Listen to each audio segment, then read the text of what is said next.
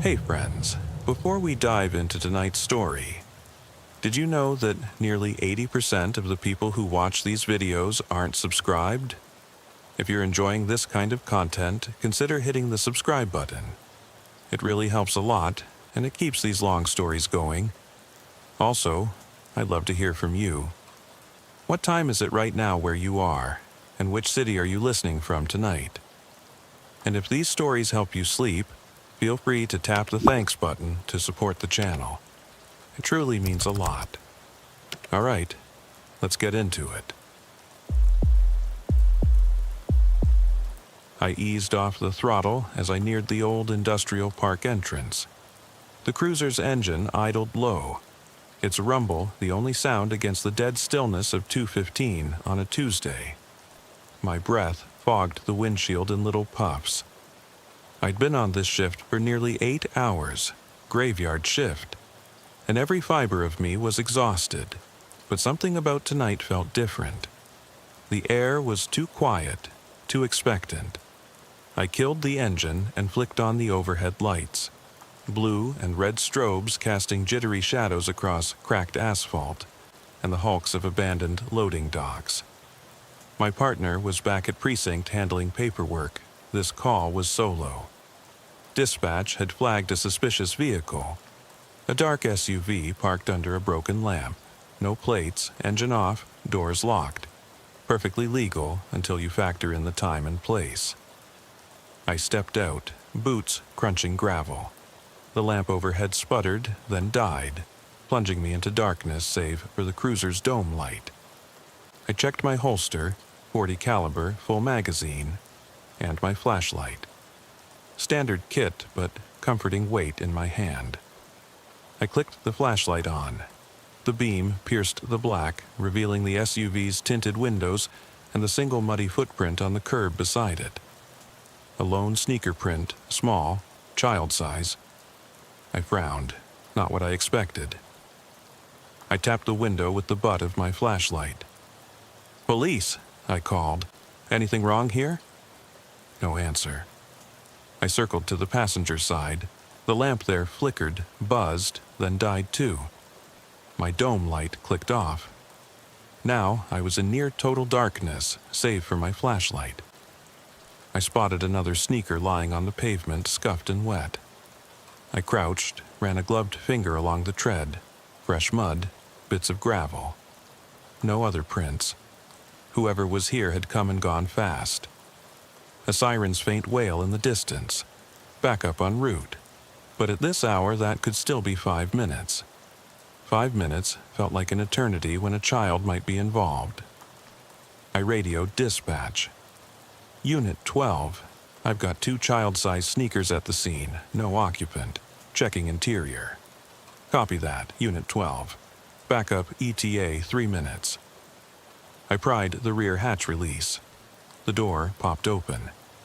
Inside, the cargo area was empty, except for a damp blanket folded neatly in the center. No blood, no sign of struggle. Just the blanket, smelling faintly of chlorine and mildew. I shone the light under the blanket's hem.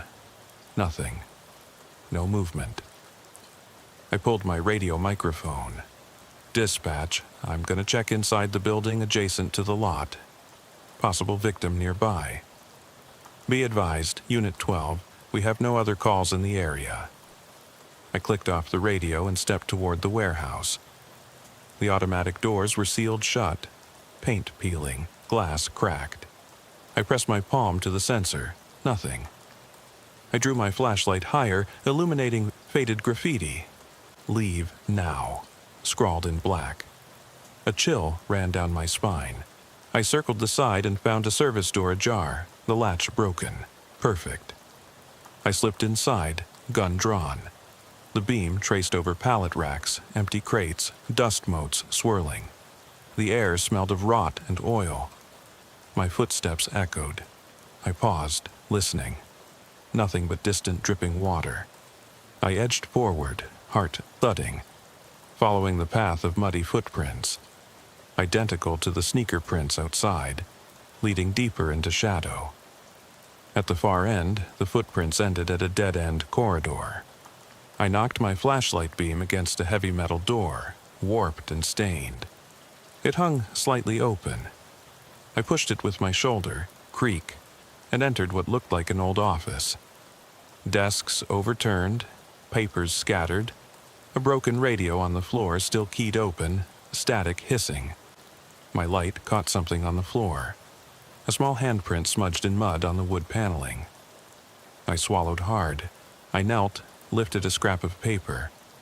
A child's drawing, stick figures under a swirly sun, scrawled letters, H-E-L-P. The edges were damp. A soft sound behind me, like a breath. I spun, gun up, flashlight slicing the darkness. Nothing.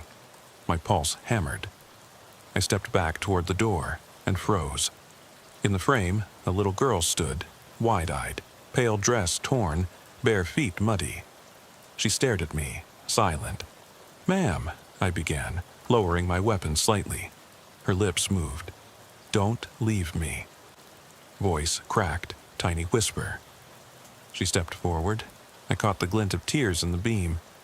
I holstered my gun and crouched. Hey there. It's okay, I'm here to help. What's your name?" She didn't answer. She lifted her foot, showed me the matching sneaker missing its pair. My throat tightened. "All right," I murmured. "Let's get you out of here." I reached for her hand. She flinched, then slipped her cold fingers into mine. As I guided her back through the office, I heard the service door slam outside. I turned, flashlight beam dancing over empty hall. "Who's there?" I called. Only silence. I scooped the girl into my arms. She hugged me tight, sobbing softly. I radioed, voice trembling. "Dispatch, Unit 12. I've got a juvenile, female, approximately 6, found inside. Abandoned warehouse at Industrial Park. Send medical and a unit for transport. Copy, Unit 12, EMS and unit en route." I carried her into the lot. The cruiser's overhead lights painted the scene in strobing red and blue. She clung to me as I set her gently on the passenger seat. I rubbed her back. "You're safe now." She nodded, eyes huge. I closed the door, climbed in, and watched as backup officers swarmed the warehouse. I reached for my radio. "Unit 12, you copy." Static. I clicked again. Nothing. My radio was dead, battery drained. I sighed, leaning back. The girl sat quiet, hugging her sneaker. At 2:24, the rain began, light at first, then heavier, pattering on the roof. I glanced at the clock. 2:24. Exactly 9 minutes since I found her. I pulled out my phone. No signal. I started the engine. The girl looked up. "Where's your mommy?" I asked softly. She shook her head. "He said she'd come back." My chest tightened. "Who?" She looked away, silent.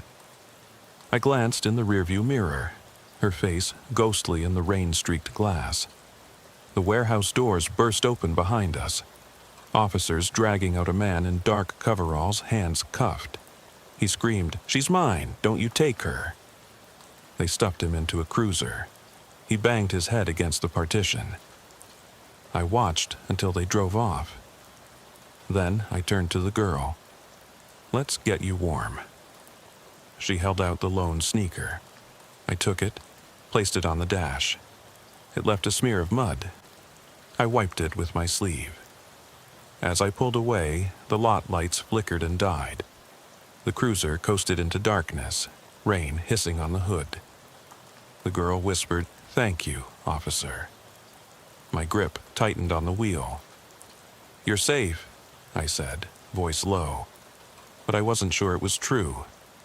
I drove toward the main road. Ahead, the city lights glimmered, promise of safety. Behind me, the warehouse lay silent, its secrets locked inside once more. The girl's sneaker rested on the dash, solitary. I wondered where its mate was, whether it lay hidden in some corner of that ruined building, or if someone, or something, still waited in the dark to reclaim it. I glanced at the rearview mirror again. She was asleep, head on the seat, breathing softly. I exhaled. The tension eased until I saw, in the reflection, a dark figure standing under the broken lamp where we'd found the SUV. It watched us drive away. I slammed on the brakes. The cruiser skidded, rain-slick tires protesting. The figure dissolved into the night. I radioed dispatch one more time. Unit 12, situation resolved, transporting juvenile to station. But keep an eye on that industrial park. I think someone's still out there. No reply, only the rain. I pulled back onto the road and floored it toward town. But every mile I felt eyes on me, from the back seat, from the shadows, from the warehouse we'd left behind. I eased my foot off the brake and pressed the accelerator, the patrol cruiser's tires hissing on wet asphalt as I peeled away from the industrial park. The dashboard clock read 2:30. 6 minutes had passed since I scooped that little girl from the warehouse office. 6 minutes since I felt, for the first time that night, a flicker of hope. I kept glancing in the rearview mirror. The girl was curled into a fetal position on the passenger seat, clutching her lone sneaker like a lifeline. Her breathing was shallow but steady. At least she'd finally quieted down. I flicked on the dome light briefly to check her. Pale cheeks stained with dirt and tears. Matted hair, eyes heavy with exhaustion. I swallowed. I needed to get her to safety, get her warm, get answers. But protocol demanded I bring her to the station, file the report, contact Child Protective Services. My radio crackled to life. Unit 12, dispatch, we read you. Status? I tapped the mic. Unit 12 here, juvenile in custody en route to station. Suspect in custody as well. ETA 5 minutes.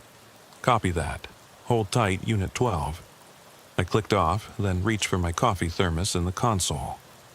The lid popped open with a twist. I took a long swallow of scalding black coffee. Burned my tongue, but I didn't care. I needed the jolt. I glanced down at the sneaker on the dash. Mud still clung to the sole. I tapped it gently. It rattled against the plastic. It felt wrong. This tiny shoe in the middle of my workspace. A silent reminder of something that almost went horribly wrong. The cruiser's headlights illuminated the deserted highway ahead. Mist curled off the guardrails. The road signs passed in blur. Industrial Parkway North, exit 12. I took the exit ramp. At the bottom, a lone street lamp flickered over a closed convenience store. I caught sight of a surveillance camera over the door, worth mentioning in my report. I slowed to turn into the station driveway.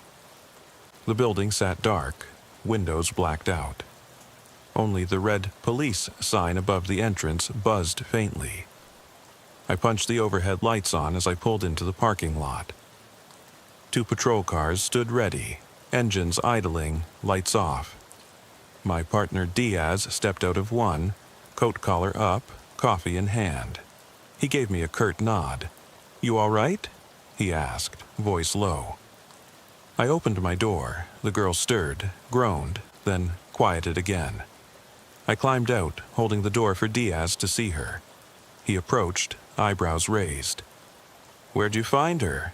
he asked. "In that warehouse, office area." She emerged from the shadows when I called her name. I nodded toward the back seat. "She's shaken, but unharmed. Suspects in booking." Diaz crouched by the door, peered inside. The girl's sneaker lay on the floor mat. He frowned. "Just one? No second? That's odd." I snapped off the engine. Found 2 outside the SUV, matching pair. Only one made it out. I clicked my flashlight on, shone it across the passenger footwell. She must have dropped one running through the rubble. Diaz stood, brushing rain from his sleeve. "Let's get her inside." I unlatched the door and helped the girl out. She blinked up at us, confusion and fear swirling in her eyes. I knelt, spoke gently. "We're going to go inside. You'll be safe. Can you walk?" She nodded. I put an arm around her shoulders. She leaned against me, tiny and trembling. We led her toward the station entrance. The double doors hissed open under her weight. Inside, the reception area smelled of bleach and stale coffee.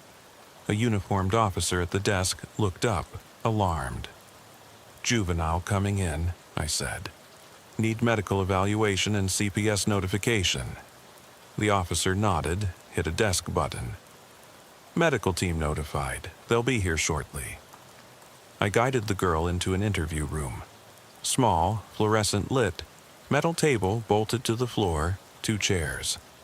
I slipped off my jacket, draped it over her shoulders. She hugged it around herself. I pulled out a chair opposite her. "Hey, I'm Officer Reed," I said softly. "What's your name?" She stared at the table. After a long moment, she whispered, "Lily." "Lily," I repeated. "You're safe now. Can you tell me what happened?" She swallowed, eyes filling. He said he'd hide. He made me hide." Her voice cracked. She looked at the sneaker on the table. "He told me to leave one behind so he'd know I was listening." My stomach dropped. Who's he?" She shook her head. "I don't know. I never saw his face. He wore black. He came out from under the desk when you yelled." She swallowed again. "He held me. He held a gun to my head." My jaw clenched. I forced my voice calm. "You did great, Lily. You stayed quiet. That helped me find you." She nodded, shivering. A nurse and a social worker entered quietly. The nurse knelt, checked Lily's vitals. The social worker offered a stuffed toy. Lily hugged it, burying her face. I stood. "I'll be outside if you need me." I exited the room. In the hallway, Diaz waited. He gave me a look, part relief, part anger.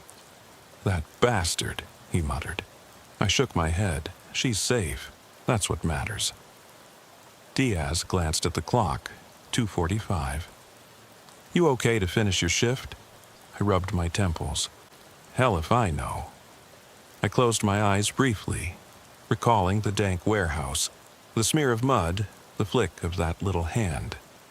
Let's file the report. I spent the next hour typing narrative, times, locations, evidence logs, statements.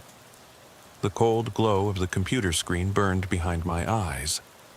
By 3:45, I'd documented the SUV, the sneakers, the blanket, Lily's statement, the suspect's booking information. I attached photos, mud prints, graffiti, the lone sneaker on the dash. Dispatch closed the call at 4 a.m. and transferred everything to Detective Division. I printed 2 copies of the report, one for records, one for the child protection case file. I signed off. By 4:15, the station was quiet again. I poured a fresh cup of coffee, black. I sipped, staring at the steam swirl. I thought about Lily asleep in the nurse's care. I thought about the warehouse doors slamming behind me. I thought about the dark figure under the broken lamp. My radio crackled. "Unit 12. Final check. Are you clear to go in service?" I clicked the mic. "Unit 12 in service. No further units needed." I shut off the radio, drained the coffee. The station clock read 4:18. 2 hours and 45 minutes left in my shift. I rubbed my eyes, grabbed my jacket. Outside, rain had eased to a mist. The lot was empty now. No sign of the SUV or the warehouse lights. I walked to my cruiser. The sneaker lay on the dash, waiting. I paused, hesitated, then picked it up. Mud fell to the floor in clumps. I tucked the shoe under the seat. I slid into the driver's seat, clicked the seatbelt. The engine roared to life. I pulled onto the road. Headlights cut through the mist. As I passed the exit for the industrial park, I glanced left. The warehouse stood silent, its broken windows like dark eyes watching me go. For a moment, I thought I saw movement at the far end, a flicker of black against concrete. Then it was gone. I swallowed. The graveyard shift presses in around you, the emptiness, the shadows, the things you can't explain. You learn to keep moving, keep the engine running, keep the lights on. Because if you stop, if you turn off that light, things reach out from the dark and pull you in. I flicked on the cruiser's siren lights for visibility as I merged onto the highway.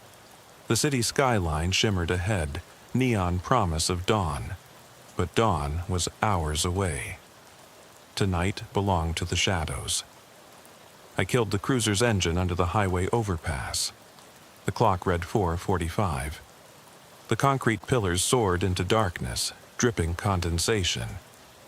I sat for a moment, listening to the hum of distant traffic and the pounding in my skull. 2 parts down, 4 to go, and I still felt her tiny weight in my arms, smelled the damp cotton of her dress. Lily's breathing was a soft rhythm behind me, blurred by fatigue and trauma.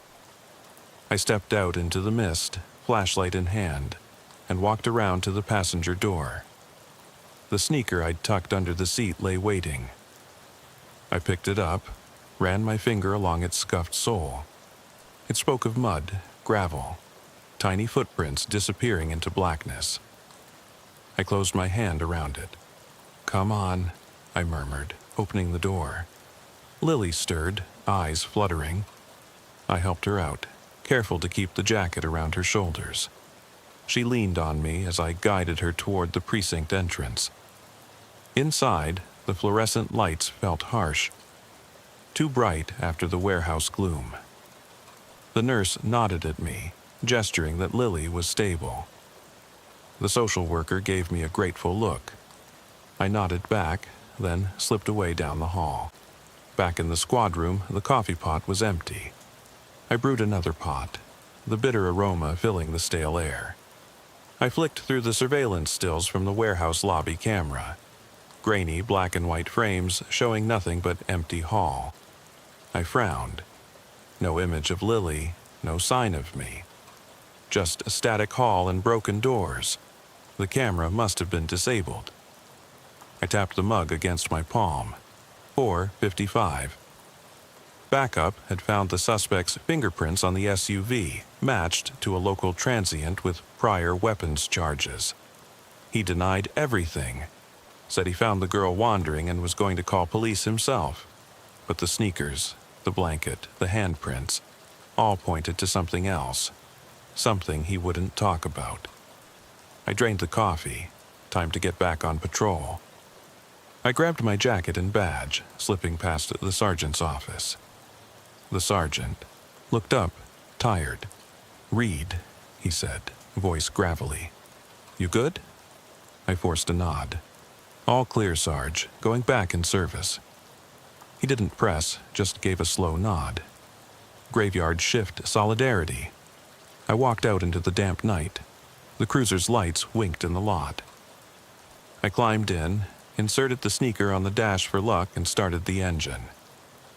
The heater kicked in, warm air on my face. I clicked the radio. Unit 12 in service. As I rolled onto the main road, the mist parted around the street lamps. The city slept. Every storefront dark, every alley a yawning mouth. I passed the convenience store where I'd seen the camera. Its door was still locked, lights off. I wondered if anyone inside ever saw what happened. Probably just another footnote in the log. I flipped on the siren light for visibility and turned on to Maple Drive. Empty houses lined the street, curtains drawn, windows dark. A lone cat darted across a yard. My beam caught its eyes, then it vanished. I sighed.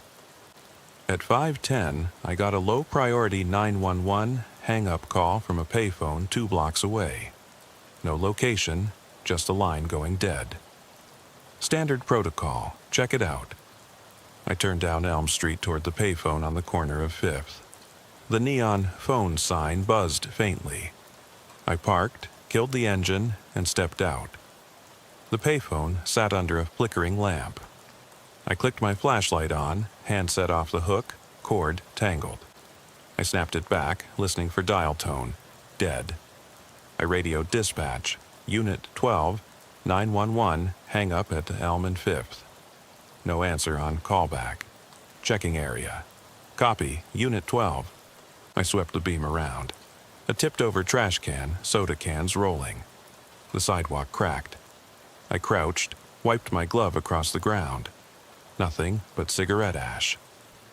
I stood, heart ticking up. The night was leaning in. I approached the payphone again. Something on the ground caught my eye, a scrap of paper, wet and smudged. I picked it up. Child's handwriting. Please don't go. My breath caught. I shone the light around. No one there. I stuffed the note in my pocket. Protocol said preserve evidence, so I did. I radioed, voice low. Dispatch, Unit 12. I've got a note.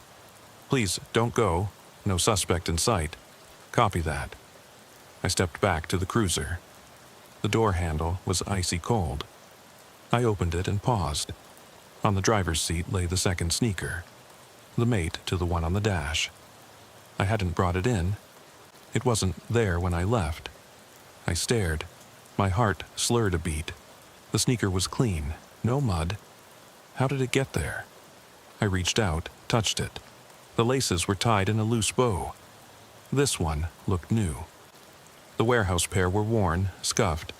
This one was pristine. I radioed Unit 12 to dispatch. Evidence update. Found second sneaker at scene.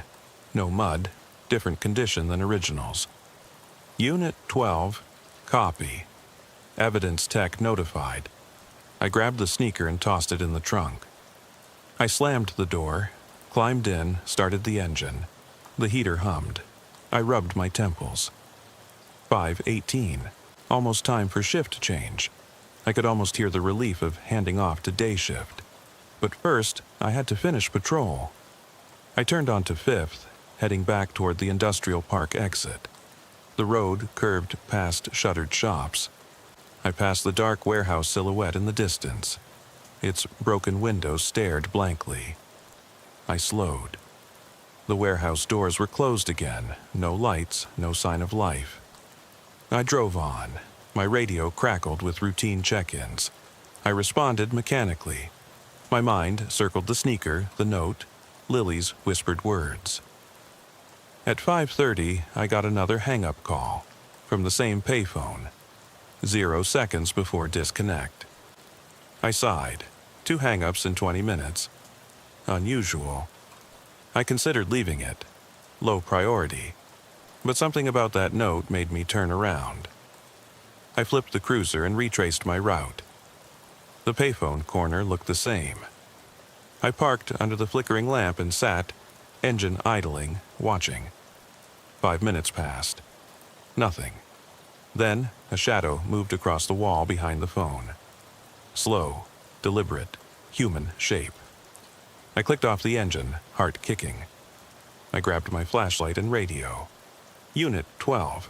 I've got movement at the payphone corner. Investigating, copy, Unit 12. I stepped out, boots on wet asphalt. My beam caught the corner of the building. The shadow melted into darkness. I approached slowly. The note on the ground was gone. I scanned for footprints. None. I tapped the phone. Handset was off hook again. I slammed it back. Then I heard it. Soft humming, almost a lullaby. Child's tune, warped and distant. It seemed to come from inside the dark alley beside the phone. My pulse jumped. I trained my light down the alley. Trash bins, broken pallets, deep shadow. The humming grew louder, tinny, like a music box. I swallowed. "Hello," I called, voice echoing. The humming stopped. Silence. I stepped forward, flashlight beam bouncing. At the alley's end, I saw a small music box on the ground, lid open, crank turning itself. The tinny melody sputtered. The box was scratched, muddy. I knelt, picked it up. Inside, a tiny inscription, "For Lily." My blood ran cold. I spun, hard in my throat. The alley was empty. The air tasted of damp metal. I radioed Unit 12, evidence. Music box found at alley by payphone. Inscription, for Lily. No response. Static. My radio must be glitching. I closed the alley door and turned back to the cruiser. The city was stirring. Street sweepers. Early joggers. The mist was lifting. Dawn threatened. I climbed in, music box in hand. Lily's sneaker lay in the trunk. I closed my eyes, the melody wound down, stuttering to silence. 5:40.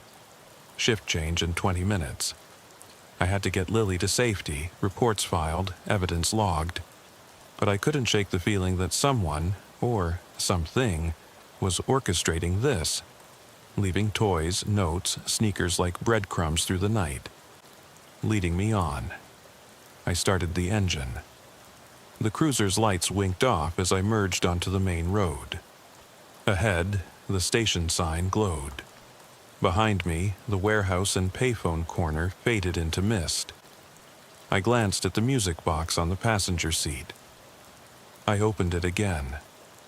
The melody flickered, then a child's giggle echoed from the speaker. Not mechanical, but real. I jerked upright. The giggle repeated, faint and distant. I slammed the lid shut. My radio crackled. Unit 12, are you there? I clicked the mic, voice tight. Unit 12 here. Shift's almost over. You clear to go off duty? I swallowed. Negative. I'm going back to that warehouse. And the payphone corner. There's more. Silence. Then, copy that. Back up on the way. I flicked on the siren lights and turned the cruiser back toward the industrial park exit. The music box lay closed, but ominous. I tapped it. No answer. I eased back onto the highway. Siren lights off, but dash lamp still pulsing red, the music box's silent weight in my lap. The rain had stopped, leaving the pavement slick and reflective under the street lamps. My eyes darted to the rearview mirror. Lily was asleep, a tremor running through her small body as she dreamed. I kept one hand on the wheel and the other resting near the box, half expecting it to spring open again. 4:55. Shift change in 10 minutes. But I wasn't going to let this end. Not yet. I had 2 sites to recheck, the warehouse and the payphone corner. Evidence tech was on the way, but I needed to see with my own eyes. I guided the cruiser off the ramp toward Industrial Parkway North. The road curved through empty lots and boarded-up storefronts. The mist curled in low patches, drifting across my headlights like ghostly veils. As I approached the warehouse district, the broken silhouette of the loading docks loomed on my right. The place was dark. Lights off, doors closed. No sign of movement. I killed the engine and stepped out into the damp air, flashlight in hand. The gravel crunched under my boots. I walked to the driver's side, opened the door, and retrieved the music box and Lily's sneaker from the trunk, laying them on the cruiser's hood. The moon, half hidden by clouds, cast faint silver light over the cracked concrete. I clicked the flashlight on and swept the beam across the facade.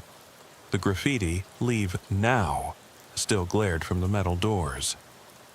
I crouched, examining the ground where the first muddy sneaker print had been. The print was gone, washed away by the rain, but new footprints, barely visible, led from the door toward the rear lot. They were small, child size, only one set. I traced them with my eyes to a side entrance I hadn't checked before. I moved toward that entrance. The door was sealed. I pressed my shoulder to it. It didn't budge. I circled to find another way in. At the far end, I saw a gap under a roll-up shutter. I knelt, peered inside. Darkness, debris, the faint shape of a pallet rack. I radioed into my mic. Unit 12, on scene. I'm going in for another look. No immediate reply. The dispatch was quiet. I slipped through the gap, ducking under the shutter. Inside, the air was colder, musty. My flashlight beam landed on the overturned office chair, then the broken radio on the floor. I tread carefully, following the path of the earlier prints, now faint smudges on the dusty concrete. They led me past empty crates to the warehouse office door. It was closed. I rapped on it with my flashlight. "Police! Open up!" my voice echoed. No answer. I drew my gun and twisted the knob. The door swung inward onto darkness. I stepped inside. The office was exactly as before. Desks overturned, papers scattered, that single child's drawing pinned under a desk leg. I shone my light on it, stick figures under a sun, the word "help" scrawled in crayon. I picked it up, cradled it. A whisper of movement behind me made me spin. Empty room. But the HVAC vent rattled. I climbed onto the desk, shone the beam into the vent grill. The grill was loose, a screw half missing. I pried it off. Inside, the duct was dark, but I could see muddy fabric caught on a jagged edge. I reached in, fished out a scrap of Lily's blanket, damp, torn. My heart sank. She'd crawled through here.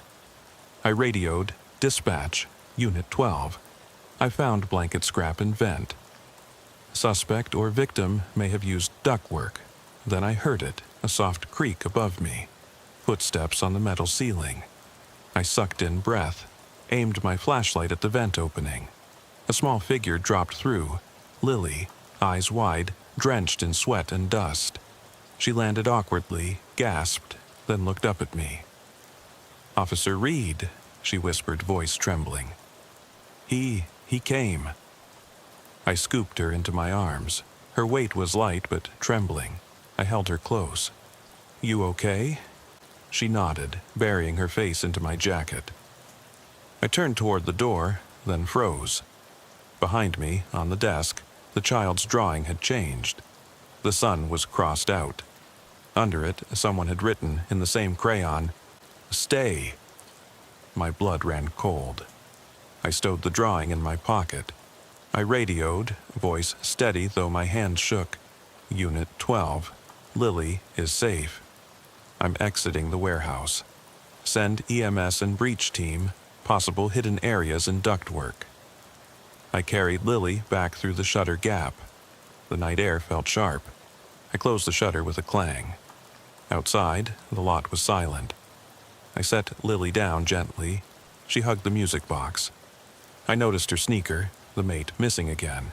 She held it to her chest. I kneeled. "Let's get you somewhere safe." She nodded. I took her hand and led her back to the cruiser. I placed her inside and set the blanket over her legs. Then I turned my attention to the second site, the payphone. 510. I pulled away, siren lights off, careful to mask my tension. The payphone corner at Elm and 5th came into view under the flickering lamp. The neon phone sign buzzed. I parked, killed the engine, and stepped out. The sidewalk was slick. The air smelled of wet concrete and rust. I approached the base of the phone. The handset lay on the ground, coiled cord curled. I picked it up, tested it. Dead. I glanced around. The alley to my left yawned black. I clicked on my flashlight. The beam caught graffiti, "Please don't go," scrawled on the brick wall. I felt a prickle on the back of my neck. I followed the alley edge, at the far end, an overturned trash bin. The music box lay beside it, lid closed. I picked it up. It was colder, heavier. I opened it. The melody played once, slow and warped, then stuttered. Inside was a small photograph. A grainy Polaroid-style shot of Lily, asleep in the cruiser's seat, taken from the back. I hadn't allowed anyone near her. How was this possible? My radio crackled. "Unit 12, status." I said, "I've got a photo of the juvenile on the music box interior. Someone's been watching us." "Copy that, Unit 12. Backup is 2 minutes out." I slipped the photo into my pocket. I raised my flashlight to the top of the alley. There. Footprints in the spilled coffee by the storefront. A single track of small sneaker prints leading back toward the street. I followed them. They ended at the curb, facing the abandoned bakery building. The door was ajar. I drew my gun. "Lily?" I called softly. No answer. I eased inside. The floor was littered with fallen tiles. My light beam revealed a low counter, ovens cold and silent. Then, behind the counter, a narrow stairwell leading down. The steps were coated in grime. I hesitated, heart pounding. "Officer," a voice whispered from below, soft, distant. Lily's voice? I dropped to one knee. "Lily?" She appeared at the top of the stairs, pale and trembling. She held out the single sneaker. "He wants me to stay." My chest tightened. "Who?" She shook her head, tears in her eyes. "I don't know. He said he'd come back. He said, don't trust the lights." She pointed at the flickering overhead lamp. I swept my flashlight down the stairwell. The beam caught the edge of a basement door, off its hinges gaping. Something scuttled inside, a dark shape retreating. I whispered into my radio, "Unit 12. Suspect may be in basement of old bakery on Elm. I'm going in." No response. The static hummed.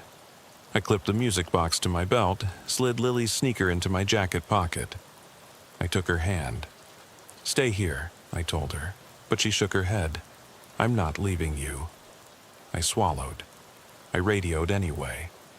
"Dispatch, Unit 12. I'm proceeding into basement. Keep EMS on standby." I led the way down. The air grew colder, damp. My boots echoed on the concrete. At the bottom, the beam revealed a narrow corridor lined with broken shelving. The smell of yeast and rot was overpowering. I called out, "Police! Show yourself!" Silence. Then a faint scraping. A chair dragged across the floor. I edged forward. The corridor opened into a small room. In the corner, a figure hunched, all in black, back to me. Next to him, the missing sneaker, mud still caked. He rocked slowly. I raised my flashlight and gun. "Don't move!" He froze. After a moment he stood. I saw his face, pale, gaunt, eyes wild. He held something in his hand, Lily's other sneaker, laces tied. He lifted it slowly. "She's mine," he rasped. I stepped forward. "Let her go." He laughed, a hollow, broken sound. "She's not yours," he said. "She never was." My heart thundered. "Drop it." He dropped the shoe. It hit the floor with a dull thud. He backed away toward a door at the far end. I moved to block him. He slipped past and disappeared into darkness. I radioed urgently. "Dispatch. I need units at bakery basement. Suspect fleeing. Female juvenile with me. Possible armed. Copy. Unit 12. Units en route." I grabbed the sneaker from the floor and turned. Lily stood at the top of the stairs, face pale. I helped her up. She stumbled into my arms. "He's gone," she whispered. I held her tight. "It's okay, you're safe now." Behind me, the basement door slammed shut. I spun, flashlight beam dancing across the walls. The corridor was empty, the only sound my own breathing. I led Lily back up into the street. The lamp overhead buzzed and died. The alley fell into complete darkness. I fumbled for my radio. "Unit 12. Suspect escaped. Need perimeter. I'm extracting juvenile." No reply, just static. I looked at Lily, trembling. I lifted her into the cruiser. She clutched both sneakers now, pressing them to her chest. I slammed the door, started the engine, and peeled out of the lot. The city was stirring with the first birds. Dawn was near, 5:30. I drove straight to the station, radio silent. I parked in the lot and carried Lily inside. The sergeant met me, eyes hard. What the hell happened? I set Lily down with the social worker. She sank into a chair, exhausted. I faced the sergeant. He got away, but I've got evidence, drawing, music box, 2 sneakers photo. We need detectives on this now. He sighed. Get it all logged, then write yourself up a debrief. You're off the clock. I nodded, drained. I walked to my cruiser. The mist was lifting, revealing tire tracks in the gravel, my own. I bent and picked up the second sneaker from the floor mat where I'd tossed it earlier. Mud smudged the sole once more. I slipped it into my pocket. I stood, looked back at the warehouse district, silent, empty, waiting. I flicked on the cruiser's headlights and drove away. But in the rearview mirror, I saw him, shadowed figure standing at the warehouse entrance, watching me go. He raised a hand in farewell. I swallowed hard and pressed the accelerator. The road ahead led back into the city, into daylight and paperwork. But behind me, the graveyard shift stretched on. Across from me lay the assembled evidence. Lily's 2 mismatched sneakers, the battered music box, the crayon drawing pinned to a report, and that chilling Polaroid of her asleep in my cruiser. Detectives would pick it up soon, but for now, it was all mine. I traced a finger along the edge of the music box's lid, where tiny rust spots had begun to bloom. Sergeant Morales entered, coffee in hand. He glanced at the table, then at me. You look like hell, Reed. I nodded. Couldn't sleep, Sarge. Wanted to get this down before I forgot details. He set his mug down. You did good getting Lily out. That suspect's a slippery bastard, though. He's got history, violent trespassing, stalking, but nothing on kids, yet. I frowned. He's organized, leaving toys, notes, photos. He's toying with me. With her, Morales sighed. Detectives will handle the forensics. We'll get him. For now, you need rest. I forced a nod. After I finish my statement. He clapped me on the shoulder. Make it quick, then get out of here. He left, and I turned back to the file. At 7:15, I escorted Lily and the social worker out to a waiting patrol car. Lily hugged the music box and the 2 sneakers in a protective bundle.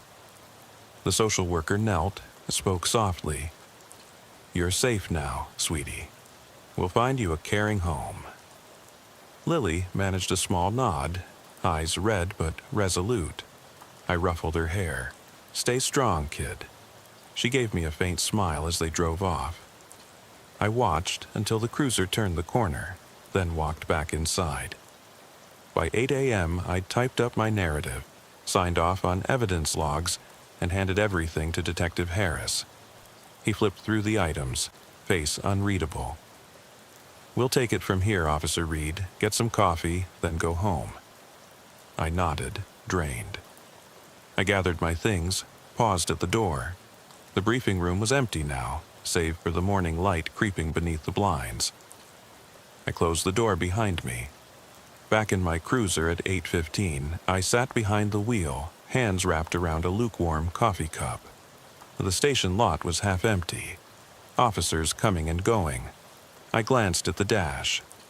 The music box lay closed. The sneakers were gone. I must have cleared them into evidence. Good. I started the engine. The heater hummed.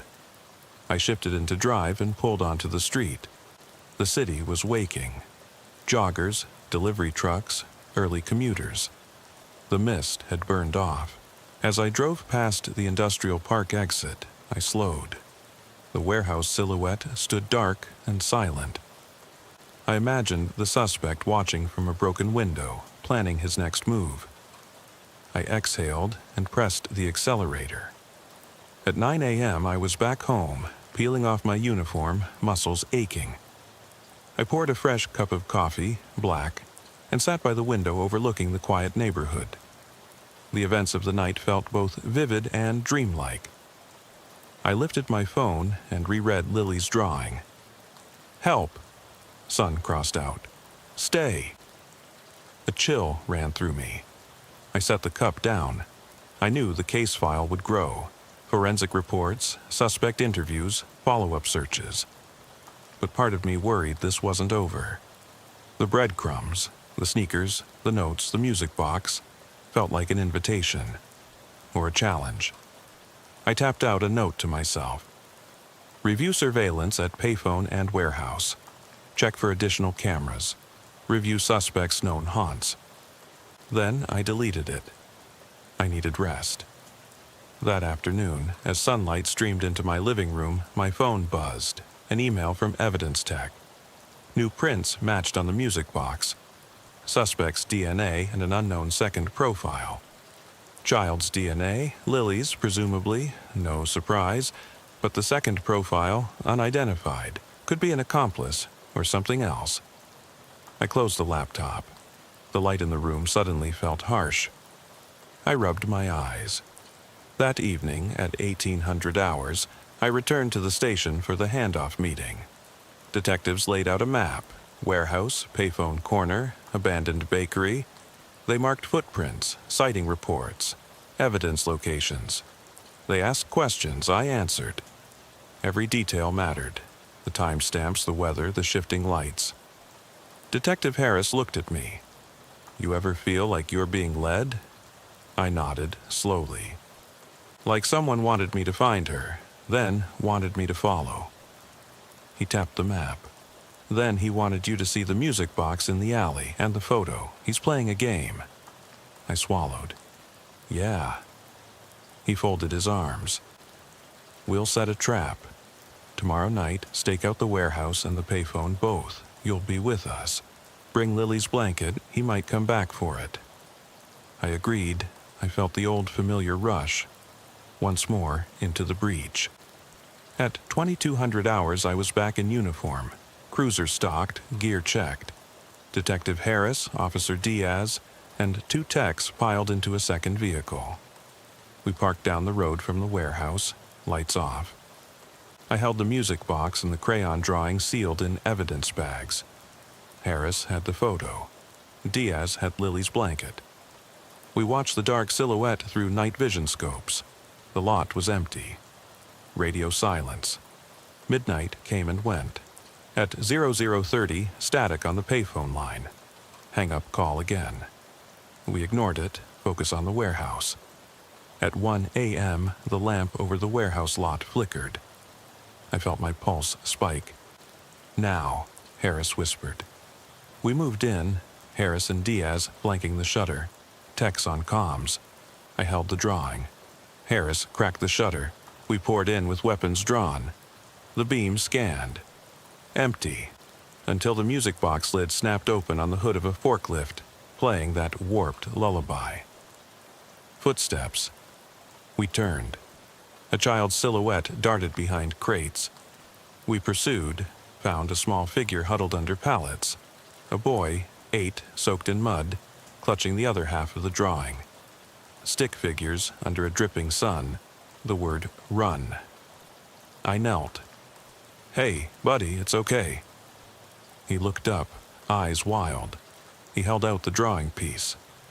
Harris approached, soft. "Where's your sister?" The boy pointed at the vent. We pried open the grill. Inside, Lily's blanket and the suspect's jacket sleeve caught on the ducked edge. We heard a groan from the main office. We swept in. There he was, curled against the wall, dazed, the suspect in all black. He looked at us, then at the music box in my hand. He whispered, "They told me to—" Diaz cuffed him. I lifted the boy. He sobbed, "Stay with me." I murmured, "I'm right here." By 2 a.m., the scene was secured. Suspect in custody, 2 children safe. The boy reunited with Lily at the hospital. Detectives thanked me. I was exhausted, but the knot in my gut had eased. The game was over. Next morning, I filed the final report. Evidence matched the suspect's DNA. The second profile was the boy's. He and Lily had been lured separately, part of a twisted abduction scheme. But we'd beaten him at his own game. I kept the music box. It sat on my desk at home, silent now. The drawing pieces I taped together. Help on one side, run on the other. A warning and a plea. I leaned back in my chair, closed my eyes. The graveyard shift was over, for now. But I knew the shadows never truly rest. They wait for the next soul foolish enough to wander into the dark. I slid into the driver's seat, heart still hammering from the warehouse raid. The dashboard clock glowed 1:15. 4 parts down, 2 to go, and the night's chill still clung to my bones. The second child safe, suspect in custody, but the darkness hadn't released its grip. I glanced at the music box on the passenger seat. Its lid was closed, the warped lullaby silent now. Yet I could still hear its echo in my mind. I killed the engine and exhaled. The lot was quiet except for distant traffic hum. Officer Diaz and Detective Harris were coordinating with techs, logging evidence, guiding the rescued boy and Lily into the ambulance for checks.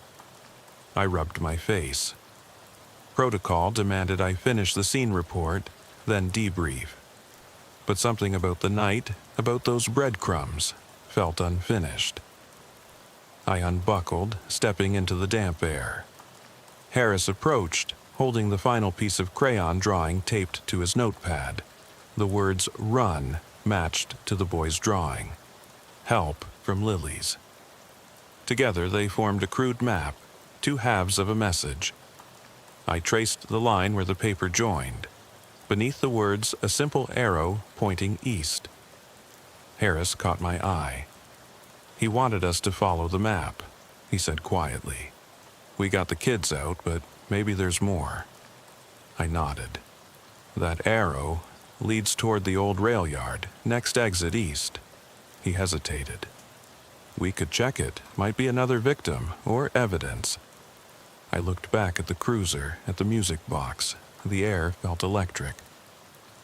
Let's go. 1:25, we piled into the cruiser. Me driving. Harris in the passenger seat. Diaz and a tech in the back with flashlights and evidence bags. The rail yard lay 2 miles east. An expanse of rusted tracks, empty boxcars, forgotten sidings. I flicked on the siren lights for safety, cruised down Industrial Parkway, then turned onto East Rail Avenue. Mist curled over the tracks, swirling in the headlights. The yard was a graveyard of metal. Broken rails, husks of freight cars, weeds sprouting through ties. We parked near a locked gate stamped "No Trespassing." Harris cut the lock. We slipped through. My flashlight beam trembled across graffiti-strewn cars. "Look for footprints," I whispered. "Matches to sneakers." Diaz knelt by the rail. Small prints in the gravel alongside larger boot prints.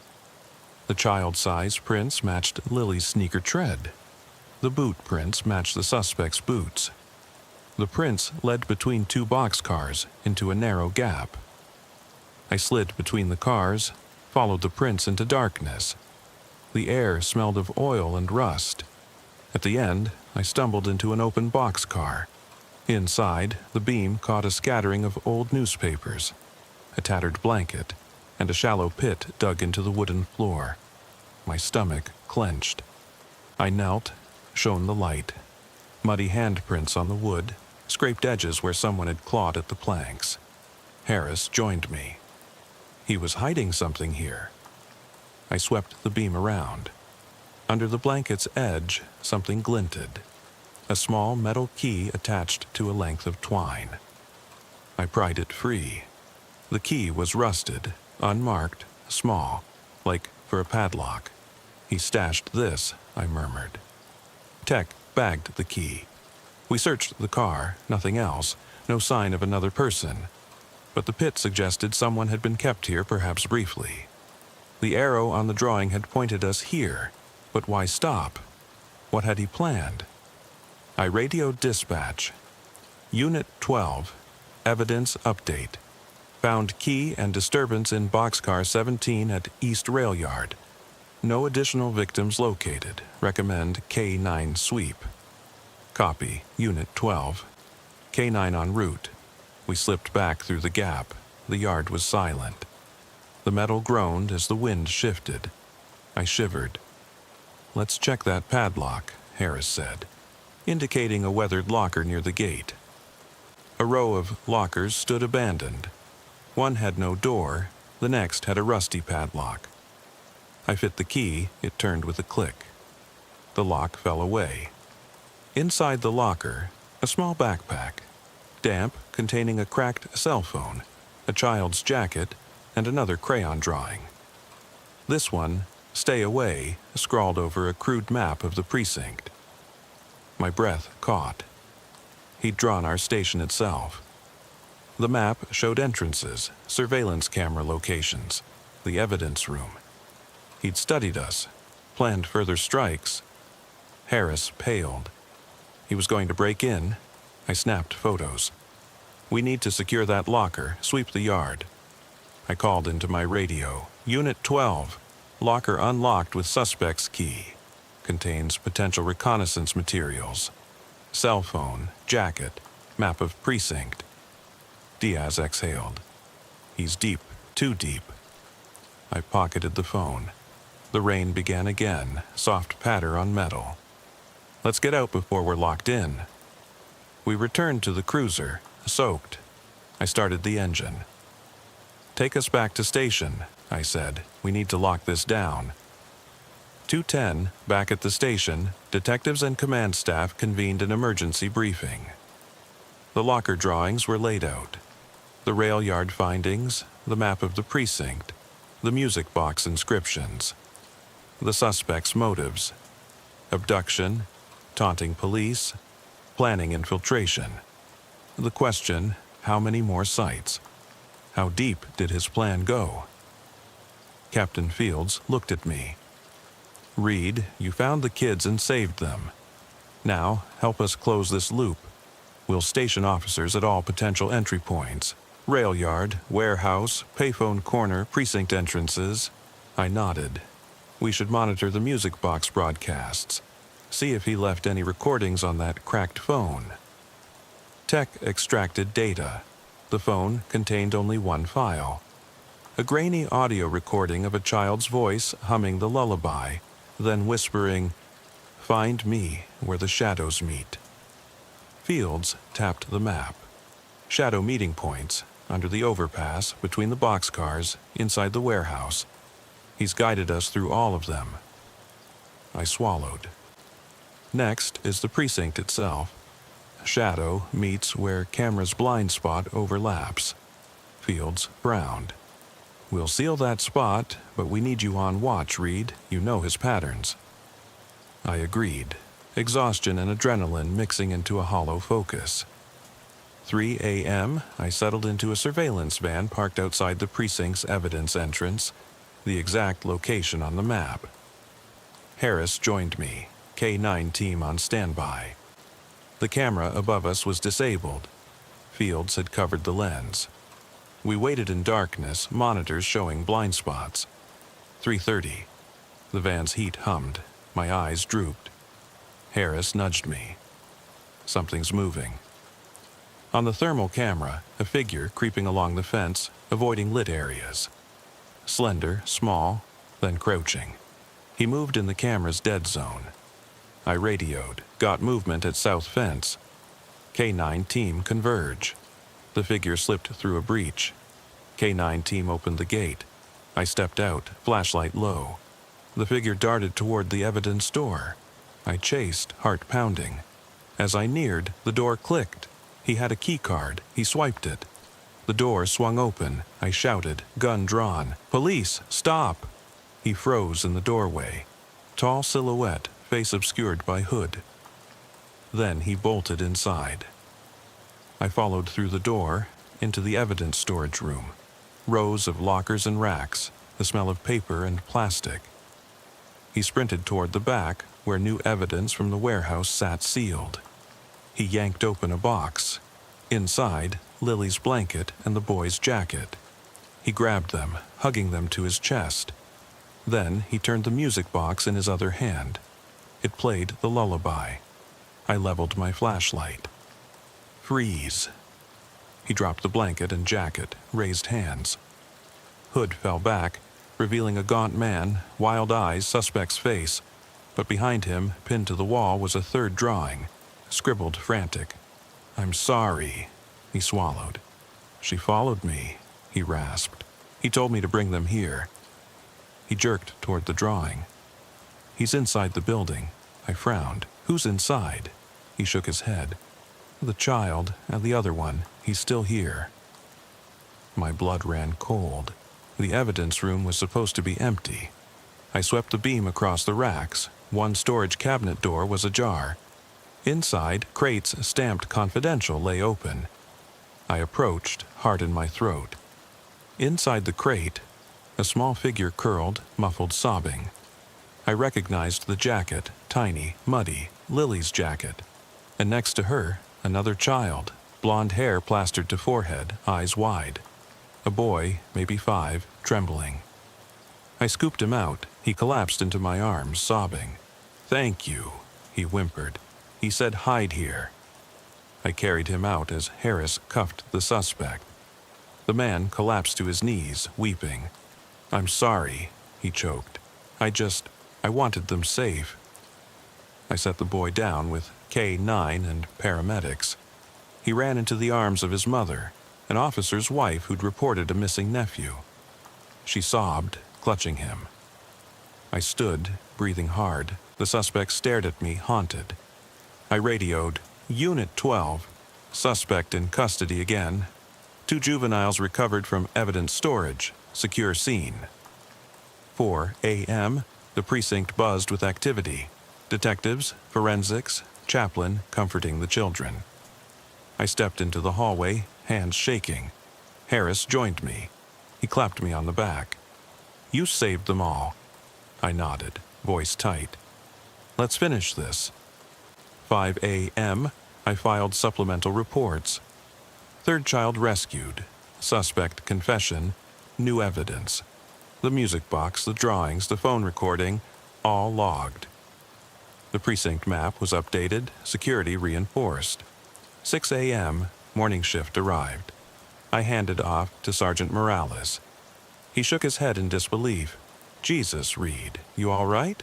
I managed a tired smile. "Just another graveyard shift." He nodded. "Get some rest." 7 a.m., I walked out into dawn. The sky was pale gold. The city stretched awake. I held the final drawing. "I'm sorry." Under it, scrawled in small letters, "He made me." I folded it carefully, slipped it into my pocket. I glanced back at the precinct, solid, secure, but still harboring echoes of last night. I exhaled. The graveyard shift was over. The shadows receded into corners. But I knew they would gather again, waiting for the next soul to wander. I checked my watch. 7:30. The sun's first pale light seeped through the precinct's front windows, but inside, fluorescent bulbs still hummed. I stood in the evidence storage hallway, heart pounding. The final drawing pressed in my hand. "I'm sorry." He made me.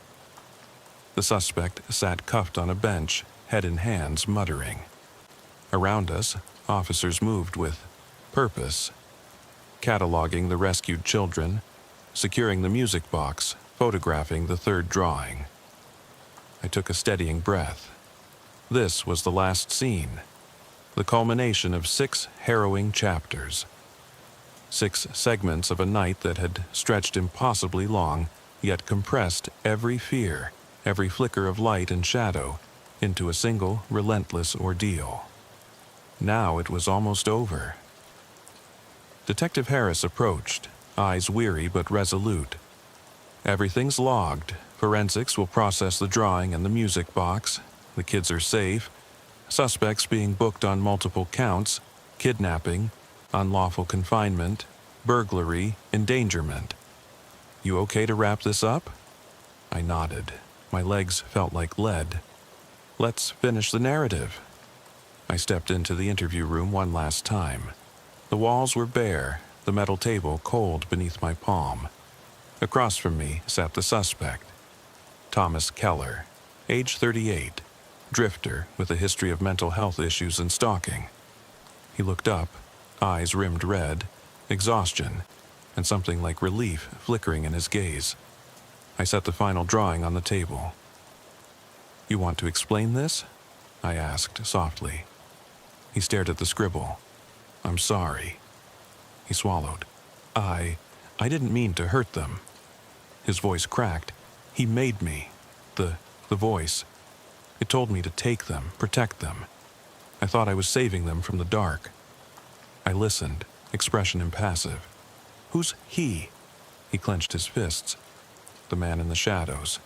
He whispered through the music box. He left the drawings. He showed me the map." He closed his eyes. "I thought I was helping. I thought I was following instructions to keep them safe." I leaned forward. "You endangered them. You locked them in vents, boxcars, evidence rooms. You terrorized a child and an officer." He nodded, tears spilling. "I know.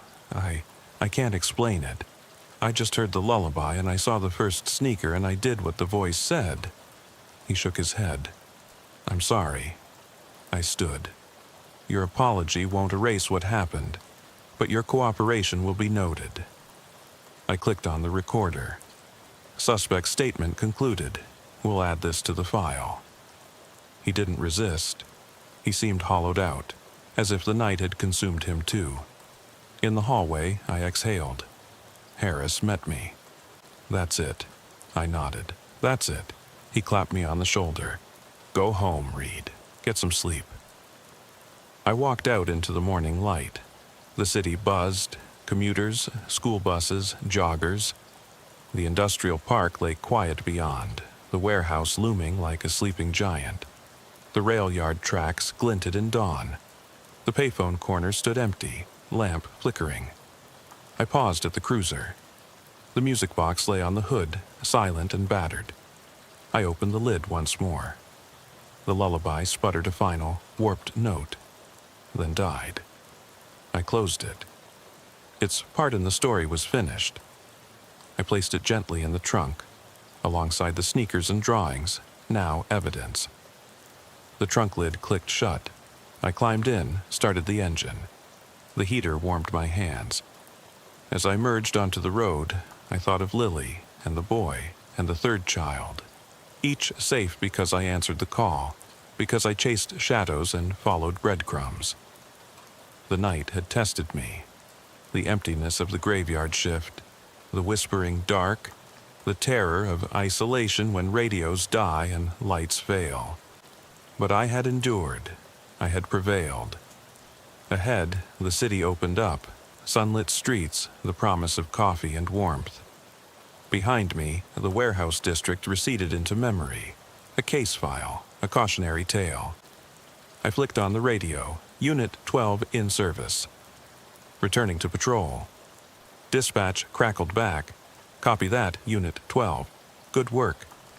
I exhaled, a wry grin tugging at my lips. Just another night on the graveyard shift. I drove on toward sunrise, every street lamp I passed flickering off in farewell. The darkness retreated, but I knew it would gather again. Somewhere, someone would call 911 in fear, and I would be there, lights pulsing, engine running, ready to chase the next whisper in the dark. I flip the patrol car's overhead lights off and kill the engine. The dash clock reads 002.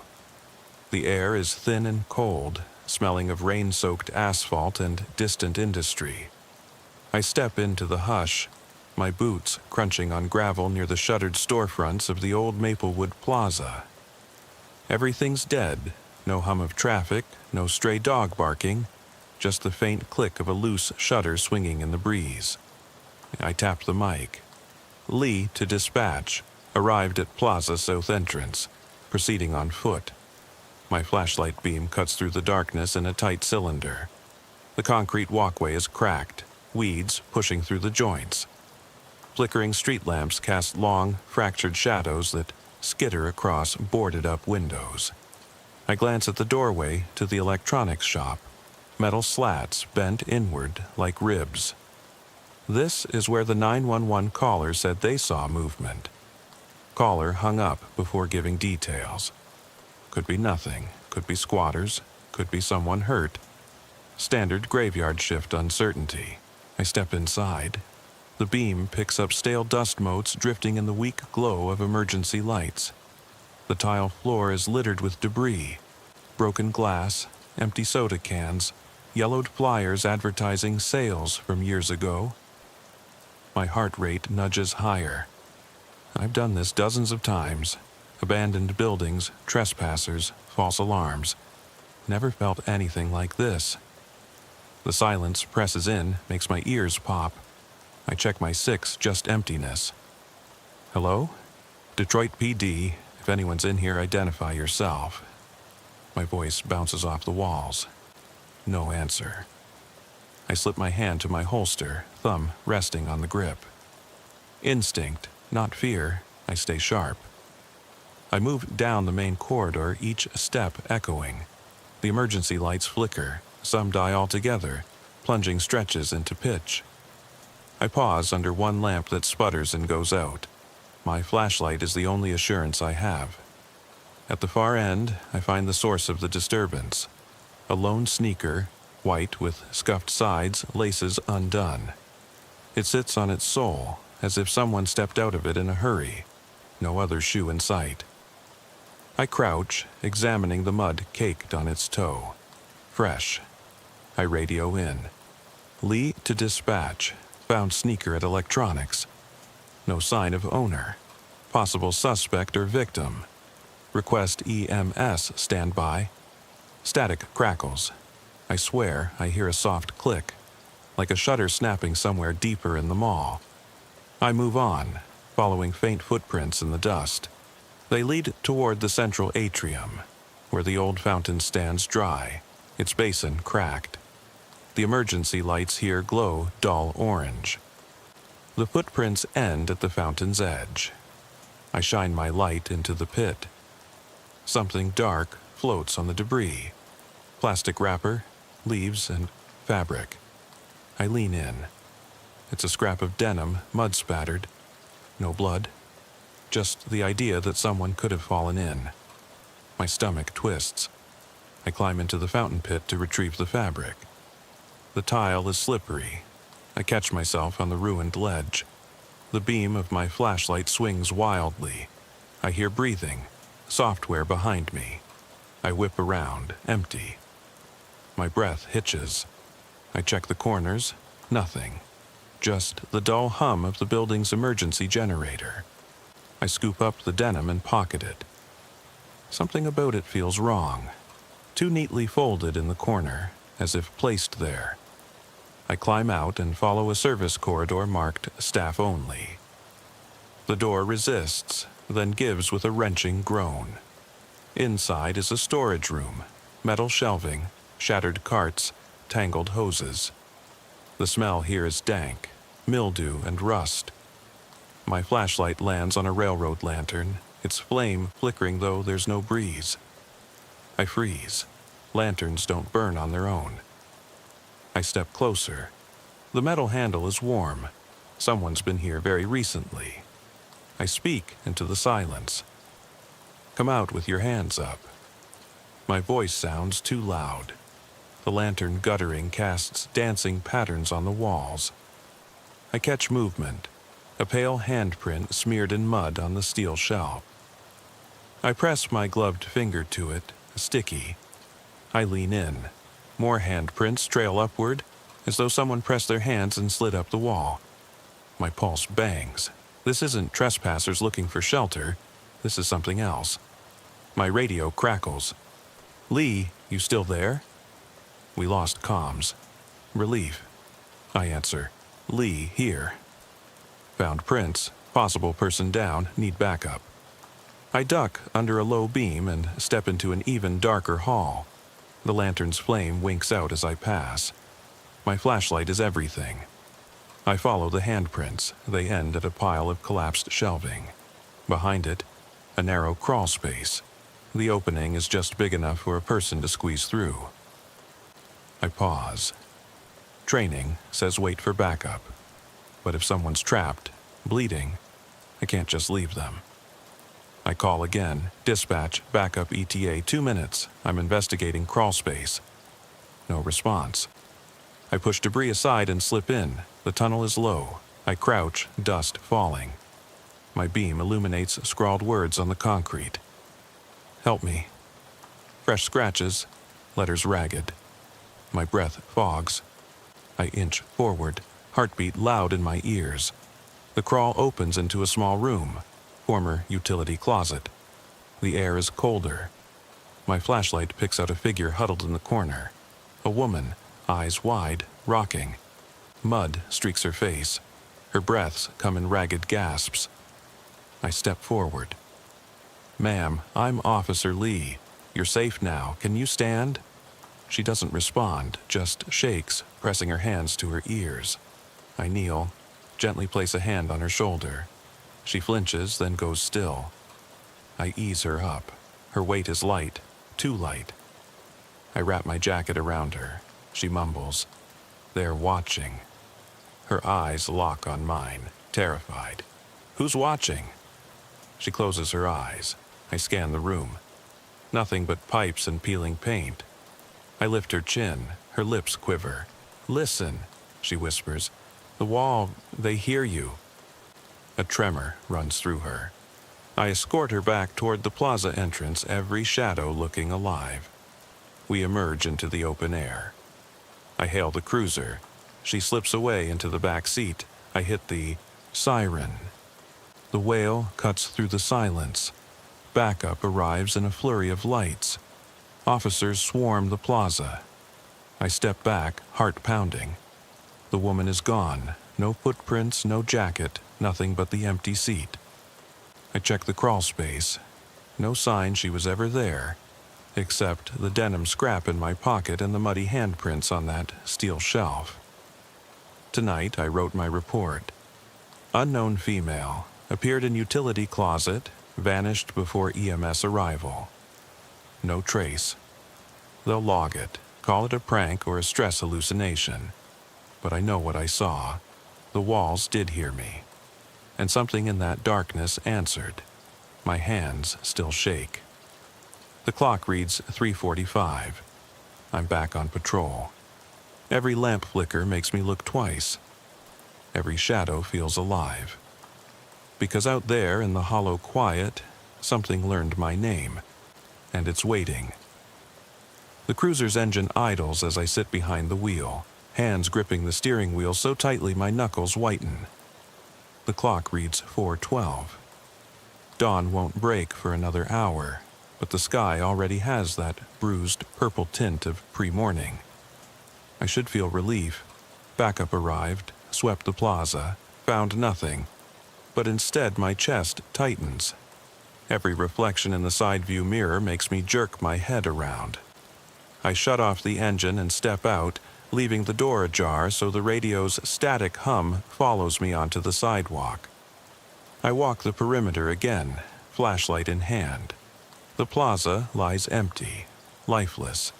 The mannequin limbs strewn in the display windows look like corpses in the pale light. I sweep the beam across the cracked asphalt. No sneaker, no jacket, no sign the woman ever existed. My breath puffs in front of me.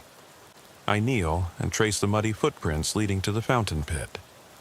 They stop at the edge, as though she vanished into thin air. I run a gloved finger along the lip of the fountain. It's slick with grime, but no prints on the edge. My stomach twists. I climb into the pit again to look for clues. The wet tiles echo under my boots. The debris is the same. Leaves, wrappers, that scrap of denim I pocketed earlier. I shine the light at the far corner. Something gleams. I reach down and pick up a small, tarnished button. Metal, shaped like a star. A sheriff's badge? No, too small, decorative. I slide it into an evidence bag. My radio crackles. Lee, status? I swallow. All clear, negative trace. I'm departing. As I climb out, I catch movement in the broken skylight's shadow. I freeze. The silhouette of a figure standing on the upper level, just beyond the emergency light's glow. Tall, motionless. I snap a photo with my phone. The flash briefly brightens the corridor, and the figure is gone. My heart pounds. I peer up through the gap. Empty walkway, shattered glass underfoot. I peer down, empty pit. I whisper to the darkness, "Show yourself." Nothing but a sudden gust that rattles the boards over the storefront. I drive back to the precinct, lights off, head on high alert. In the mirror, I see the plaza recede, a broken husk of concrete and shadows. At the station, I file the report. Subject vanished. No evidence. Possible misperception due to stress. I write it, then circle back in a margin. Denim scrap. Small badge. I add it to evidence, though I know they'll dismiss it.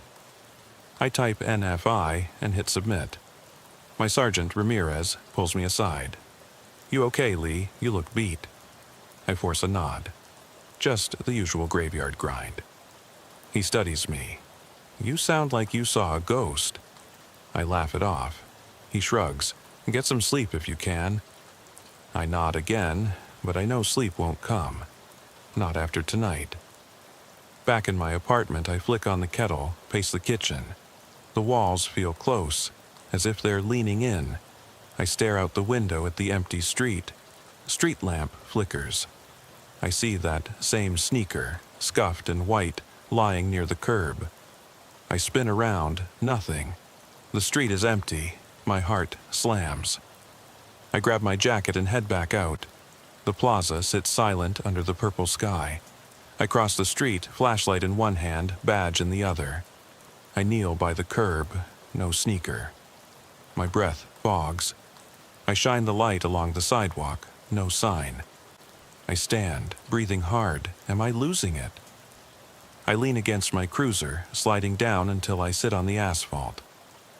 The plaza's broken silhouette looms. The wind picks up, carrying a faint click, the same shutter snap from before.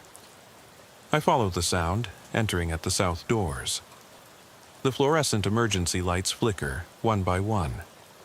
I navigate by memory, electronics shop, atrium, fountain pit. At the pit's edge, I shine the light down. The water's surface ripples, though there's no breeze. I step back. The lantern's flame flickers in my peripheral vision on the far side. I cross slowly. The lantern sits on the cracked tile, as if someone placed it there for me. I scoop it up. The flame guttered, then steadied in my hand, warm against my palm. I choke back the urge to drop it. I move to the crawlspace door. Closed. I push. It opens, inward now, though last time I had to yank debris aside. I crouch and slip through. The beam falls on the words scrawled in mud. Why? Someone added fresh letters. Stay. My breath hammers. I inch forward. The walls close in. I imagine hands pressing through, listening. I reach the utility closet. The woman's jacket hangs from a pipe. Muddy, torn. No sign of her. I tug it off and wrap it around my shoulders, though I'm alone. I stand in the dark closet, the lantern flame shaking. The words in my mind loop. They're watching. The walls hear you. I press my palm to the cold concrete. The walls are smooth, unbroken. I close my eyes. I hear whispering. Indistinct, like someone muttering beyond comprehension. I whip around. Nothing. I open my eyes. The closet is empty, but the lantern's flame tilts toward the corner, as if drawn by something unseen. I back out, heart in my throat. I burst into the corridor. My flashlight flickers off. I'm in total darkness. My breathing spirals. I slam the flashlight, click, and it comes back. The beam reveals footprints leading away, muddy and small. No denim scrap this time, just footprints. I follow them, stepping over debris, adrenaline burning in my veins. They end at the crushed remains of an old vending machine. I kneel and peer underneath. A handprint, pressed in dust. I press my gloved finger to it. Sticky cold, my radio sputters. Lee, respond. I jab the button. I'm in the mall. Something's here. Static. A faint voice. Unit 4821, do you copy? I whisper, copy. I risk a laugh. You'll never believe this. I backtrack to the atrium. The fountain pit gapes like a maw. I shine my light across the floor. The metal star button lies in the center of the pit. I fish it out. It's warm, as if it's soaked in the lantern's heat. I hold it up. Etched on its face is a single letter. L, my name. Marcus Lee. I drop it, and it clatters against the tile. I race up the service stairs 2 at a time. The upper-level corridor stretches empty. My flashlight beam bounces on the filthy glass of a storefront. In the dirty reflection, I see a shape behind me. I whirl around. Nothing. I exhale, trembling. The shape shimmers in the glass. My reflection, but twisted. Eyes sunken. Face gaunt. Mouth curved in a silent scream. I stumble back. My heart is a jackhammer. I sprint down the stairs. My radio roars. Backup is en route. Hold your position. I skid to a halt. Don't come in alone, I shout. Something's in there with me. I back out of the mall into the pre-dawn chill. The lantern's flame dies in my hand. I drop it. It clatters and shatters. The flame flickers once and vanishes, leaving nothing but a cold handle. I glance back. The plaza doors stand open. Dark invitation. I step away. By the time the other units arrive, I'm leaning against my cruiser, breathing hard. They fan out, flashlights swirling. They find the denim scrap in the fountain, the small star button near the atrium, and the muddy handprints on the vending machine. They dust for prints. Only mine. They shake their heads, tag it all evidence, call it unexplained. I watch them work, chest heaving. The sky lightens to bruised gray.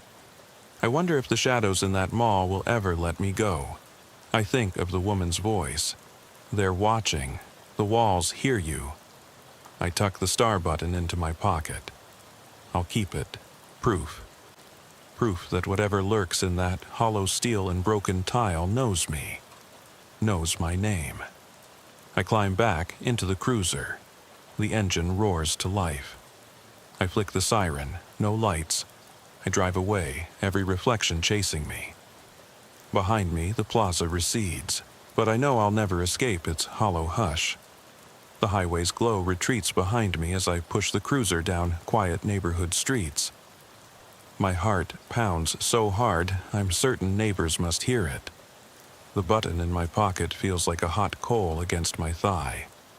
I replay every moment. The lantern, the footprints, the reflection in the glass. It all feels like a dream, a nightmare I can't wake from.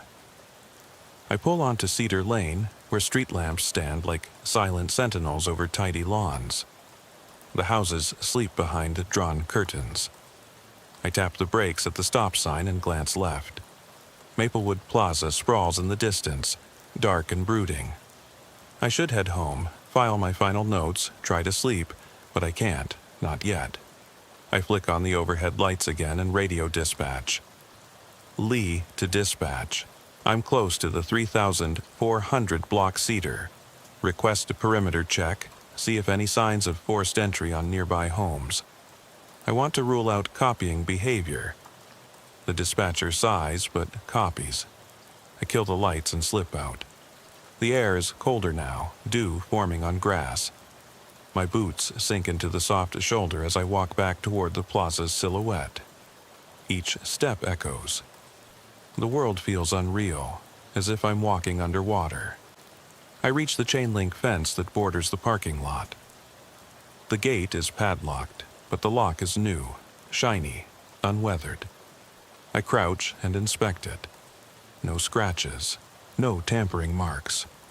Whoever locked it did so recently, with care. I stand and peer through the fence. The plaza's doors are shut tight. No light seeps out. Yet I feel its presence, an expectation hanging in the air, like the calm before a storm. I slip through a gap in the fence where the chain is loose. It groans softly. I freeze. Nothing stirs. I move forward, crouching low, flashlight in hand. The ground underfoot is littered with debris, broken glass, rusted metal, scraps of paper fluttering in the breeze. I follow the fence line to the south entrance. The boards across the door are fresh, pale wood against dark concrete. I press my palm to the center. It creaks but holds. I lean in, ear against the wood. I hear breathing, faint, irregular, a gasp, then nothing. My pulse spikes. I tap the boards with my flashlight handle. "This is Officer Lee. If you're in there, identify yourself." Silence. Then a soft sob. A human sound. Vulnerable. Terrified. I glance around. No backup within sight. I should call them in. But I risk a glance at my radio. Dead. I hit the call button. Static. I take a deep breath. "Please," I whisper, "hold on." I wedge my shoulder against the boards and push. They swing inward with a crack. I step through. The air inside is stale, like a tomb. My flashlight beam cuts through the darkness. The echo of my steps is deafening. "Hello? I'm here to help." My voice sounds small. The corridor stretches ahead, emergency lights flickering in orange intervals. I follow the sound of sobbing toward a service elevator at the building's rear. The doors are ajar. Inside, a shadow huddles in the corner. It's the woman, pale, drenched in mud, knees drawn to her chest. She looks up, eyes hollow. "Ma'am," I say, stepping in. The elevator is cramped, the metal walls scratched. She doesn't respond, just presses herself farther into the corner. I crouch. "I need you to come with me. You're safe now." She shakes her head, hair falling over her face. I reach out, gently tuck the hair behind her ear. She flinches, then stills. The elevator shutters and the doors clang shut. I press the button for ground.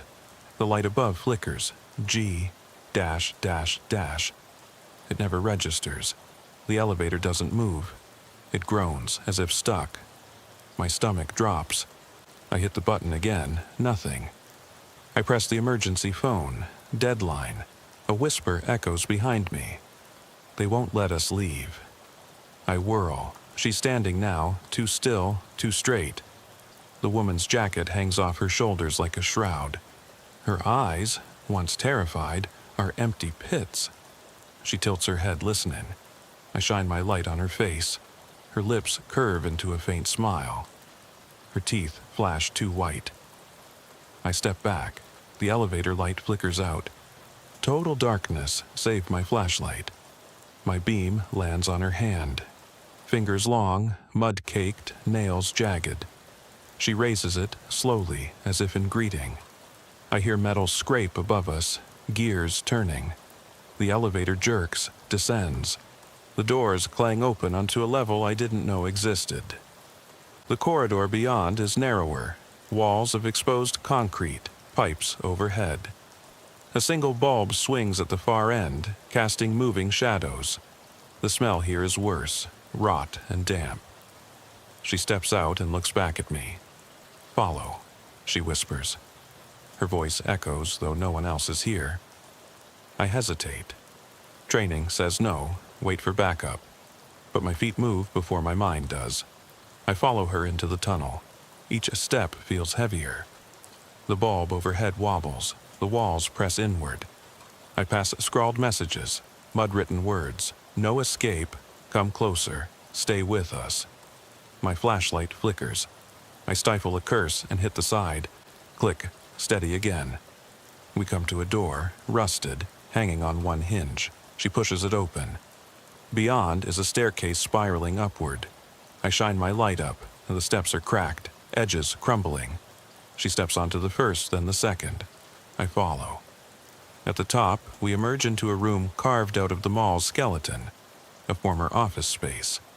Desks overturned, papers strewn, a broken monitor blinking with static. The lantern sits on a desk, flame still alive. Around it, muddy footprints circle like a ritual. She walks to the lantern, kneels, and places her hand on the flame. It doesn't burn her. She looks at me. They protect me, she says. They chose me. Her eyes reflect the lantern's glow. I swallow. Who's they? She stands. The watchers, the walls. She touches the concrete wall. I follow her finger. Tiny cracks spider out. From the fissures, a faint glow seeps. Pale blue veins running through the wall. The air hums. Suddenly, the papers on the desks flutter, though no breeze blows. The monitor flickers to life, displaying static, then words, Lee, then, welcome back. My blood runs cold. She steps back. The glow intensifies, the walls pulse. I hear distant laughter, childlike, echoing. The lantern's flame flares, casting long shadows that stretch and twist into shapes. Figures pressed against walls, reaching. I back toward the door. The staircase is gone. Solid wall. Panic seizes me. I pound on the wall. Let me out. My voice bounces. The woman watches, calm. You asked to stay, she says. You answered the call. She steps forward. The walls pulse in greeting. My flashlight flickers. The world tilts. I drop to one knee, heart hammering. The lantern's flame leaps into my face. I close my eyes. When I open them, I'm alone. The lantern lies shattered. The office is empty. No footprints, no glowing veins, no sign she was ever here. The monitor is dark. The stairwell door stands closed. I climb through the door into the service corridor. The elevator shaft yawned below, the elevator gone. I step into the main corridor, emergency lights flickering orange. I follow the path back to the south entrance. The world outside is pale with approaching dawn. I emerge into the parking lot. My cruiser's headlights glare. No other cars. I'm alone.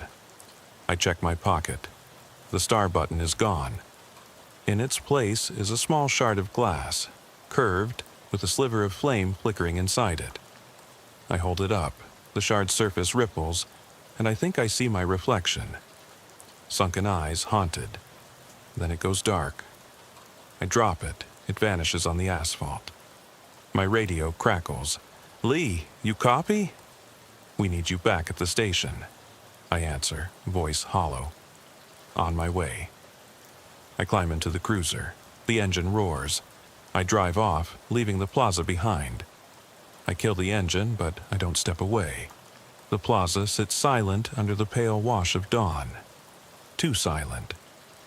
My bones ache, my uniform is stiff with grime, and my mind reels with questions that have no answers. I should head back to the station, write the supplement, then crash for a few hours before the next shift. But I can't. Not until I know what the shard was, what the watchers want, and whether that woman, if she was real, still wanders those corridors. I step back through the south entrance. The boards are gone, the door unlocked. No sign they were ever repaired. My flashlight beam trembles as I sweep the lobby. Broken tile, scattered flyers, a single muddy footprint leading toward the service hallway. I follow it, heart hammering, feet silent on the cracked concrete. The hallway is darker than before. The emergency lights flicker in slow, lazy pulses, as if struggling to stay alive. Every time the lights die, I'm plunged into blackness, my breathing loud, my pulse drumming. When the lights flare back, I'm certain I glimpse movement at the far end, a silhouette that vanishes when I blink. I reach the crawlspace door. It hangs open, though I closed it last time. The corridor beyond is narrower, colder. I step inside. The beam of my flashlight dances along the low ceiling. Muddy handprints smear the walls. Fresh, glistening. They lead downward into the darkness. I crouch and follow. The walls close in, the air grows damp. My chest tightens. I wonder if this is a mistake, but I can't turn back. At the bottom, I emerge into a larger chamber. A forgotten utility room where pipes crisscross overhead and water drips from unseen leaks. The smell is rank, mildew, rust, decay. My flashlight picks out scrawled words on the far wall, written in what looks like dried mud. Welcome home, Officer Lee. My breath catches. I step closer. Underneath that message, someone has written a second line in smaller letters. We've missed you. I spin, expecting to see the woman, the shadow, anything. But the room is empty. The sound of dripping water echoes. I flick on my body cam. Lee to dispatch. I'm in the sub-basement utility chamber. Found a message. Welcome home, Officer Lee. Copy? Static. No answer. I repeat, dispatch, please respond. Silence. I sweep the room. In one corner, half buried under rubble, lies the broken lantern. I pick up the metal handle, cold, scorched. The glass is shattered, the flame gone. I cradle it like a dead thing. Then I notice something else. Footprints in the shallow puddles on the floor. One set, my boots. Another set, smaller, lighter, barefoot, mud-caked toes. They circle the room once, then stop at a maintenance hatch in the wall. I crouch and inspect the hatch. It's secured by a simple latch. I lift it and peer into the darkness below. A narrow shaft descends. No ladder, just rough concrete walls. The shaft is slick with moisture. At the bottom, I glimpse a faint glow. Pale blue veins pulsing under the concrete, like the ones I saw in the office. The Watcher's veins. My pulse spikes. I consider climbing down. I shouldn't, but I have to know. I drop the lantern handle, flip open the hatch, and lower myself into the shaft. The walls scrape my uniform. My flashlight illuminates the descent, 10 feet, 20, 30. The blue glow grows brighter, humming with quiet energy. My fingertips brush the wall, cold, slick, alive. At the bottom, I land in a circular chamber carved from raw concrete. The glow emanates from the walls, veins branching out like a living circuit board. In the center lies a raised dais, a hexagonal platform of cracked tile. On the platform stands a figure, the woman. Her mud-streaked jacket is gone. She wears a uniform, an old-style police tunic, faded, buttons tarnished. She faces the wall, arms outstretched, palms flat against the glowing veins. I step forward. Ma'am. My voice echoes. She doesn't turn. The glow pulses faster, illuminating her silhouette. I hear a low hum, vibrations through the floor. She presses her forehead to the wall. I sense her connection, as if she's feeding on the energy in the concrete. I clear my throat. Officer Lee, you need to come with me. She doesn't move. I step closer. The hum intensifies and I feel it in my chest, an electric thrum that makes my teeth vibrate.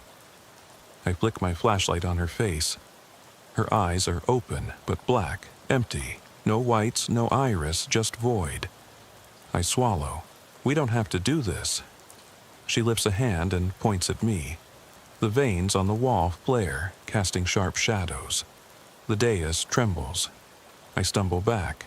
The air crackles. I hear a voice, not hers, but all around me, whispering, "Stay, stay."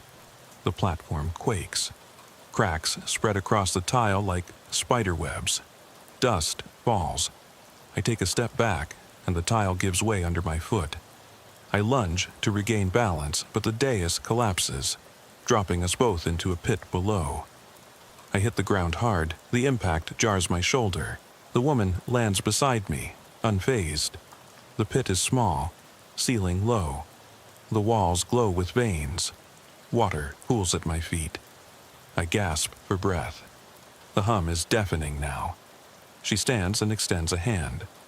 "They brought you back." Her voice is distant, echoing. She helps me up. I wipe mud from my eyes. "Why? What do they want?" She turns, raising both arms. The veins respond, bright lines converging on her palms. She presses them to her chest.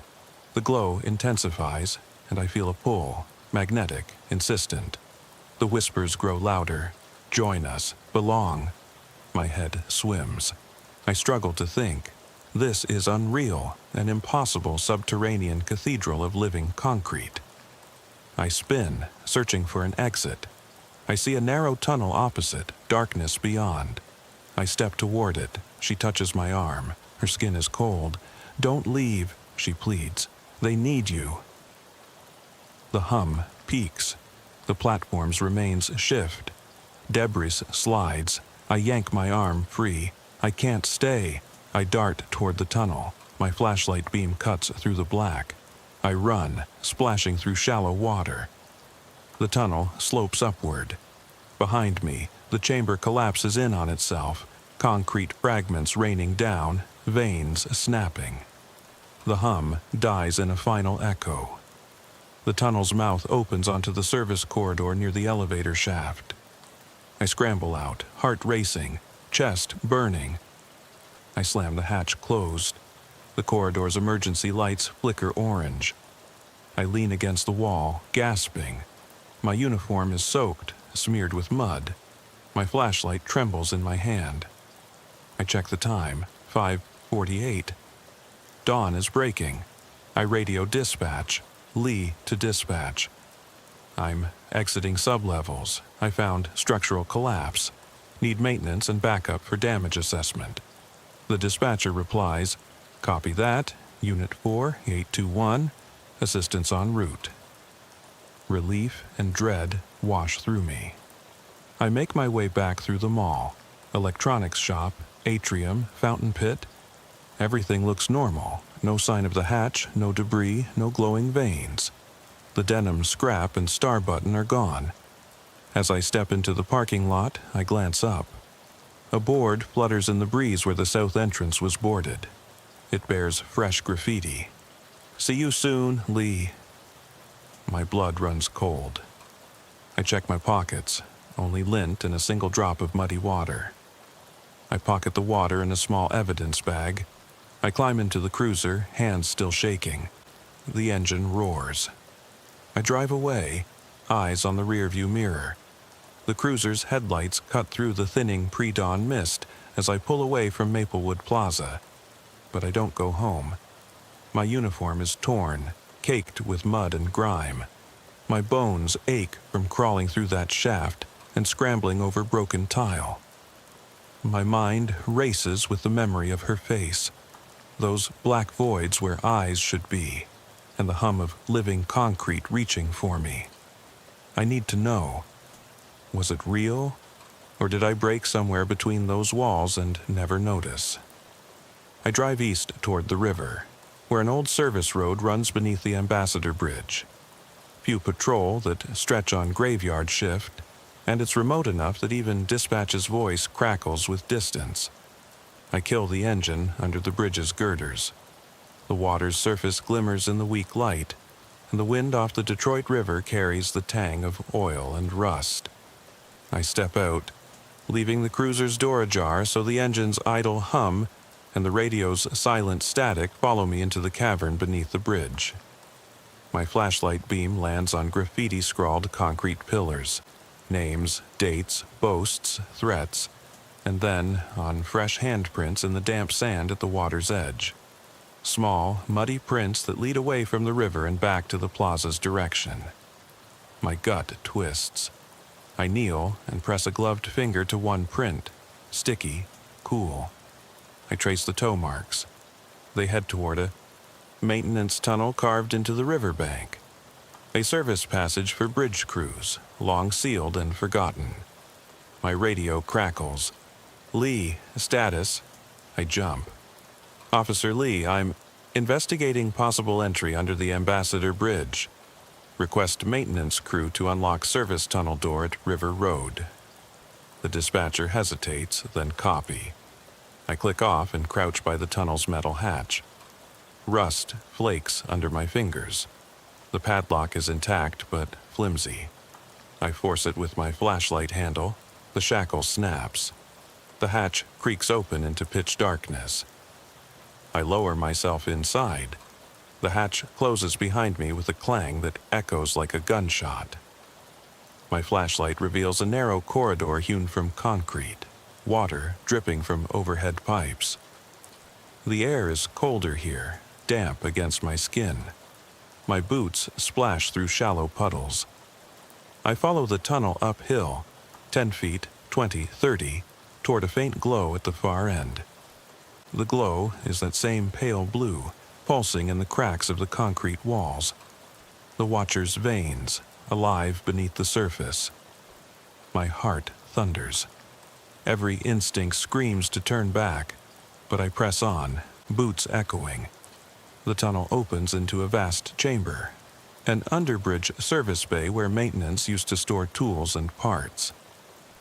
Now the room is empty, except for broken crates, coils of wire, and the glow pulsating from fissures in the walls. The ceiling, high above, is lost in shadow. The girders hum with traffic overhead. The watcher energy vibrates through the floor. At the center lies another dais, smaller than the last, hexagonal tile worn smooth. On it, the small glass shard from my pocket sits upright, flame flickering within. I step closer. The flame's glow reflects in the puddles, casting dancing patterns on the ceiling. The shard hums softly, resonant with the concrete's veins. I feel it in my chest, a magnetic pull drawing me forward. I kneel and pick up the shard. The flame inside pulses in time with my heartbeat. I close my hand around it. The hum intensifies. A whisper surrounds me. Home. Again. I whip around. In the dim light, I see her, standing at the edge of the chamber. The woman in the old tunic, mud streaks across her cheeks, arms at her sides. Her eyes are voids. She tilts her head, listening. "Why do you bring me here?" I whisper. My voice trembles. She glides forward, silent, as if hovering. She stops a few feet away and the veins in the walls flare, illuminating her silhouette. The watchers answer her. The chamber thrums with energy. She raises a hand. I step back, bringing the shard up between us.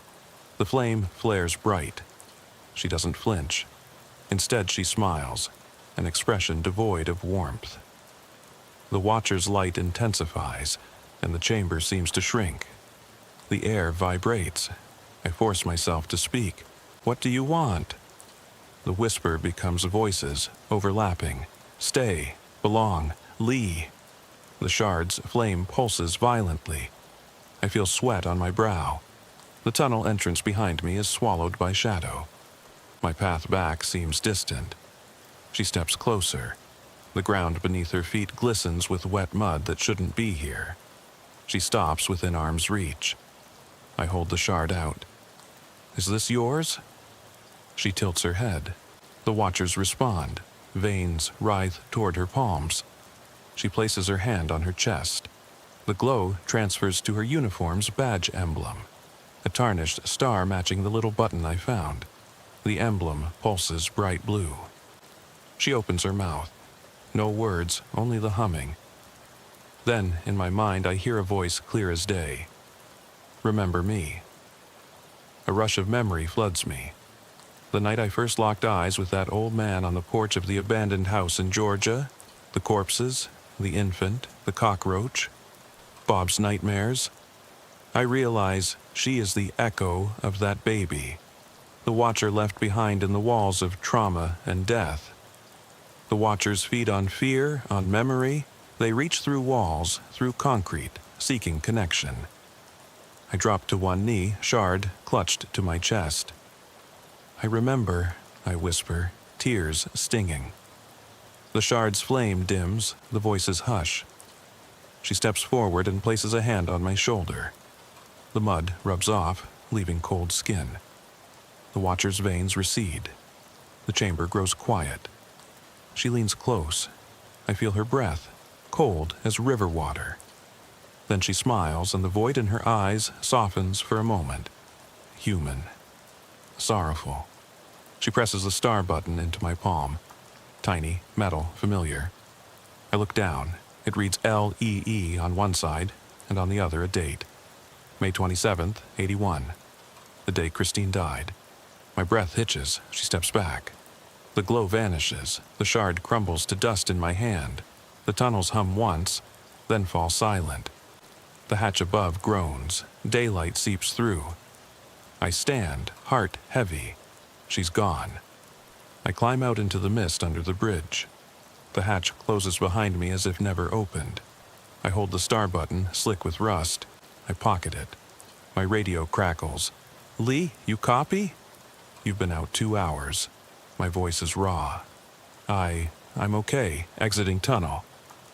I drive back to the precinct, the button burning a hole through my pocket. At the station, Sergeant Ramirez waits. His face is drawn. You found something? I hold up the button. Memories, I say, and questions.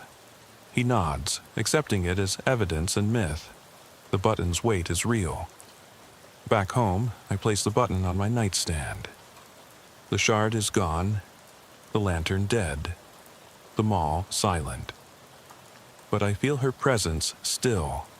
Christine's echo, the watcher's sorrow, the walls that hear and remember. I lie in bed, sleep out of reach. I step off the cruiser onto the slick asphalt of Ravenwood Avenue at exactly 2:03 hours. The rain's tapered to a mist, enough to blur the edge of every streetlight, to turn every shadow into a potential threat. My boots make a soft slap as I cross toward the row of darkened storefronts.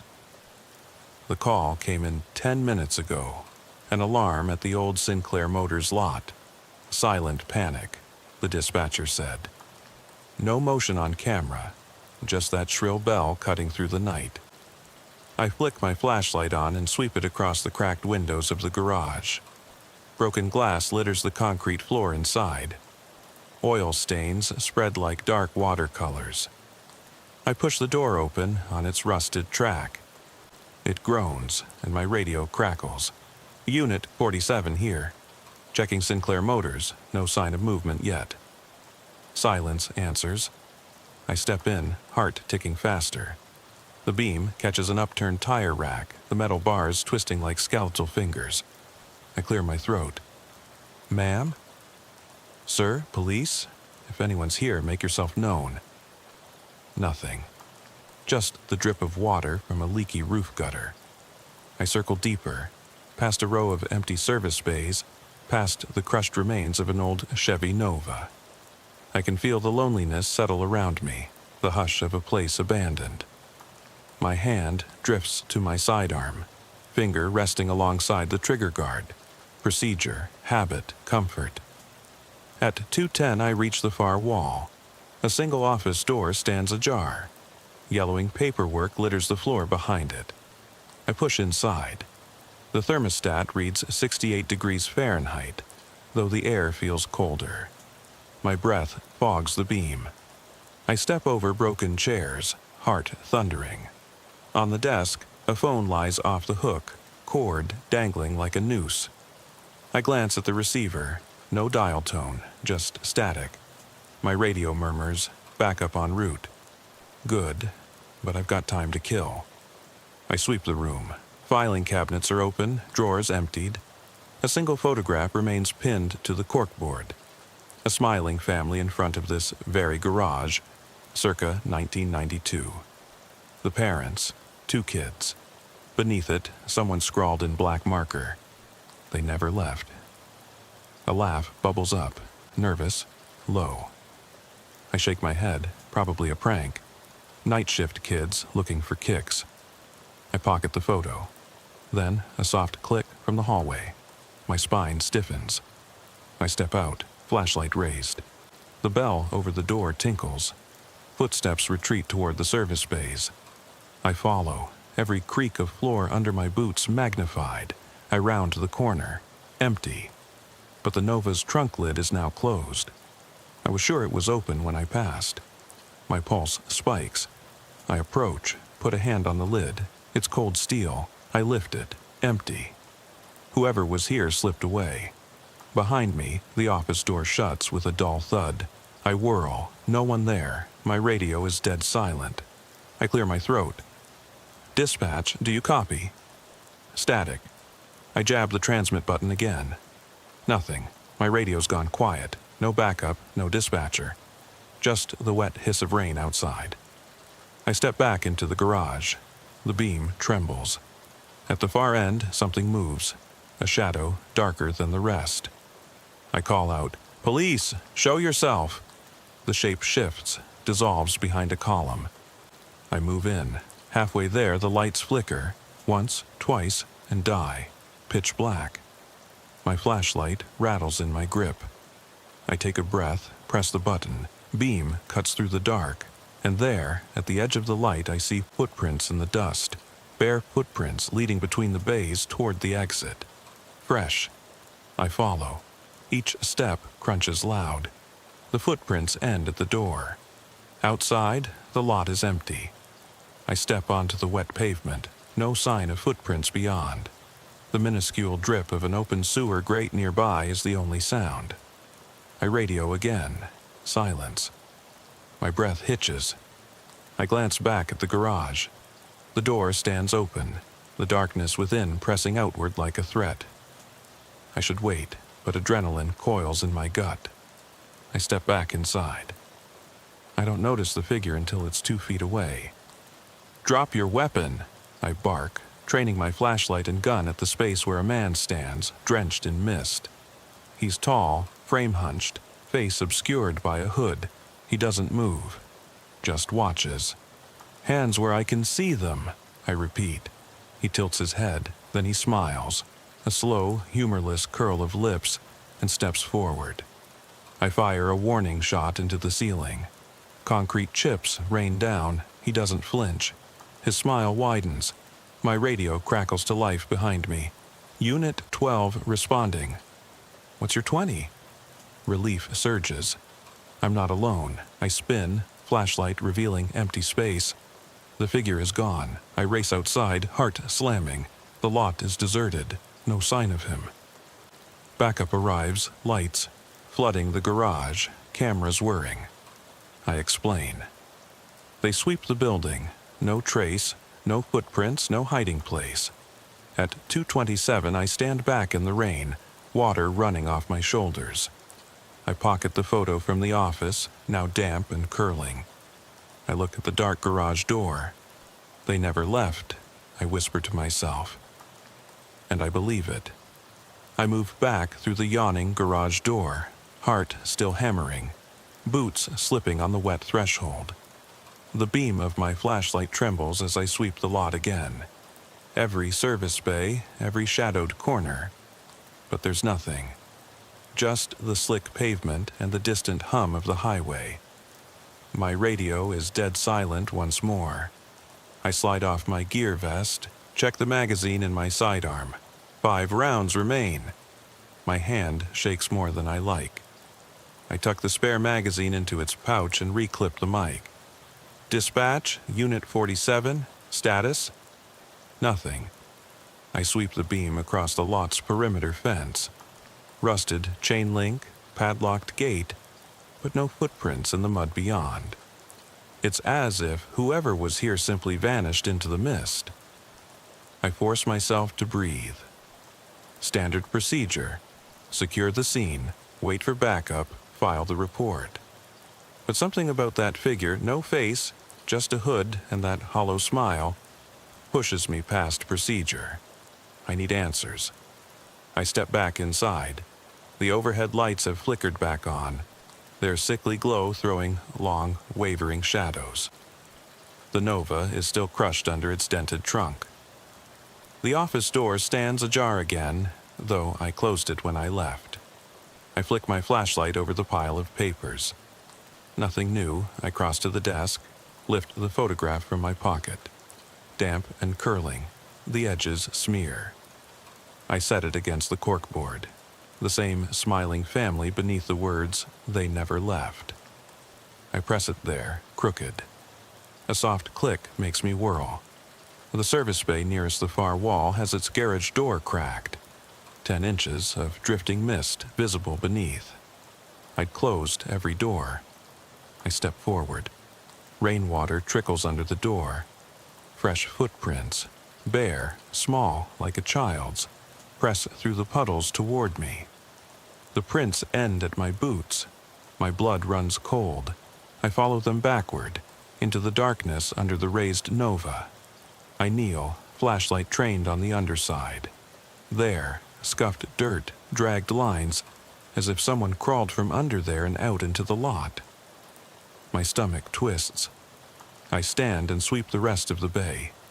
Empty. A whisper of movement draws my gaze upward, to the rafters. I catch a flash of black cloth disappearing behind a beam. I train my light there. Nothing. I step closer, every sense screaming. The beam skitters across rafters, rusted chains, broken tools hanging overhead. I call out, "If you're up there, come down with your hands up." Silence. Then a soft thunk, like a toolbox hitting concrete, from the center bay. I cross, flashlight dancing. The toolbox lies open, wrenches spilled. I kneel, heart in my throat. A smear of red across one wrench handle. Not rust. Fresh. I tap it with a gloved finger. Sticky.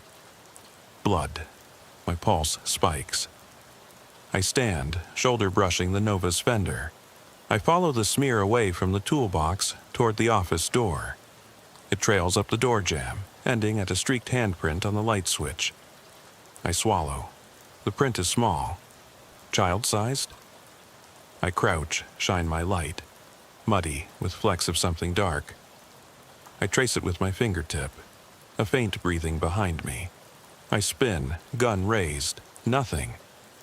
The office doorway gapes. I step in. Papers flutter on the desk as if stirred by a breeze. I whirl again. No windows open. The thermostat still reads 68 degrees Fahrenheit, though the chill in the air is bone deep. I cross to the closet. My mind leaps back to the first section, the other house. Instinct. I grip the doorknob and yank it open. Empty, but the back wall has scrawled words in black marker. "You found me." My radio crackles. "Unit 12 to Unit 47, are you still on scene?" Relief and dread surge. I clear my throat. "I'm here. Something's not right. I need..." Static swallows the rest. I step out into the hallway of bays. The lights flicker again, once, twice, then steadier. The garage door stands closed now, though I didn't touch it. I approach, heart hammering. With each step, the wet concrete seems to pulse beneath my boots. At the door, I pause. The faint echo of children's laughter drifts from outside, a high, distant giggle, like playground memory. I freeze. The lot beyond is empty.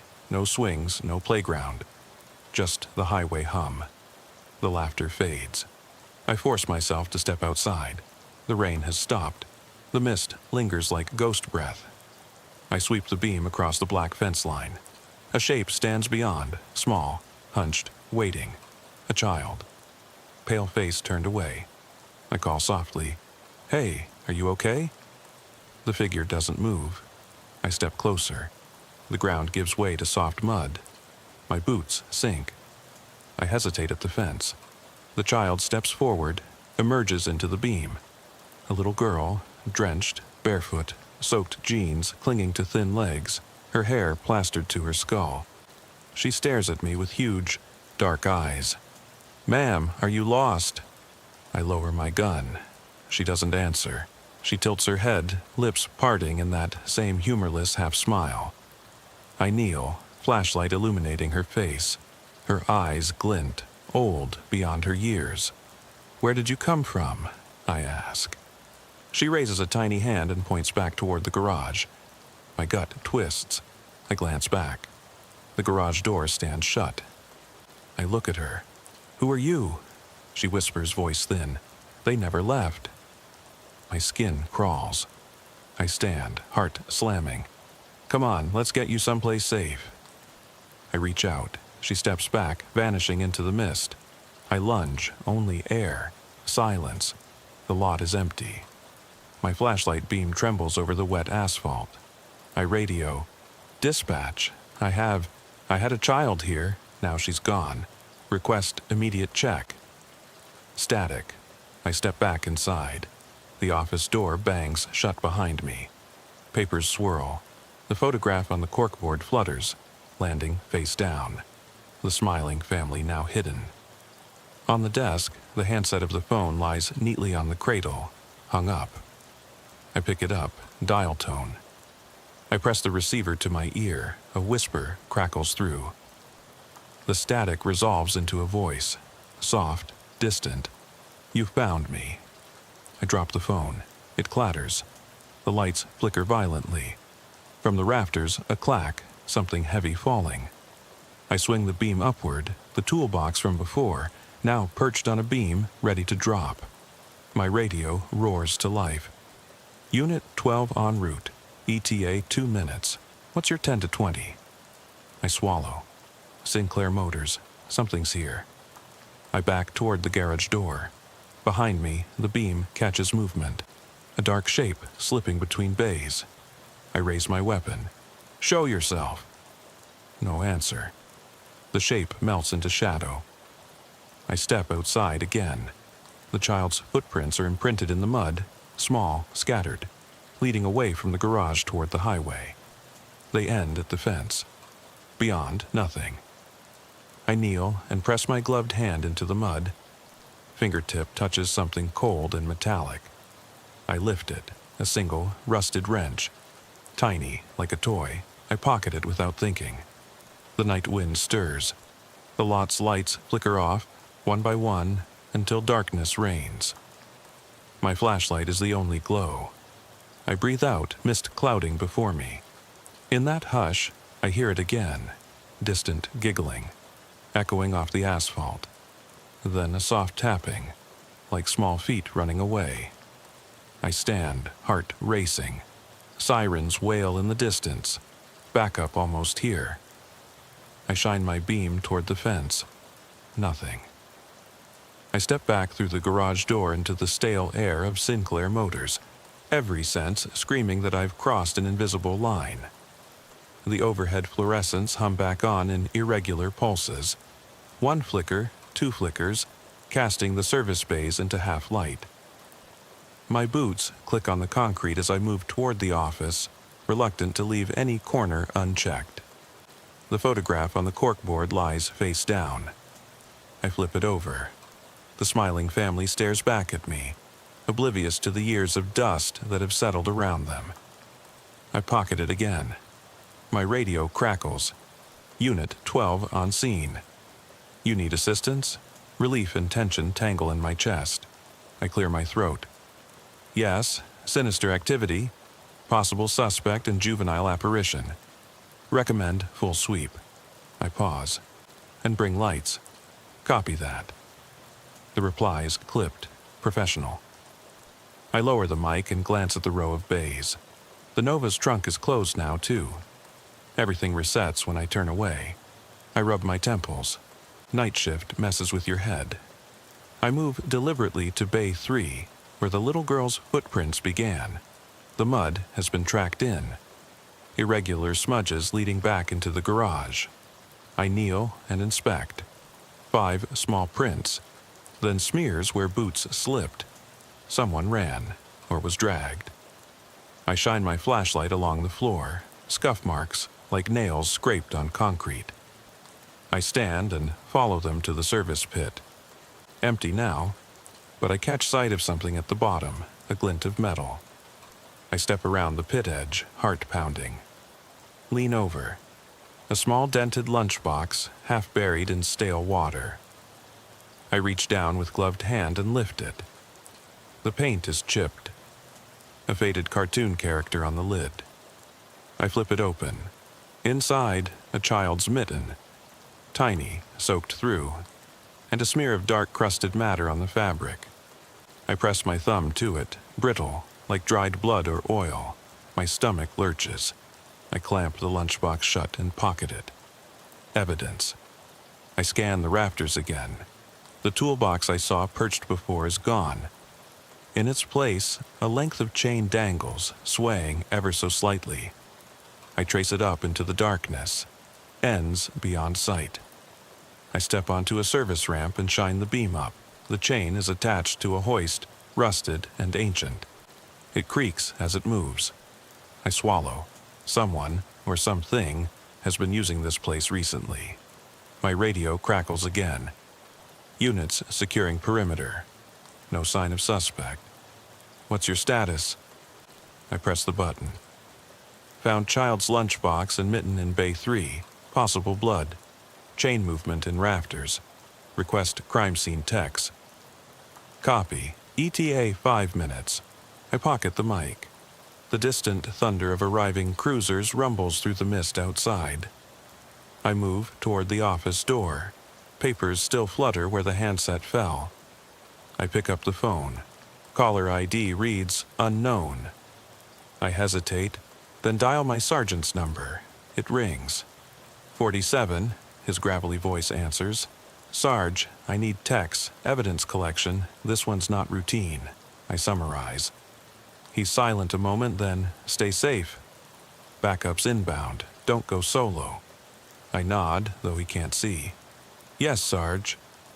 I hang up. I lean against the desk, heart still hammering. The overhead lights flicker again, one goes dark. I look up. The beam catches a stain on the ceiling tile. Brownish, like old water damage, or something else. I tap it with my flashlight handle. The tile dips, hinged. I twist it down. A narrow crawl space yawns above. Footprints and dust on the tile. Adult boot prints, sure, and smaller prints alongside. They lead lengthwise into the crawl. I press my lips together. Protocol says, leave it. But I can't. I climb onto the desk and hoist myself up into the tile. The crawl is tight, maybe 2 feet high. My flashlight beam bobbles on the underside of the roof. The air is stale, thick with insulation dust.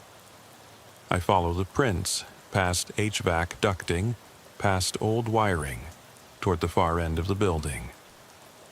The prints end at a break in the joists, a slot large enough to drop through into the darkness above the service bays.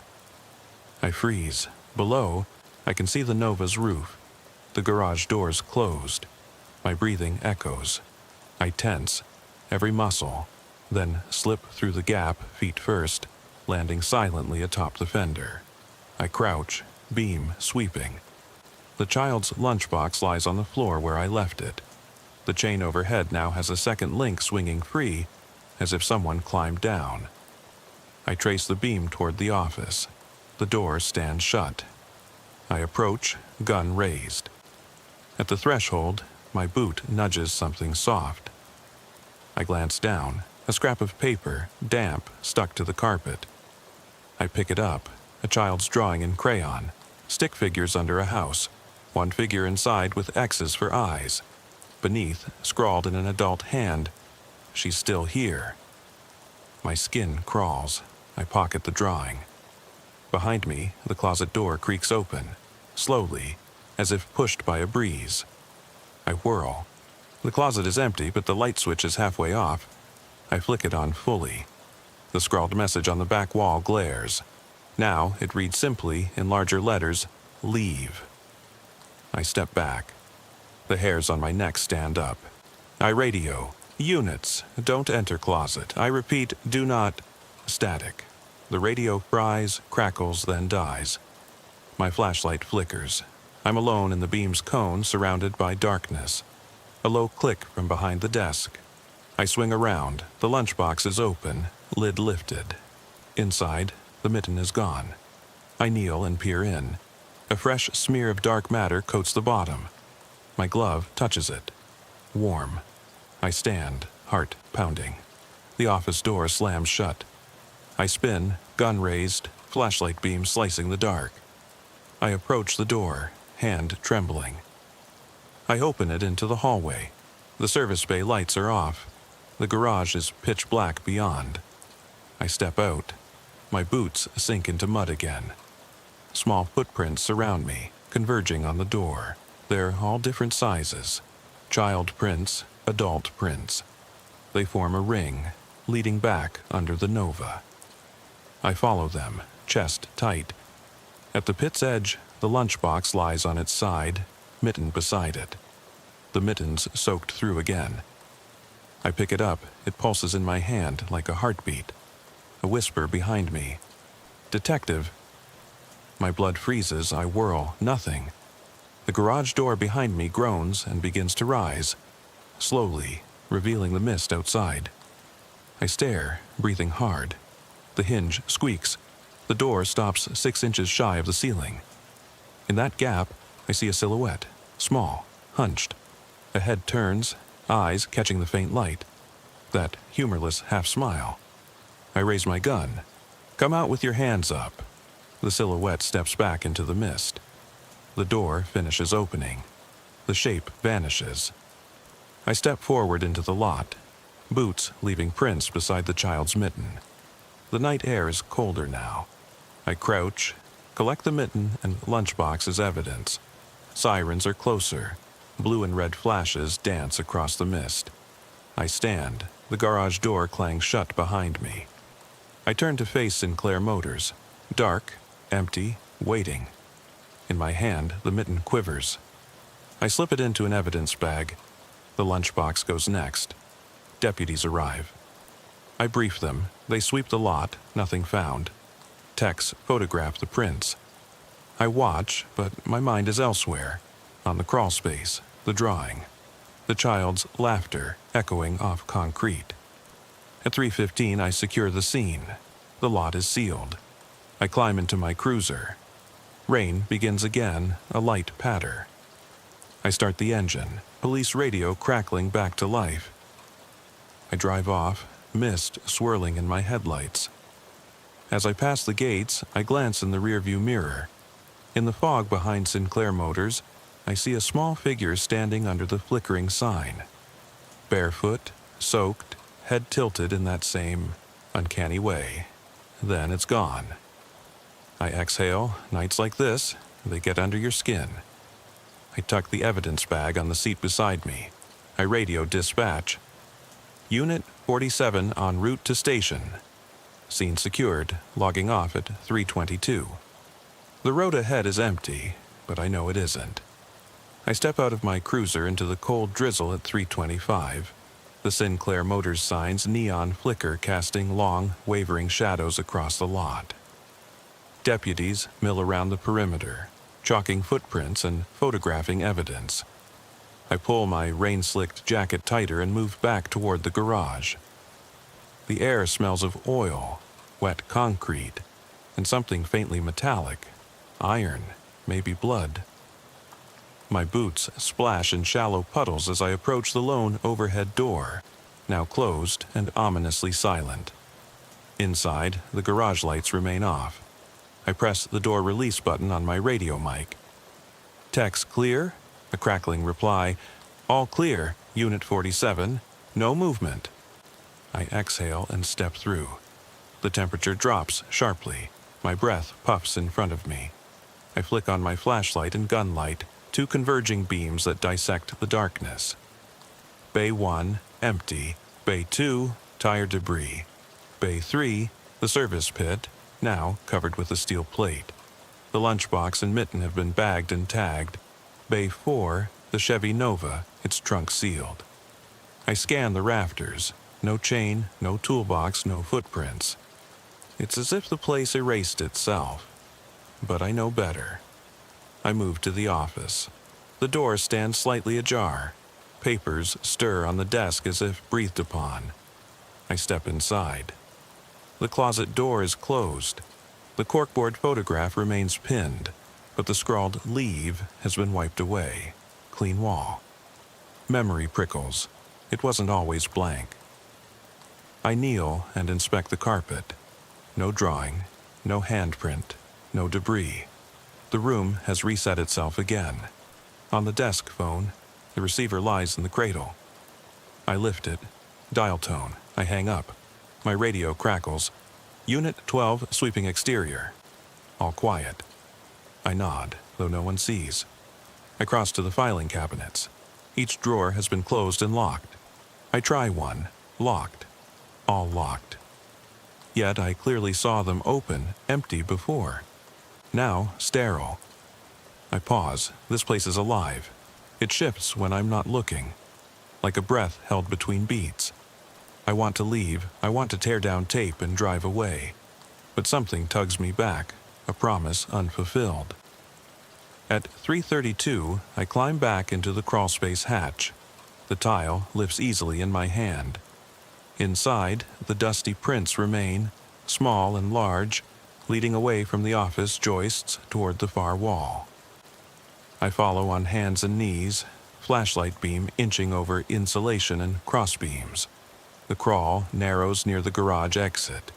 The prints end at the same broken joist gap.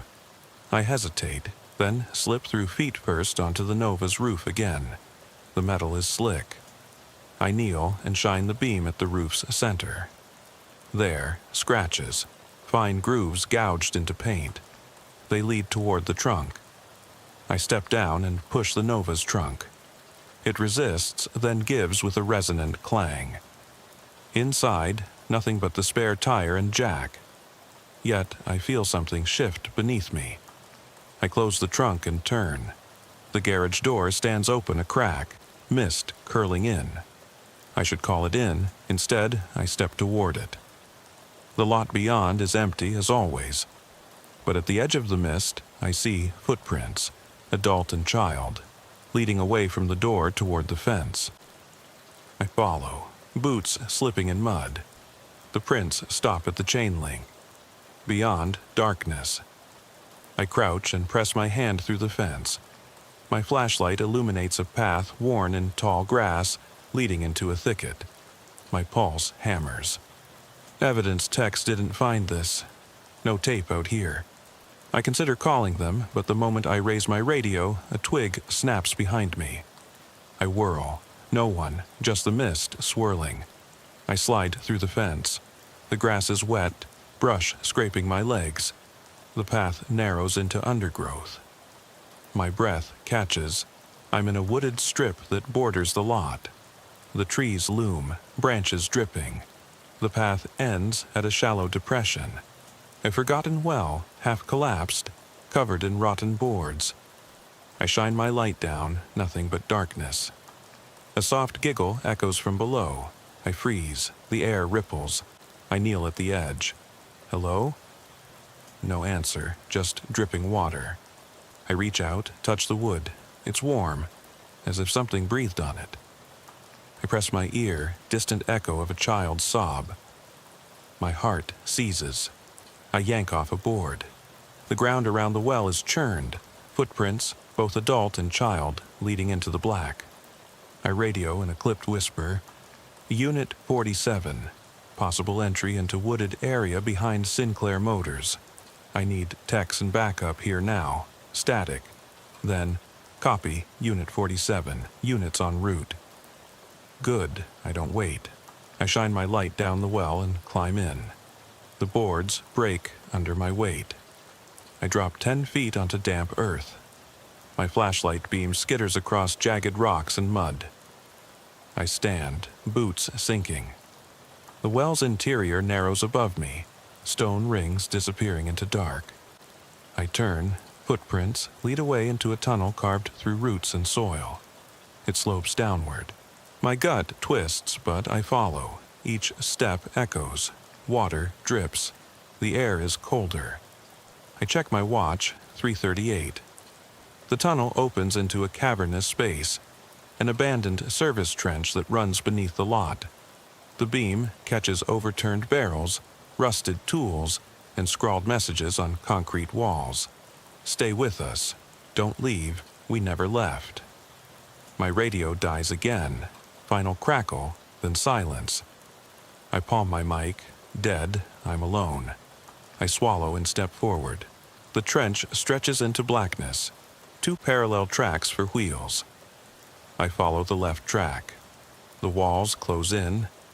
The air smells of damp earth and something fouler, decomposition. I pass a dark pool where something floats just beneath the surface. I don't stop to look. At 3:41, I reach a T-junction. To the left, the tunnel slopes up toward a grate I saw under the passenger door of my cruiser. To the right, darkness. I hear faint breathing that isn't mine. I freeze. The breathing grows closer, slow, deliberate. A silhouette emerges. A little girl, standing ankle-deep in water, hair plastered, staring. Her half-smile. I drop to one knee. "Ma'am, are you hurt?" The water ripples. She tilts her head, eyes glinting. She steps forward. Each foot leaves no splash, no sound. I rise, gun drawn. "Stay where you are." She stops, raises a hand, and the cavern light, my flashlight, flickers. The walls pulse with shadow. Then behind her, a second figure. Adult, tall, hunched, the boyfriend's mask cracked and filthy. He tilts his head. I fire a warning shot. The bullet ricochets off concrete, sending shards into the pool. The girl flinches. The man doesn't. They step toward me. I back up, heart hammering. The trench behind me slopes up, my exit. But the ground shifts. Mud gives way under my foot. I lunge for purchase. They close in. I fire again. This time the bullet tears through the man's shoulder. He hisses but keeps coming. I break into a sprint up the slope, water sloshing. I climb the ladder to the grate. I shove, and it opens. I haul myself through into the service bay behind the Nova. My boots land in mud. I slam the grate shut. The tunnel trembles. I race to the garage door release. Nothing. The door is locked down. My radio sparks back to life. "Unit 47, status." I gasp. "I'm in the bay. Tunnel exit. Suspects in trench. Need extraction." Now, copy SWAT team mobilizing. The lights flicker on fully. The garage is empty. My pulse pounds. I step outside the trench hatch. Deputies swarm. I point down. They lower lights. Medics move in. I catch my breath. The girl lies unconscious on a stretcher. The man lies cuffed, groaning. Techs bag evidence. Lunchbox, mitten, the child's drawing. I watch as they haul the pair out. The boyfriend's face is slack. The girl's small hand clutches my flashlight. I pick it up. The beam falls on the garage's dark corner.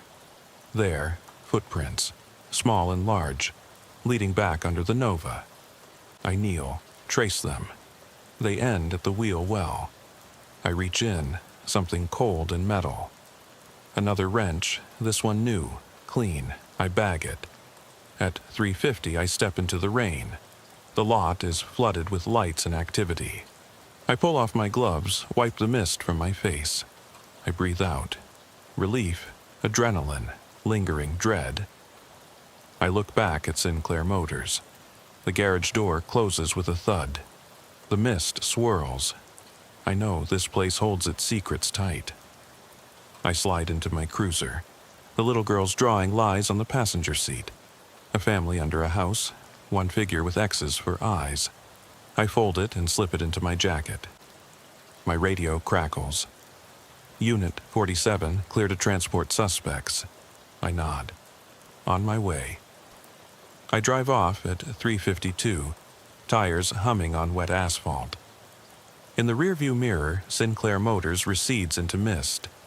But in the corner of the mirror, I glimpse a small figure standing under the neon sign. Barefoot, drenched, smiling. Then gone. I slide out of the cruiser at 3:55 a.m., boots sinking slightly into the rain-soaked gravel of the Sinclair Motors lot. The neon sign overhead sputters, casting an unhealthy green glow across puddles that ripple in the light breeze. Deputies swarm around the open garage door, flashlights bobbing as they canvass the interior. I pause at the edge of the concrete pad, swallowing against the cold knot in my stomach. My evidence bag, containing the tiny mitten, the dented lunchbox, the child's drawing, and the second wrench, hangs heavy at my side. I check my watch. 3:55. We've got 5 minutes before shift change. The morning crew will take over, and I can finally step away from this place. But I'm not ready to leave. It still hums with unanswered questions. I step beneath the garage's flickering fluorescence and into the chill silence. The doors to Bay 3 stand open, the service pit plate removed. A camera operator kneels at the pit's edge, photographing the muddy footprints smeared along the lip. I crouch beside him. "See anything new?" I ask. He glances up. They're the same prints, small and large, layered. They converge here, then disappear down the pit. He nods into the darkness. After that, nothing. I shine my flashlight into the pit. The bottom is slick with mud and stagnant water, disturbed by our earlier descent. The walls bear scratches, long, ragged gouges that climb toward the surface. I trace them with my eyes, deep at the bottom, fading as they rise. Something, or someone, clawed upward. I stand. "Clear this area," I tell the tech. "I want nothing moved until the coroner's team gets here." He nods and backs away. I step out of the pit and turn toward the office. The door stands closed. I approach slowly, every footstep loud in the hush. I stop at the handle. On the other side, I can almost hear the thrum of my own heartbeat. I push in. Inside, the air is colder. My breath fogs in front of me. The closet door stands slightly open, again. I approach, gun drawn, hand trembling. I flick the beam inside, empty, sterile. But on the back wall, fresh writing in thin red lines. "Stay." My stomach twists. I kneel and inspect. It's not paint or rust, looks like dried blood. It flakes under my finger, revealing bare concrete beneath. I press my thumb into the smear, sticky and warm. I yank my hand back, nearly gagging. I radio, "Dispatch, Unit 47, biological hazard in office closet, possible blood. Request hazmat and CSI.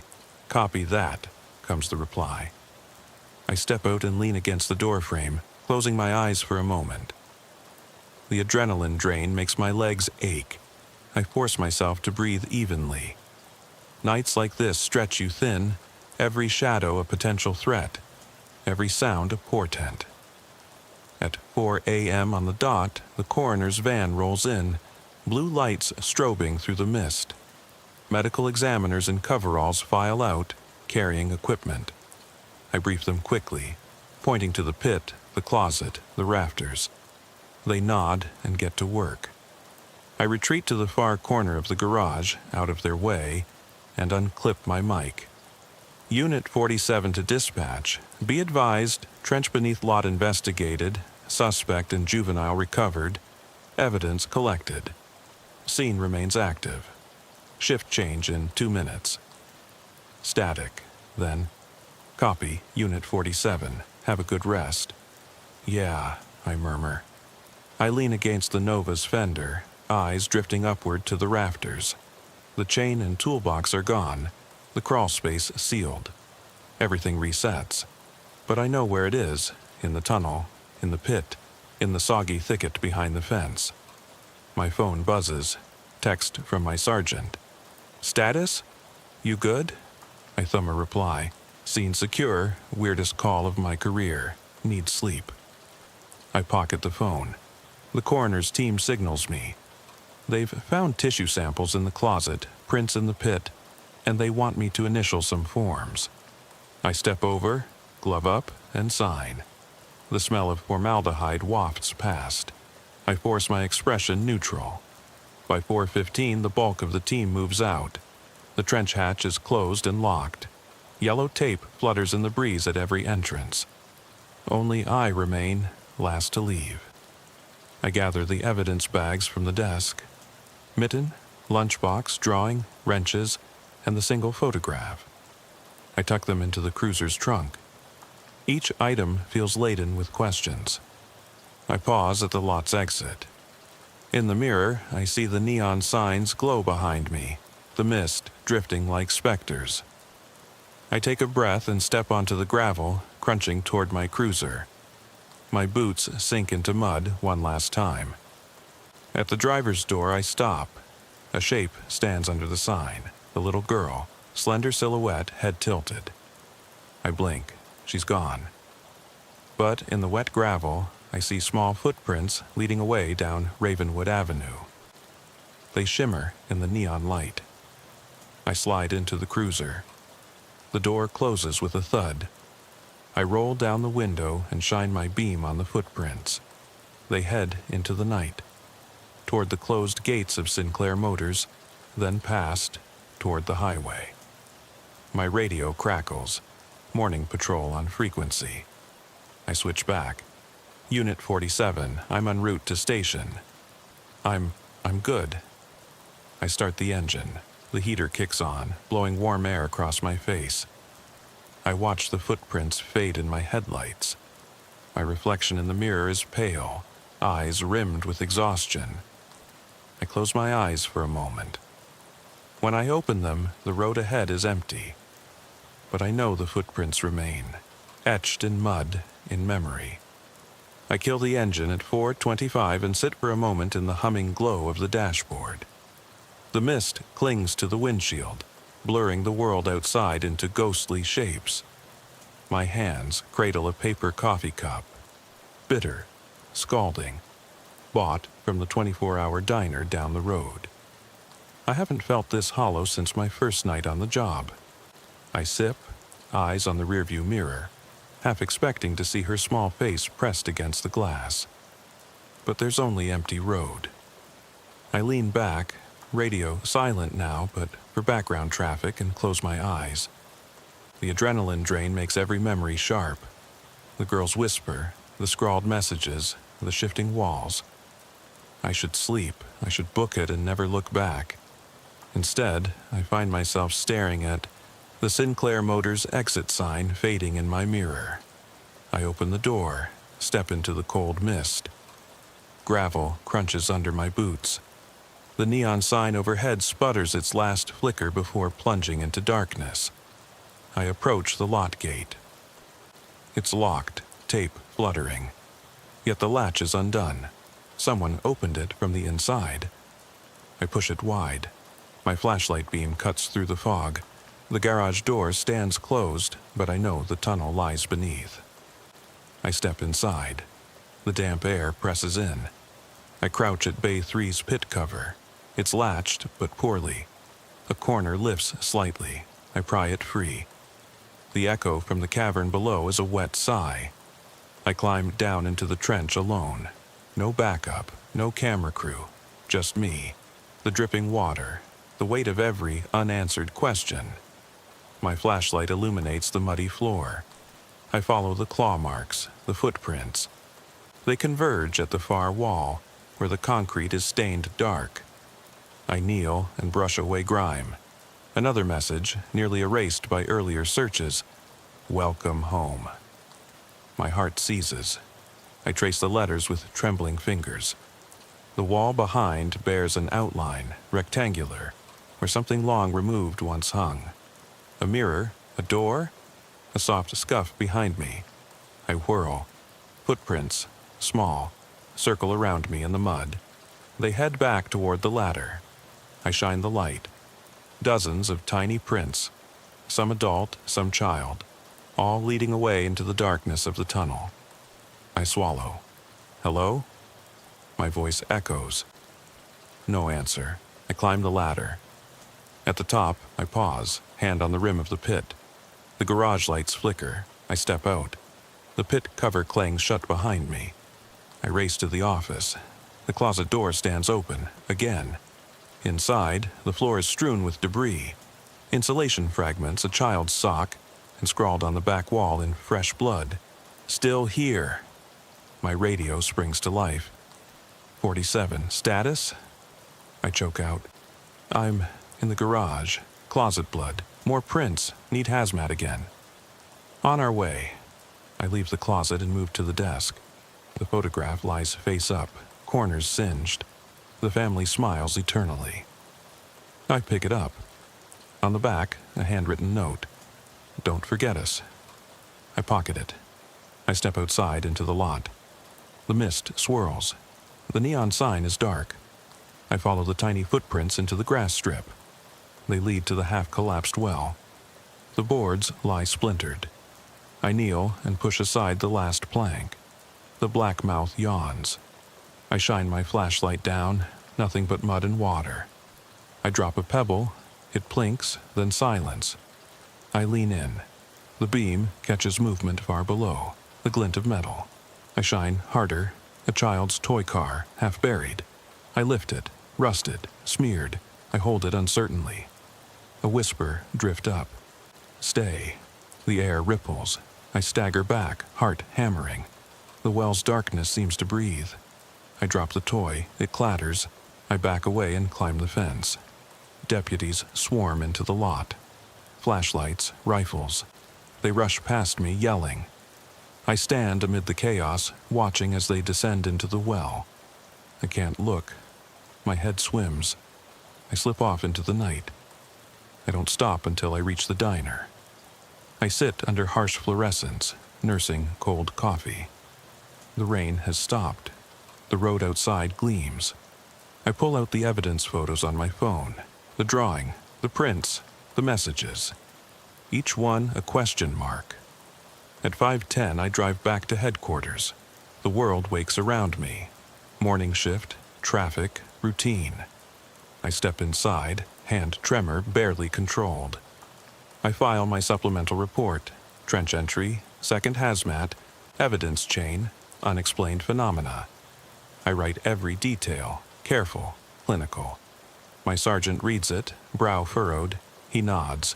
"Good work," he says. "Take the rest of the day off." I nod, but I can't rest. Because I know they're still there, in the tunnel, behind the walls, in the mist. They never left. I sit back in my cruiser at 5:22, engine idling. The first pale light of dawn creeping over Ravenwood Avenue. My uniform is damp with mist, and exhaustion clings to my limbs like a second skin. I stare at the evidence bag on the passenger seat. The mitten, the lunchbox, the drawing, the wrenches, the photograph. Each item feels impossibly heavy, as if laden with the weight of every unanswered question. Behind me, Sinclair Motors stands silent, its garage door closed, neon sign dark. Deputies have left, techs have packed up, yellow tape flutters in the breeze. The lot is empty, sterile, betraying no hint of the horrors beneath. I should leave, go inside, shower, sleep, but I can't. Not yet. I open the passenger door and step onto wet gravel. The air is crisp, dew soaking the grass. I walk to the gate. It swings open at my touch, though I locked it hours ago. I cross into the lot. Footprints remain, small and large, pressed into the mud around Bay 3. I crouch and trace them with my fingertip. They lead again to the service pit. I descend into the pit alone, flashlight in hand. The walls bear the final message, "Welcome home." I touch the letters, smudged, worn.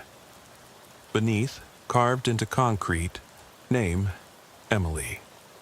My breath hitches. The little girl's name. I shine the light around. No bodies, no shape in the water, just darkness. I climb out, heart hammering. The office door stands ajar. Inside, the closet is empty, the wall is clean. The corkboard photograph is gone. In its place, a Polaroid stuck with a single tack. I pick it up with shaking fingers.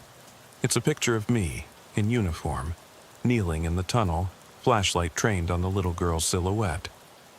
I stare. I never took that picture.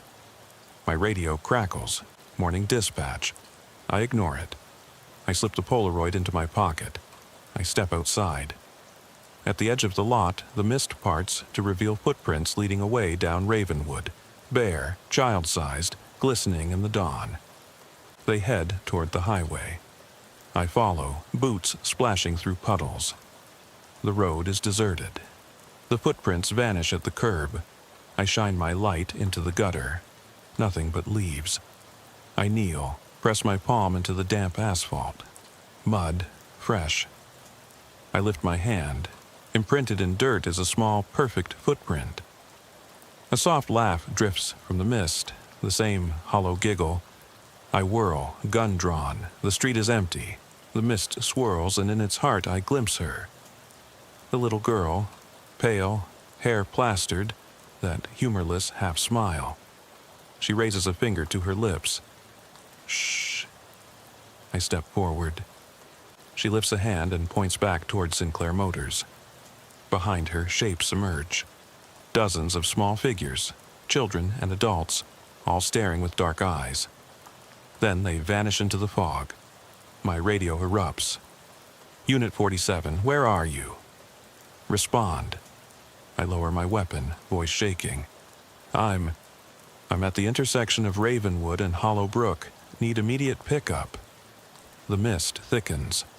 I back away, heart in my throat. The shapes materialize around me, silent, watching.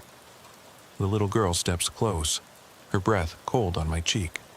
She whispers, "They never left." Sirens wail in the distance. I blink, and the figures are gone. The mist clears. The footprints remain at my feet. I rise, hands trembling, and turn to leave. At 5:30 on the cruiser's clock, I climb in. The door slams. I start the engine. In the rearview mirror, under the neon glow of Sinclair Motors sign, I see dozens of faces, watching, waiting. Then they fade. I drive away, road straight and empty. But I know the tunnel runs beneath, the pit yawns, the closet waits. And the little girl's laugh echoes in my mind.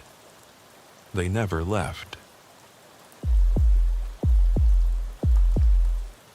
It's 3:02 a.m. as I pass the last flickering streetlight on County Route 7. The clock on the dashboard stares back at me. 3:02, and I breathe in slowly, feeling the cold that's creeping in despite the taxi's heater in the early morning. I'm Officer Ryan Cole, call sign Alpha 7, and I'm on the night shift in Morris County, New Jersey. I've been on these roads since I was 24. Now I'm 29, and have been on the night shift for almost 5 years. Most nights are quiet. A few alarm calls, the occasional intruder, a battered shopping cart someone has tried to sleep in. But tonight, ever since I signed on, something's been wrong. The radio crackles once and then falls silent. No other patrol cars out here. The last message from headquarters echoes like the wind. Outside, the pine trees stand close to the asphalt, black silhouettes without detail. My headlights cut narrow tunnels through the darkness. Gravel crunches under the tires of the patrol car. I tap the microphone. Alpha 7 to headquarters, status check. My own voice startles me, too loud, too sharp in the silence. A faint hiss, then, Alpha 7, go ahead. All units clear. I nod, even though no one can see me, and turn off the microphone. 2 minutes later, I spot red reflections on the grass verge, the brake lights of a sedan flashing in the darkness. There are no streetlights here, just me, the patrol car, and this lonely glow. I turn off the engine. The interior is silent except for the hum of the heater and the distant whisper of tires on the asphalt. I grab my mag light and get out. The cold hits me like a wall, damp, smelling of wood smoke, as if the forest were breathing out. The light from the door doesn't reach very far. I narrow the beam and it cuts through the fog. The passenger door of the sedan is open. No license plates. The driver's seat is empty. I swallow hard to clear the lump in my throat. This is a classic case of check for occupants, but something about the silence makes my stomach clench. I crouch down, flashlight in one hand, my free hand near my holster. The beam of light falls on dark streaks on the upholstery.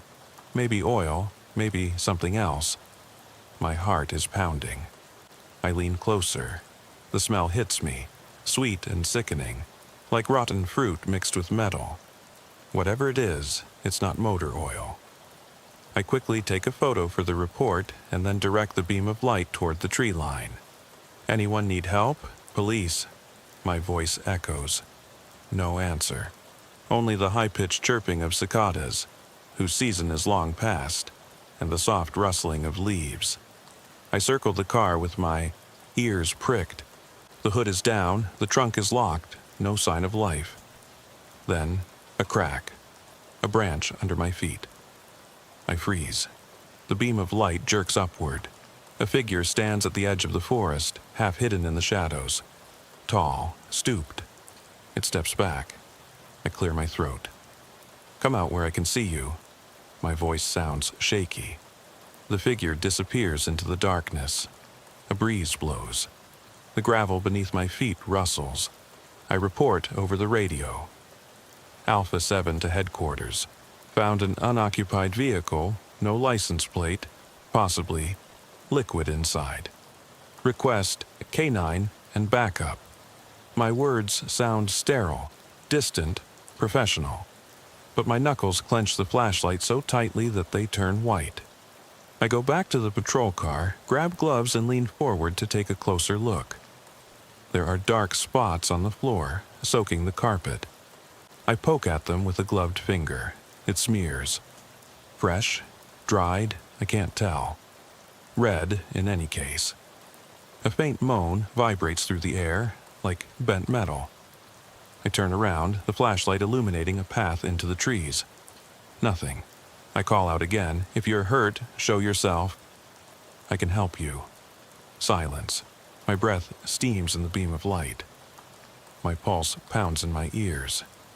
I decide to check the trunk. I kneel down and press the release button. The lid squeaks and opens. It's empty except for a single, soggy paper towel. I put it in a bag, evidence. On the back seat is a stuffed rabbit, damp and matted. I put it in a bag too. No sign of a child, no footprints. Just the broken static of my radio. Headquarters is asking for an update. I whisper, trunk empty. Possible biological traces found. No occupants. Request K9 ETA. The reply, understood. Unit on the way. I stand up, brush the gravel off my knees, and shine my flashlight through the woods. My light falls on something white. Fabric? I step closer. A piece of fabric hanging from a branch, brown in color. I photograph it and put it in a bag. This place is a crime scene, but I don't know why yet. I hear the siren of the patrol car in the distance. Quiet, getting closer. Relief and fear mix. I lean against the hood of the car, the flashlight shaking. The fog grows thicker. The world narrows to the red and blue glow through the fog. Backup arrives. Officer Martinez and the K9 unit. The dog growls, nose to the ground, picking up a scent. I watch the beam of light dance between the trees. Every crack of a branch makes me flinch. Martinez reports over the radio.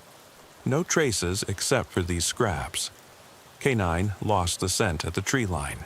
He glances at me. Something scared him off. I nod. Yes. My voice breaks.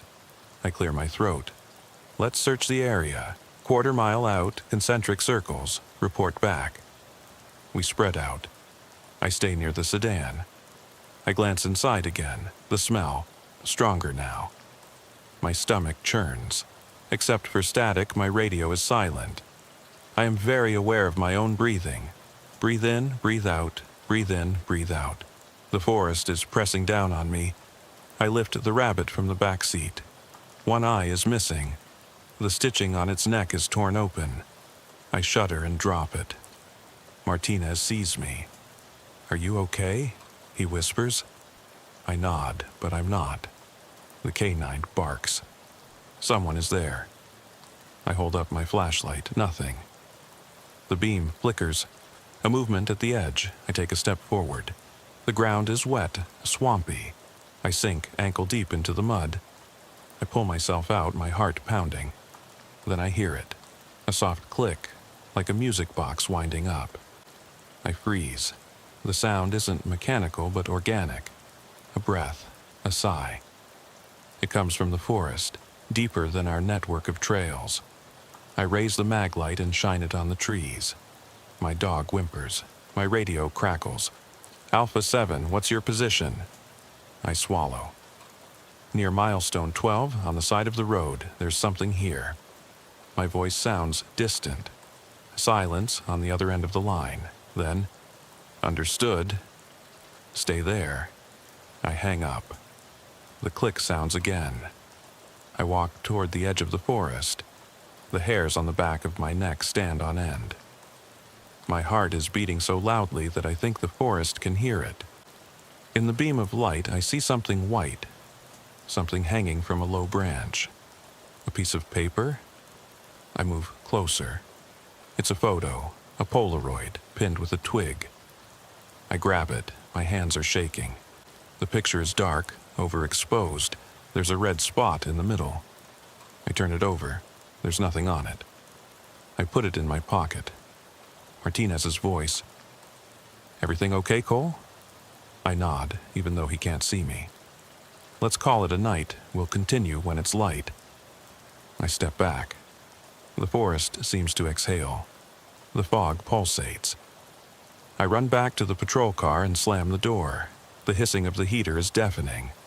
I enter the car's details into the system. Stolen 2 days ago in Camden County. Owner unknown. I look through the windshield at the forest. The branches sway, even though there is no wind. My reflection in the glass is pale and gaunt. I rub my face.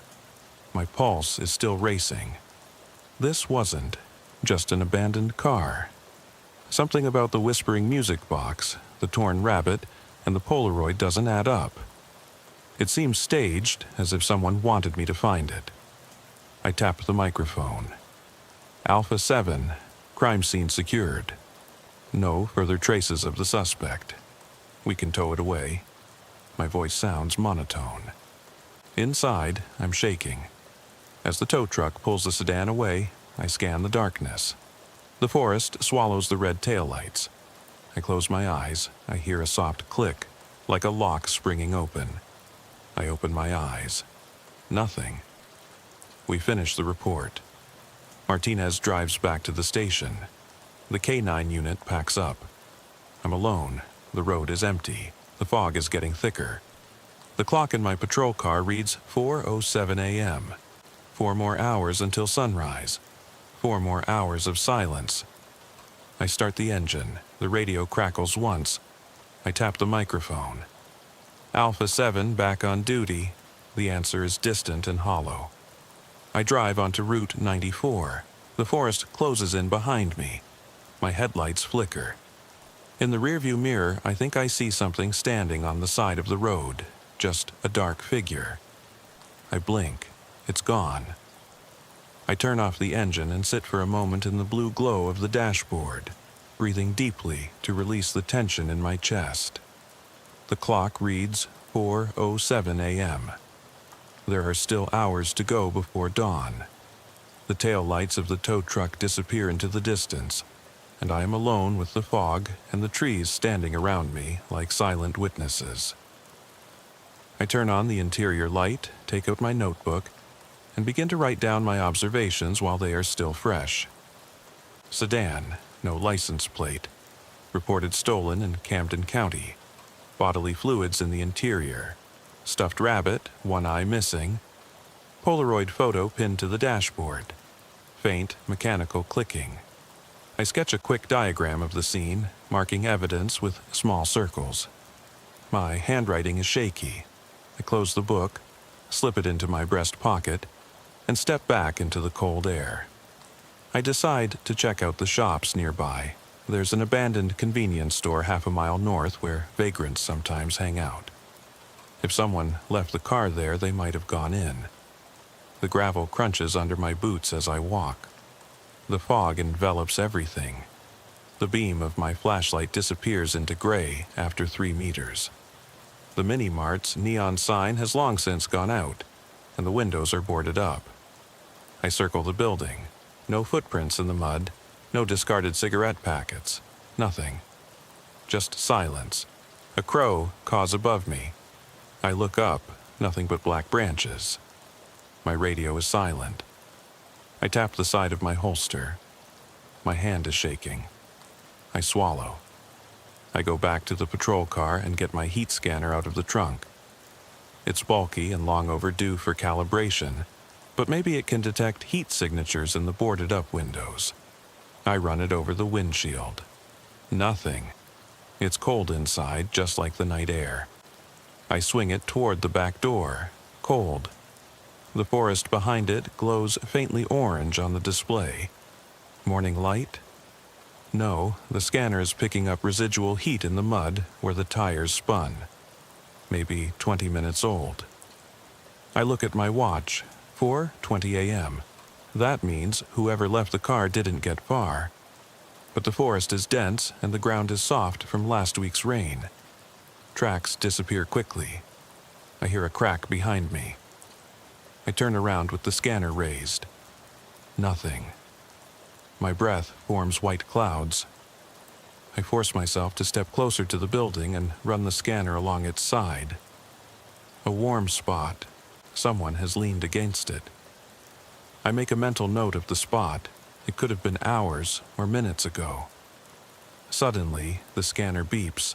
A heat signature is moving inside. My heart is pounding. I turn off the scanner and draw my weapon. Silence. I press my ear against the door. Nothing but my own pulse. I kick it lightly. The boards rattle. Dust falls down. I step back. "Police!" I shout. "If anyone is in there, come out with your hands up." Silence. I step inside. Flashlight and gun pointed into the darkness. The air is stifling. It smells of mold and decay. The beam of light falls on overturned shelves, scattered cans, broken glass. I move cautiously, all my senses on high alert. The scanner vibrates on my belt. It's still indicating movement behind the counter. I go around the corner, empty, except for a trail of small dark drops on the floor, blood. I follow it, crouch down and let the beam of light from my flashlight dance across the linoleum floor. The drops lead to the door of the storage room. I open it carefully. Inside, the concrete floor glistens with a thin layer of water, and more drops. They run toward a drain. I point my flashlight upward. Above me are rusty pipes. A ladder on the opposite wall leads into the darkness. I glance back into the hallway. No cover, no easy retreat. But I have to know. I start climbing. Every rung creaks. At the top is a trap door that is slightly ajar. I push it open and pull myself through. I emerge in a swirl of fog on the roof, my heart pounding. The roof is flat and lined with a low parapet. My flashlight catches the tracks of the tow truck on the gravel lot. They lead away. But there's no sign of anyone. The forest looms thickly behind me.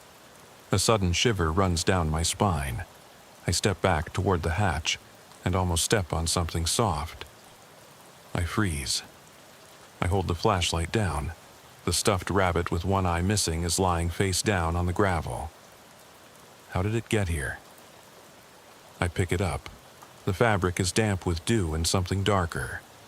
I drop it. It feels like a trap. From below, I hear Martinez's voice crackling over the radio. "Alpha 7, are you still there?" I swallow, wipe my palm on my uniform and reply, "On the roof of the convenience store. I found more evidence. The rabbit is here." "Understood, we're on our way." I glance at the edge of the roof. The fog clears for a moment and I think I see a silhouette between the pine trees. A large, hunched figure like the one I saw before. It tilts its head as if studying me, then disappears into the night. I shout, "Martinez, can you hear me?" There's someone on the roof. Negative, we don't see anything. I turn off the microphone. The figure is gone. My heart is pounding. I step back from the railing and keep my flashlight pointed at the tree line. The wind picks up and swirls leaves across the roof. Moments later, Martinez's flashlight beam appears in the hatch. He climbs up, K9 right behind him. The dog growls at the rabbit. Martinez kneels down and picks it up with his gloved hands. "That thing is creepy," he says quietly. I nod. "Yeah." We climb down and close the trap door. I lock it and put the key in my pocket. Back in the house, the blood trail ends at the drain in the storage room. I take a sample of the water and Martinez calls the forensic technician on the radio.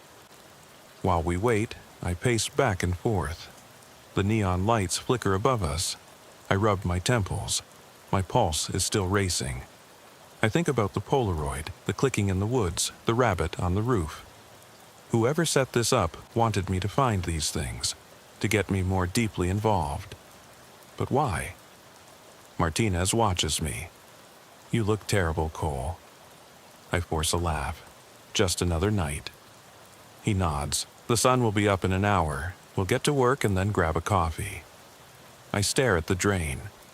The water in it is splashing, even though there is no wind. I kneel down and shine my flashlight into the grate. Blackness. I grab my mirror on a stick and hold it at an angle into the pipe. I see nothing, but I feel eyes on me. I flinch. Martinez clears his throat. "Ready to go?" I stand up. "Yes." We step out into the fog. I watch the door close behind us.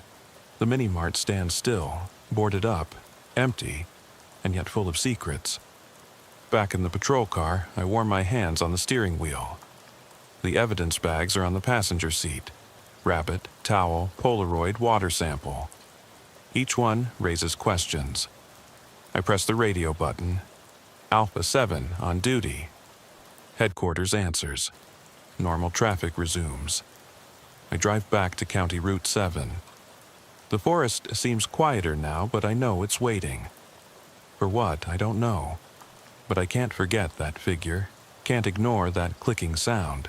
The road stretches out before me, dark and endless. My reflection looks tired, older. I clench my jaw. 4 more hours, then I'm off duty. 4 more hours of sitting with my thoughts, chasing shadows. I stay on Route 7 until the patrol car's heater finally thaws the frost off the windshield. Then I turn back onto the gravel strip where we found the sedan. The fog has thickened into a fine drizzle that forms beads on my jacket. My boots sink into the mud as I get out, and I pull the collar of my jacket up against the cold. The forest on either side is a wall of black trunks and tangled undergrowth. No moon, no stars, just the faint glow of my flashlight. The forensic technician has marked the drain and the boarded-up mini-mart as the primary crime scenes. But I can't shake the feeling that there's something else out here, just beyond my field of vision. I look at my watch, 4:45 a.m. Dawn is still too far away to matter. I radio headquarters, Alpha 7. I'm going to retrace the K9's original trail along the shoulder. Maybe we'll find something we missed. "Roger, Alpha 7, comes the reply.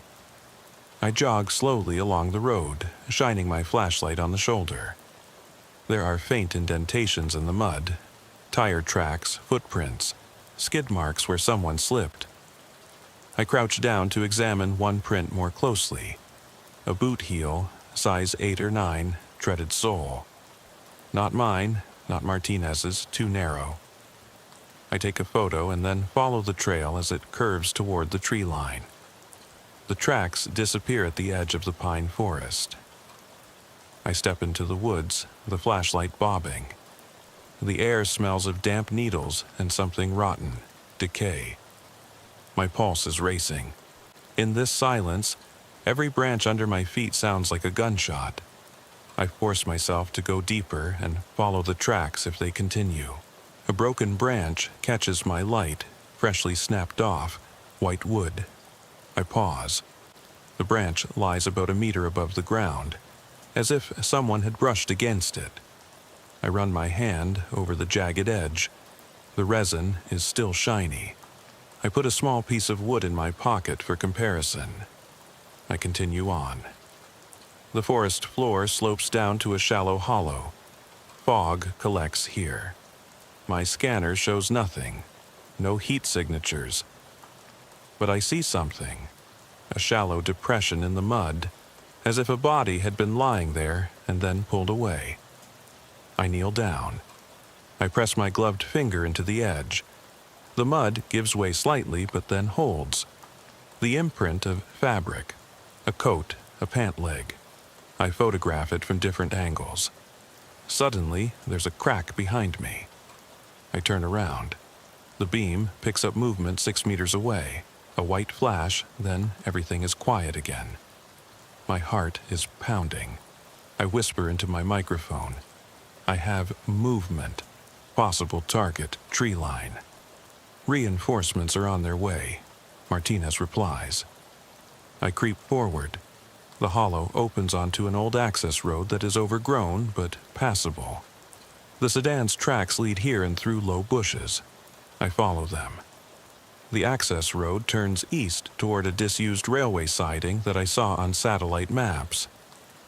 If someone were hiding, that's where they'd go. Industrial wasteland, broken concrete, rusted railroad cars. The access road ends at a dilapidated loading ramp. Rusty beams, broken windows, graffiti peeling away from the rain. The air is colder here. The beam of my flashlight dances across broken pallets and bent metal. I step onto the ramp. The wooden boards creak. I shine the beam of light across the open floor. Nothing, except in the far corner. A figure, a coat thrown over a beam, the sleeves empty. I approach. The lining of the coat is dark and soaked. I open it. Inside are scraps of paper, handwritten notes, torn photos. I fish one out, a Polaroid photo of the interior of a sedan, soaked in red, the same red smear. Scribbled on the back, "Find me." My breath catches. Someone left this here for me. I gather the papers. My hands are shaking. The boarded-up windows rattle in the wind. I hear it again, a click, soft but distinct like a camera shutter. I turn around. The beam of my flashlight sweeps across the empty lot. Nothing. I radio in. Alpha 7. I have notes. Someone has placed evidence in the dock. Recommend securing the area. Understood. Arriving in 2 minutes. I stuff the notes into an evidence bag and step back. The dock seems alive, eyes in the shadows. I force myself to breathe calmly. Breathe in, breathe out, breathe in, breathe out. Suddenly, there's a loud clang, a metal door somewhere deeper in the complex. I freeze. I listen. Another clang, followed by a scraping sound, as if something heavy is being dragged. It's coming from underneath the dock. I kneel down next to a grate in the floor. Through the cracks, I see darkness. I crouch lower and press my ear against the metal, a faint scratching, then silence. My skin tingles. I draw my weapon. I push the grate open. Cold air rushes in, carrying the smell of decay. I shine my flashlight into the opening. The crawl space below is black, narrow, and littered with debris. The scratching starts again, quiet, deliberate. Something moves beneath me. My radio crackles. Alpha 7, do you read me? I whisper. I'm investigating a possible access point below deck. I need a K9 down here. Then silence. Understood. K9 is on its way. I lower myself into the crawl space and slide on my stomach over the broken concrete. The beam from my maglite flashlight dances on pipes and wood. The room slopes downward. The scratching is closer now. I crawl forward inch by inch. Then a white flash, cloth. A hand emerges from the shadows, pale and thin, brushing against a pipe. I suppress a scream and hold my weapon ready. "Show yourself," I bark. The hand withdrew. A figure crawled into view, hunched over, shoulders trembling, face hidden. I pointed my flashlight at her. I saw her eyes, wide open, full of fear. The figure stopped. I saw that it was a woman, young, her clothes muddy, her face smeared. "Help me," she whispered. Her voice breaks something inside me. I lower my weapon. "You're safe. I'm Officer Cole." She hesitates, then nods. She crawls toward me. Her leg is bent at a strange angle. She winces. I shine the flashlight on her calf. Dark bruises, swelling. She must have fallen. I lift her arms. She's light. I carry her halfway, half dragging her back to the vent. She moans softly. I radio, I have a possible casualty, female, injured, in a crawlspace under the dock. "We're on our way," Martinez replies. I pull her through the opening. She collapses against me, gasping for breath. I lay her on the floor of the dock. Her eyes fix on mine, wild, grateful. Behind her, in the shadows, the access road lies empty. The fog rolls in. I have the feeling that something is watching me. Martinez and K9 arrive. The dog sniffs the air, whines, and jumps forward, his nose pressed against the ventilation opening. I nod. We lift the grate. The dog peeks inside, then back at me, the hair on his neck bristling. We help the woman to her feet. She is trembling. I put my jacket around her. She whispers, "He took my sister." My heart is pounding. "Your sister?" She nods, tears glistening in her eyes. "Please, you have to find her." I look at the jetty, the forest behind it, the access road leading into the darkness. The pieces fit together to form a grim picture. A stolen car, staged clues, a trap, a missing child. I grip my maglite tighter. "Ma'am, you're safe now. We'll find her." But as I speak, the distant clicking echoes again, as if a camera is capturing this moment. I turn around. No one is there. The forest floor beneath my boots gives way. A fresh footprint is visible in the dampness. Size 38, narrow heel. It leads back to the crawlspace. I crouch down at the edge of the crawlspace opening, the woman's words echoing in my head. "He took my sister." Fog swirls around the beams of the loading dock and my flashlight trembles in my hand. In the distance, sirens can be heard faintly. Forensic investigators and reinforcements are on their way. But out here, in this half-ruined place, time seems to stand still.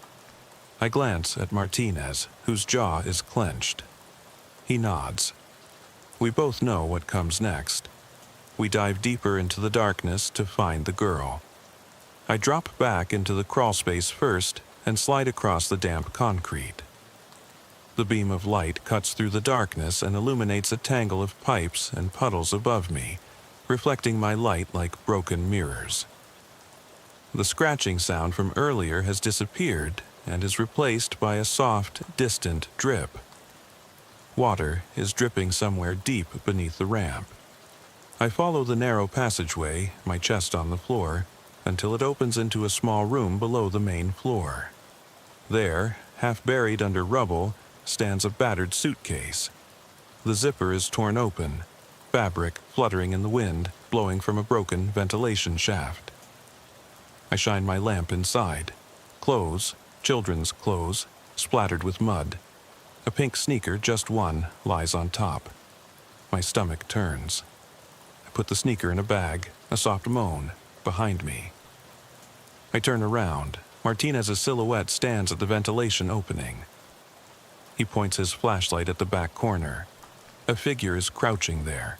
Another girl, younger, her eyes closed, breathing shallowly. I rush over. Her face is pale, her cheeks smeared. I feel her pulse. Weak, but there. She's alive, I murmur. I lift her carefully. She slips into my arms like a rag doll. I radio, Alpha 7, I have 2 women, 1 adult and 1 teenager in the crawl space. Both are injured. Send an ambulance and secure the area. Understood, comes the reply. I climb through the ventilation shaft with the child in my arms. The loading ramp now seems infinitely large, every shadow a potential threat.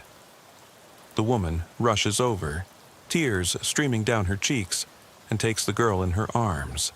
They hug each other and sob. I step back, watching them, my heart pounding. Then I see them. Footprints in the mud leading away from the ramp toward the tracks. 2 pairs, one from an adult, one from a child. Both small and narrow, probably not mine or Martinez's. They lead east along the old tracks. I kneel down and follow the tracks with my flashlight. The rain gets heavier and blurs the edges, but the tracks remain visible. I stand up. Martinez, let's follow them, now. He catches up, canine beside him. The dog sniffs at the tracks, then rushes forward and barks once. We sprint after him, our boots slipping in the mud. The sleepers are slippery, weeds brush against our legs. The night air is filled with the sound of dripping water and the distant rumbling of an invisible train. Or maybe it's just my racing pulse. The tracks lead to a clearing in a rocky slope. The forest towers above us. The footprints lead from the sleepers into the undergrowth. I pause. The dog has his nose to the ground, his tail stiff. I follow his trail into the trees. There, a clearing around an abandoned freight car. Rusty steel, the doors are open. The footprints lead into the car. I signal to Martinez. He draws his gun. I raise my mag light. "Police!" I shout. "Come out with your hands up." Silence. Then a whisper from the car. "Help! Me!" The voice of a child, full of fear.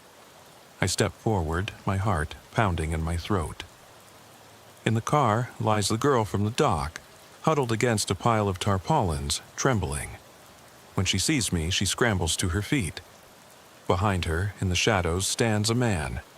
Tall, slim, his face hidden under a hood. He's holding something in his hand that glints faintly, a camera. I freeze. "Step back," I order. He tilts his head. "You found her," he says quietly. His voice is calm, almost amused. "Good." I approach cautiously. "Who are you? What's going on here?" He holds up the camera. "I'm documenting," he says. "I'm preserving history." He points to the girls. "They're safe now. You saved them." Martinez goes over to him and stands next to him. "Put that away, hands where we can see them." He smiles, and for a moment I think he's going to obey. Then he slips between the freight car and the loading doors and disappears into the night. I shout, "After him!" The dog jumps past me and barks. We rush out of the freight car into the rain. Footprints lead away, from an adult. I follow them, my heart pounding. The forest floor is treacherous, roots, mud, hidden holes. The pounding rain drowns out my radio. On a hill, I lose the tracks. I pause and listen. Only the rain and the dog's panting can be heard. Then, click. Somewhere in front of me, a camera shutter is released. I freeze. The sound is intimate, personal, as if he is capturing this moment. I sneak forward. The trees open up into a small clearing around the ruins of a chapel. The stone walls are half collapsed, the stained glass windows long gone. Moonlight flickers through the clouds. The man stands in the middle and points the camera at me. "This is it," he says. "The last picture." I hold my flashlight tighter. "Let the girls go." He raises the camera. "One last photo." The flash goes off. bright, confusing. For a moment, I see him clearly. Pale skin, sunken cheeks, eyes wide open with fanatical calm. Then, the afterimage of the flash burns behind my eyelids. When I can see again, he's gone. The clearing is empty. The beam of my flashlight falls on a piece of paper taped to a broken church pew. A single word: watch. I sink to my knees, my heart racing. The girls' voices call out behind me. I turn around. They are standing at the edge of the clearing, safe, looking frightened. I rush over to them, hugging the younger one, then the older one. "Let's go," I say. We rush back to the patrol car, through mud, through rain, without looking back. The foundation of the chapel stands still, empty except for the piece of paper. Back on the road, Martinez meets us with his headlights. He leads the women to the patrol car. I put the paper in a bag. My hands are shaking. "Find out who did this," I say to Martinez. He nods. I'm on it. As we drive away, I look at the edge of the forest. In the rearview mirror, the foundation of the chapel disappears into the darkness, but I know it's there, waiting. When we reach the station, the first pale rays of sunlight break through. The girls are in the care of the emergency services. I hand over the evidence: the sneaker, the rabbit, the Polaroid, the notes, the piece of paper from the chapel. Each item feels heavier than the last. But one thing is missing: the camera. I stand in the empty parking lot, the engine idling, and listen. The wind rustles in the trees. Morning traffic noise comes from the radio. I tap my microphone. Alpha 7, clear. No answer. I exhale. The night shift is over, for now. But the story isn't over yet. Because somewhere out there, he's watching everything. He's capturing every moment. And I know I haven't seen the last twist yet. I enter the station with tense shoulders. The detectives on the day shift are taking over. I'll brief them. But in my pocket, the note rattles against my keys. I unfold it. On the back is another message: "Until next time." I clench my jaw. I fold the note carefully and put it in an evidence envelope. Morning light streams through the tall windows of the police station as I enter, my boots clattering on the tile floor. Forensics is already at work. Martinez's K9 unit is standing next to the processing table, sniffing the rabbit and the Polaroid photo. The detectives on the day shift are crowded into the briefing room, curiosity written all over their faces. I'm Officer Ryan Cole, night shift, back from hell. I clear my throat. I'll take the briefing. They gather around. I lay out the evidence: the sedan with no license plates, biological traces inside, the rabbit, the torn sneaker, the Polaroids, handwritten notes, the last note with "watch" written on it, and "see you next time" underneath. I watch their faces. Their eyes narrow, pens scratch. Detective Harper leans back. "So our suspect staged everything to play with you?" I nod. He wanted me to find it. He wanted me to chase him. Harper glances at Martinez. "Anything on the fingerprints?" Martinez shakes his head. Nothing matches. The wood splinter from the tree, the mud from the crawl space. They're sending everything to the lab. But the chain of evidence is airtight. I step forward. And the camera, no sign of it. Silence. Then Detective Liu speaks. "A camera that's so hard to find, and assuming he kept the film, then he has evidence against you, against the girls, against everything.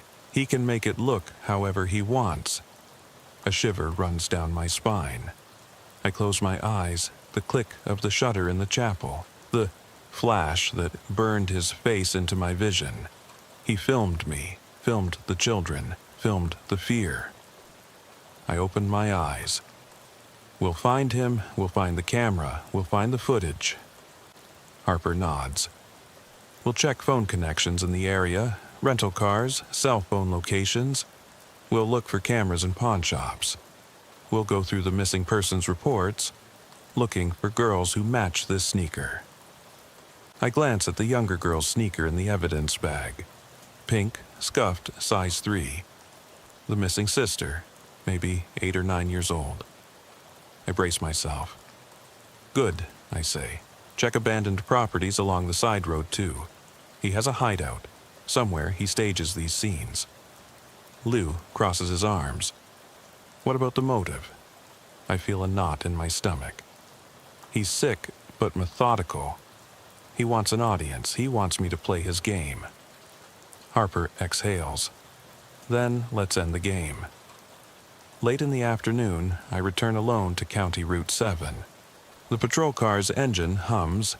I park it in the same spot where I started. The grassy strip along the side of the road is now empty. No sedan, no evidence markers, just dew on the blades of grass. I get out, my boots sinking into the wet mud. The pine trees stand like silent sentinels. I retrace my steps from the previous night. My flashlight turned off. I move slowly. The convenience store, the drain grate, the access road, the loading dock, the entrance to the crawl space. An echo reverberates at every spot. I kneel down by the drain. There is still water there. I tap the grate with my baton. No clicking, no signs of tampering. I walk along the access road. The broken branch is gone. The hollow where the suitcase lay is overgrown again. The railway siding is quiet. The freight car stands there rusted, its doors open. I climb in. Rain seeps through the holes in the roof. The floor is bare. No suitcase, no footprints, no sign that 2 frightened girls ever crouched here. I'm shaking. The memory is too vivid. The older sister's tear-stained face, the younger one's sobs, the man's calm voice. They found them. Everything is gone. I step back into the clearing. The foundations of the chapel are still there, the stone walls black with moss. I walk over to the broken bench where the first note was attached. I kneel down. Nothing but lichen. I press my palm against the cool stone. A breeze blows. Leaves rustle. I close my eyes. I could swear I hear it. The soft whirring of a music box, distant, fading away. I open my eyes. The clearing is empty. I stand up. I tap my radio. Alpha 7 to headquarters. Maintenance work on Route 7 complete. No further action required. Roger, comes the reply. I get into the patrol car. As I pull out onto the road, I glance in the rearview mirror. For a heartbeat, I think I see something standing at the edge of the trees. A tall, thin silhouette with its head bowed. I blink. Nothing. I drive on. When I get home, I take the note out of my pocket. The envelope is sealed as evidence, but I have a copy. I unfold it. Until next time. I tap the line below, tiny indentations, as if it had been written over several times. I hold it up to the light. On the back, I discover more characters, almost invisible. I press lightly on the back with a pencil to shade the paper. Letters appear. I'm always watching you. My breath catches. I fold the paper and slip it into a drawer. I lock it. That night, I lie in bed, my uniform folded on a chair. The clock reads 2:47 a.m. Sleep won't come. The memory of her voice, "Help me," echoes in my head. I reach for my phone and scroll through the files. Photos of the rabbit, the sneaker, the Polaroid. I pause at the Polaroid, the red stain, the empty seat. I zoom in. In the background, shadowy in the shadows, I think I recognize a face peering through the rear window. I blink. It's gone. I put my phone away. My heart is racing. I turn off the light. The darkness presses down on me. I lie still and listen. A soft click, a camera shutter, echoes in my head. I sit up.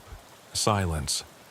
I whisper into the darkness, "I'm ready," and I know he'll come back.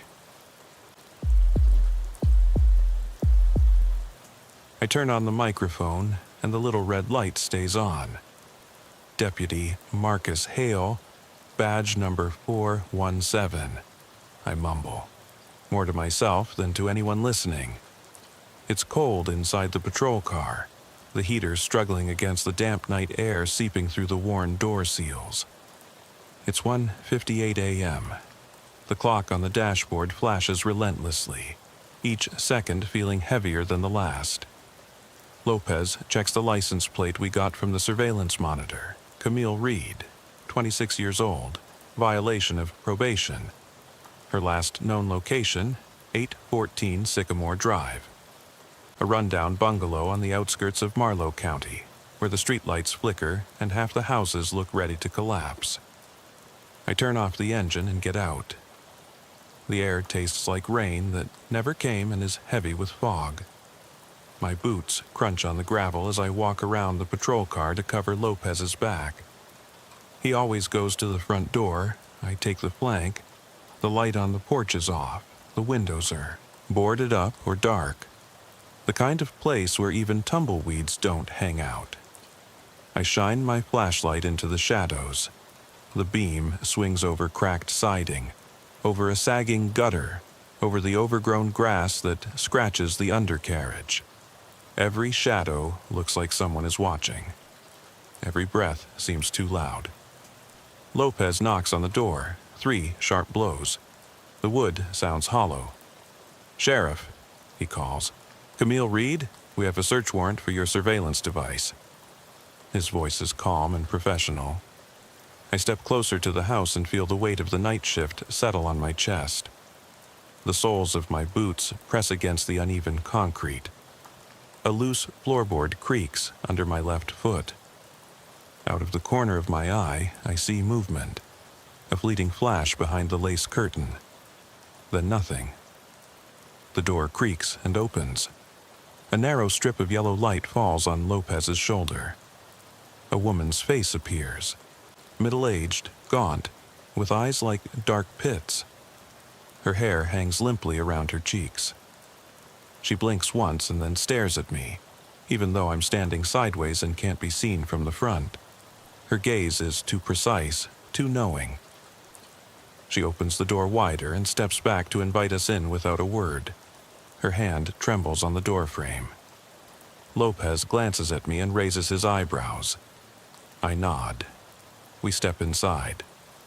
Inside, the air is stuffy and smells sour, like something rotten. The only light bulb on the ceiling sways gently, casting long, shaky shadows on the worn carpet.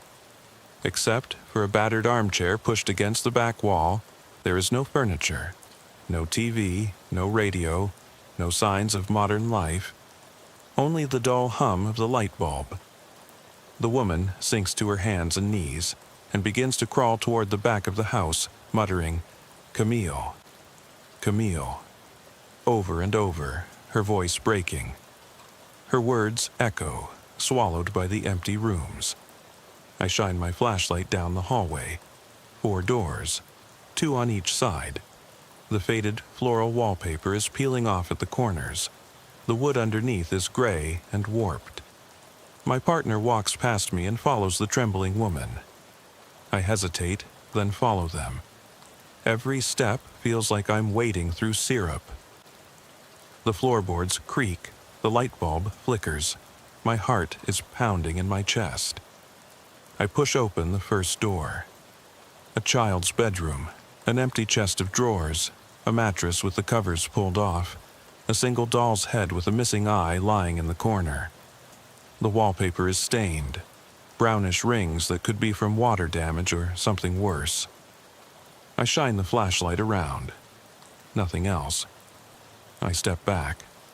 The hallway seems longer than before. The door I just left is now further down the hall. I blink. A moment ago it wasn't there. Lopez is in the next room, knocking quietly on a cupboard door.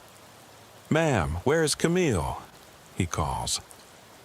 The woman's voice answers behind me, a rough whisper. "She's here." I turn around.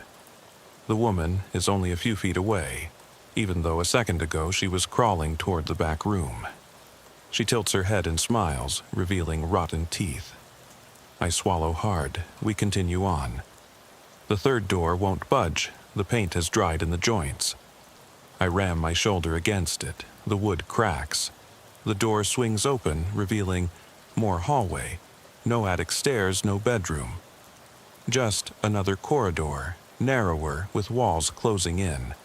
The light bulb above us hangs lower here and flickers faster. My flashlight shines on something scribbled on the wall with what looks like red mud. Come and hold me. The letters are sloppy, urgent. My radio crackles. Headquarters. Hale, Lopez, everything okay? I glance at the clock on the dashboard. 2:10 a.m. 8 minutes since we arrived. Confirmed, I reply. No sign of the target yet. The emptiness weighs on me. Even the voice on the radio sounds far away, as if coming through water. We go back to the front, but the layout of the room has changed again. A door we passed is now closed. Another one we opened has disappeared. I shine my flashlight at the ceiling. The light flickers, but apart from a faint glow around it, there is nothing to be seen. Every breath echoes. My pulse is racing. My throat is dry. Lopez stops at a door. It's locked from the inside, he says. I try to turn the handle. It doesn't move. I push against it. The door wobbles but holds. A faint scratching sound comes from the other side, like nails on wood. Then silence. Behind me, the woman's voice rises.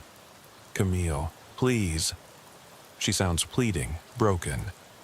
I shine my flashlight down the hallway. She's gone. I turn back to the door. The knob begins to turn slowly by itself. My hand jumps to my holster. The door swings open and reveals a child's bedroom. In the middle stands a wooden cradle, rocking gently, even though there is no breeze. The doll's head from earlier is here too, sitting in the cradle, and a glass eye reflects the beam of my flashlight. I step closer. The floor gives way beneath my feet. A soft click behind me. I turn around. The door slams shut. My heart is pounding as I throw open the door. No sign of the woman or Lopez. The hallway behind me is empty. The cradle stops rocking. I step out and call, "Lopez?" My voice sounds quiet. The beam of my flashlight dances along the hallway. At the end, where the hallway should turn left toward the stairs, there is instead a solid wall, freshly painted, without joints, without a door. I rush back to the front room. The armchair is gone. The single light bulb now hangs from bare wires and swings violently. The woman sits in the middle of the room, rocking back and forth, her back cracking with every movement, singing Camille like a mantra. Lopez stands in the corner, the flashlight pointed at her, his eyes wide open. "We have to get out of here," he shouts over the woman singing. I step forward. "Ma'am, we're leaving." The woman looks up. Her eyes are completely black. She forms words silently with her lips. Then she hisses, and the light bulb shatters. Darkness fills the room. My flashlight flickers. I hear a rustling sound at my feet. Something brushes against my boot.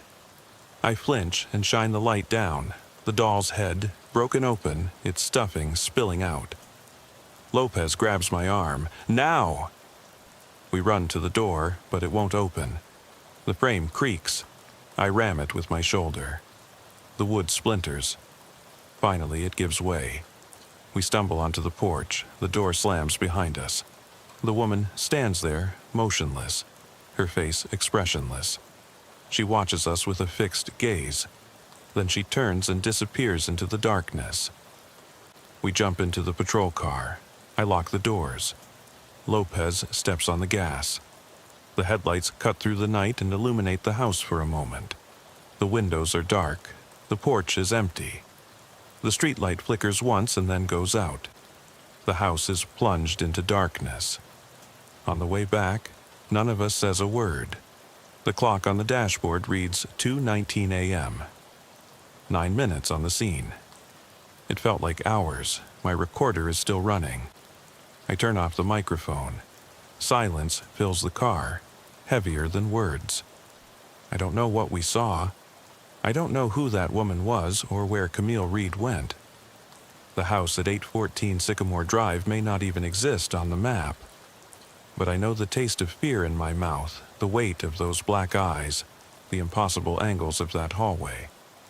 And I know that the late shift will never be the same again. I glance at Lopez. His knuckles are white with tension on the steering wheel. We exchange a look that says it all. We came here for a violation of the terms of release. We found something completely different. The night envelops us, thick and relentless. And I realize that the night shift isn't about chasing criminals. It's about surviving what lurks in the darkness when no one else is watching. I press record again. The red light flashes warningly. 2:20 a.m. Lopez's patrol car is behind me with its headlights off, a standard procedure for a covert approach, but nothing feels normal tonight. I step back onto the porch of 814 Sycamore Drive. The wood under my boots is splintered where we broke down the door. The cold air smells of damp earth and old smoke. I push the door open. It swings inward, revealing a pitch-black interior. No light bulbs, no furniture, just empty space that swallows the beam of my flashlight. Lopez follows me, squinting. "Where did she go?" he mutters. I shine the flashlight across the floor. The doll's head lies broken in the corner. Its single glass eye stares at us. I bend down and put it in an evidence bag. "Something's not right here," I say. "This isn't Camille Reed's house." Maybe it never was. We walk down the hallway. The walls are now bare. No peeling floral wallpaper, no scribbled messages. It's as if the house has reset itself. Identical doors line both sides. I try the first one, locked. The second is sealed with paint again. The third opens into darkness. I step inside. My light falls on a staircase leading down under the floorboards. An interior basement entrance that isn't marked on the floor plan. The steps are narrow, steep, and covered in dust. "Basement?" asks Lopez. His voice echoes. I nod. "Stay close to me." We descend. The air grows colder. The beam of light flickers across the damp concrete walls. Far below, I see a figure, a blanket draped over something. I approach. The figure moves. My heart races. I turn on the lamp. It's a body-shaped pile of rags. No sign of Camille, just old clothes and a broken baby doll lying in the folds. A soft whisper comes from the darkness behind me. "Camille." I turn around. Lopez is gone. My radio crackles. Static, then silence. I call his name. Footsteps, quick, clattering on concrete. Echo. The beam of light flickers wildly. In the far corner, I see the woman standing with her back to me, whispering with trembling shoulders. I step forward. "Lopez." She turns around. Her eyes glow in the light, black pits. She raises a finger and points up, the stairs. Then she scurries away on all fours and disappears into an opening I hadn't noticed before. Adrenaline rushes through my body. I run after her, squeezing through the narrow gap into a crawl space. The ceiling is low. I crawl on my hands and knees over wooden beams. The flashlight bounces around, illuminating insulation material and support beams. The crawl space rises upward. I follow it until I come to a room, perhaps Camille's bedroom. In the middle stands a child's bed. The walls are painted a sickly pastel color. They are covered with scribbles, names, dates, times, all crossed out. My head is spinning. I step forward and read one of the scribbles. Found at 2:15 a.m. Below, it is written, "Lost at 2:17 a.m. My watch shows 2:20 a.m. Time has no meaning here. A floorboard creaks. I turn around. Lopez stands pale in the doorway. We have to get out of here, he says. His voice is shaking. I glance at the crib. Above it, a mobile is slowly spinning, even though there is no breeze. Attached to it is a small ankle bracelet transmitter, Camille's monitoring device. The battery is dead. I reach for it. The moment my fingers touch the strap, the mobile stops spinning. The room falls silent. Then the door slams shut. I yank at it, locked. My radio crackles. Hale? Are you there? Headquarters. The sound is far away, faint. I pound on the door. Headquarters, we need backup. Silence. Behind me, the cell phone starts ringing again. The doll's head from earlier is now sitting in the cradle, leaning against the monitor. Its only eye reflects the moonlight shining through a small window. I can feel it, the panic of my partner behind me. I turn around. The woman is standing in the corner, rocking back and forth on her knees and singing. But her voice is different now, tense, urgent. Find Camille. I step toward the door and ram it with my shoulder. Wood splinters. She jumps up. I grab Lopez by the arm. Let's go. We sprint up the crawl space, through the basement, up the stairs. The hallway seems endless. Doors disappear and reappear. The light bulb above us flickers, then goes out. The beam of my flashlight narrows. I hear something scurrying behind the light. A whisper. Camille. We rush out the front door into the night. The woman is gone. The house stands still. I look at my watch. 2:23 a.m., 3 minutes since the start of part 2. My recording device is still running. We don't say a word as we drive away. The doll's black eye reflects the light from the street lamp. I put the ankle bracelet in my pocket as the evidence. Lopez glances at me. We'll come back with backup, he says. I nod, but I know we won't. Some places don't want to be found twice. I turn off the microphone. The red light goes out. The night shift continues indifferent. I press the record button again. The red LED lights up mockingly. It's 2:25 in the morning. Lopez's patrol car is waiting with the engine humming quietly, ready to go. I take a deep breath and pull my shoulders up to protect myself from the cold that's penetrating my uniform. We promised ourselves that Part 3 would be the last. Call for backup, storm the place, find Camille Reed, and be done. But none of us believe that anymore. I step onto the porch of 814 Sycamore Drive. The wood creaks under my weight, each creak echoing through the night. I push the door open. Inside, the darkness swallows the beam of my flashlight. A faint smell of mold and something coppery, like old blood, hangs in the air. There is no light bulb hanging above us. The only bare socket sits empty, black as an eye. The silence is thick. Stay close to me, I whispered to Lopez, even though my voice sounds hollow in the emptiness. We move as one, me in front, him 2 steps behind, down the hallway that shouldn't really exist. The walls here are bare concrete, damp to the touch and dripping in places. Water droplets beat on my sleeve. My boots splash in shallow puddles that weren't there before. The layout has changed again. The hallway on the 2nd floor leads down to this basement corridor without a door or stairs. This is impossible architecture. We follow the corridor to a T-junction. On the left is a heavy metal door with the word "Service" written on it. On the right is darkness. I direct the beam to the left. The door is dented and rusted. At eye level is a small barred window. I crouch down and press my face against the bars. Inside, Camille Reed's surveillance device attached to a pipe. No Camille. The device's LED is dark. I knock on the door. Deputy Hale, open up. My knuckles are burning.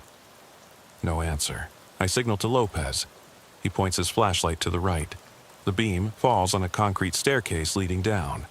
A cold draft blows upward, carrying a faint sob. Camille or the woman? I swallow. Basement 2, I say. Let's go. We slip down the stairs.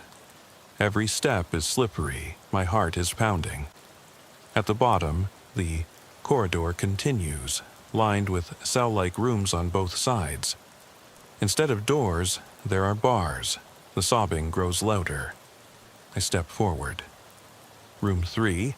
Inside, a single cot and a figure curled up in a fetal position, trembling. Blonde hair sticks to her face. I shine the flashlight. It's not Camille. It's the woman with gray hair, rocking back and forth and whispering Camille's name. Her lips move, but no sound comes out. The sobbing comes from deeper within. I move on. Room 4, empty. Room 5, empty. Room 6, a small desk with papers scattered on it. Photocopies of arrest reports, maps of the district, red circles around Sycamore Drive. Handwritten notes in the margins. She came here. She never left. My stomach tightens. A soft click behind me. I turn around. Lopez stands pale in the doorway of room 7. He points to something. I follow his gaze. At the other end of the hallway is a door I've never seen before. Light shines through the crack, golden, warm, impossible. I approach. The sobbing stops. The silence is louder than the crying. My hand trembles on the doorknob. I exchange a glance with Lopez. He nods.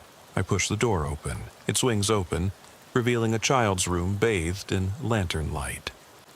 The walls are painted dark green. A rocking chair moves slowly on its own.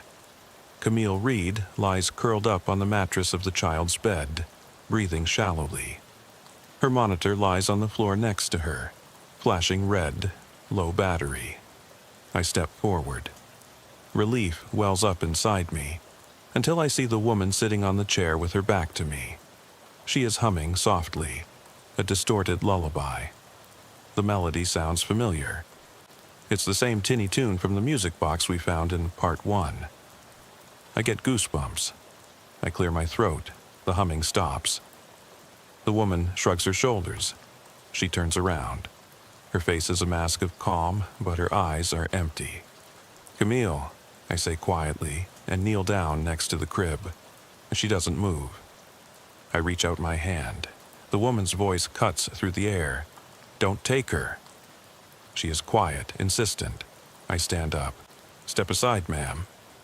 My tone is firm. The woman smiles. She stands up slowly and deliberately and places a hand on the crib rail. The light flickers. Shadows stretch across the floor like creeping creatures. Lopez points his flashlight at the woman. "Deputy Hale, get Camille and go." His voice trembles. I walk around the crib. My boot hits the monitor. It stops flashing. The screen goes black. Camille lies motionless. I crouch down. "Camille," I whisper, placing a hand on her shoulder. Her skin is ice cold. My heart sinks. Not dead, unconscious. I carefully lift her into my arms. She's lighter than I expected. The woman steps forward and blocks the door. "She's mine," she says. Her voice echoes off the walls. The room temperature drops. My breath forms little clouds in the air. I hold Camille tighter. "Ma'am, go," I say. My voice is calm, but inside I'm screaming. She laughs, a hollow sound. The lanterns flicker. Darkness engulfs the corners. Only the light from the crib remains on. Camille stirs. Her eyes fly open. She sees me, confusion giving way to horror. She clings to my uniform and whispers, "Help me." I lift her up and carry her back to the door. The woman lunges at us. I push Camille into Lopez's arms. He catches her. I turn to the woman. She is now standing by the crib, running her fingers over the mattress. Then she snaps her fingers, and the mattress disappears. Camille stands swaying in the empty bed frame. The monitor falls to the floor with a loud clatter. The woman tilts her head. "Stay here," she whispers. Her lips barely move. I step forward and grab Camille. Lopez fires a warning shot into the ceiling. The beam of his flashlight wobbles. The woman dissolves into shadows and disappears. The door behind me slams shut. I yank the handle. It's locked. Camille screams and I hold her tight. My radio crackles. "Hale, are you safe? What's your position?" My voice fails me. "We need help. We may have a hostage." The affirmative response from headquarters is drowned out by Camille's sobs. I glance at Lopez. He rams his boot against the door. The wood splinters. Finally, it gives way. We rush into the hallway. The bars of the cells rattle. The woman's voice echoes behind us, calling Camille's name. We run, holding Camille close, and hurry up the stairs. At the top, the hallway is again marked by peeling wallpaper and flaking moldings. The windows reveal a cloudy, moonless sky.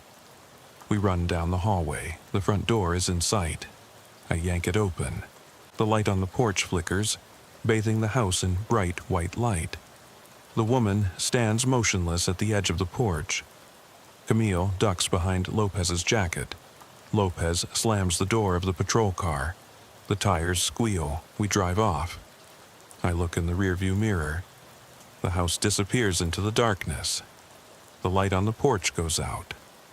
No woman, no movement. Just the black silhouette of a bungalow on a deserted street. I turn off the microphone. The red light goes out. Camille is safe and breathing heavily. Lopez looks at me. "We got her," he says quietly. I nod, my heart still pounding. "Yes, we got her. But I know we didn't get her.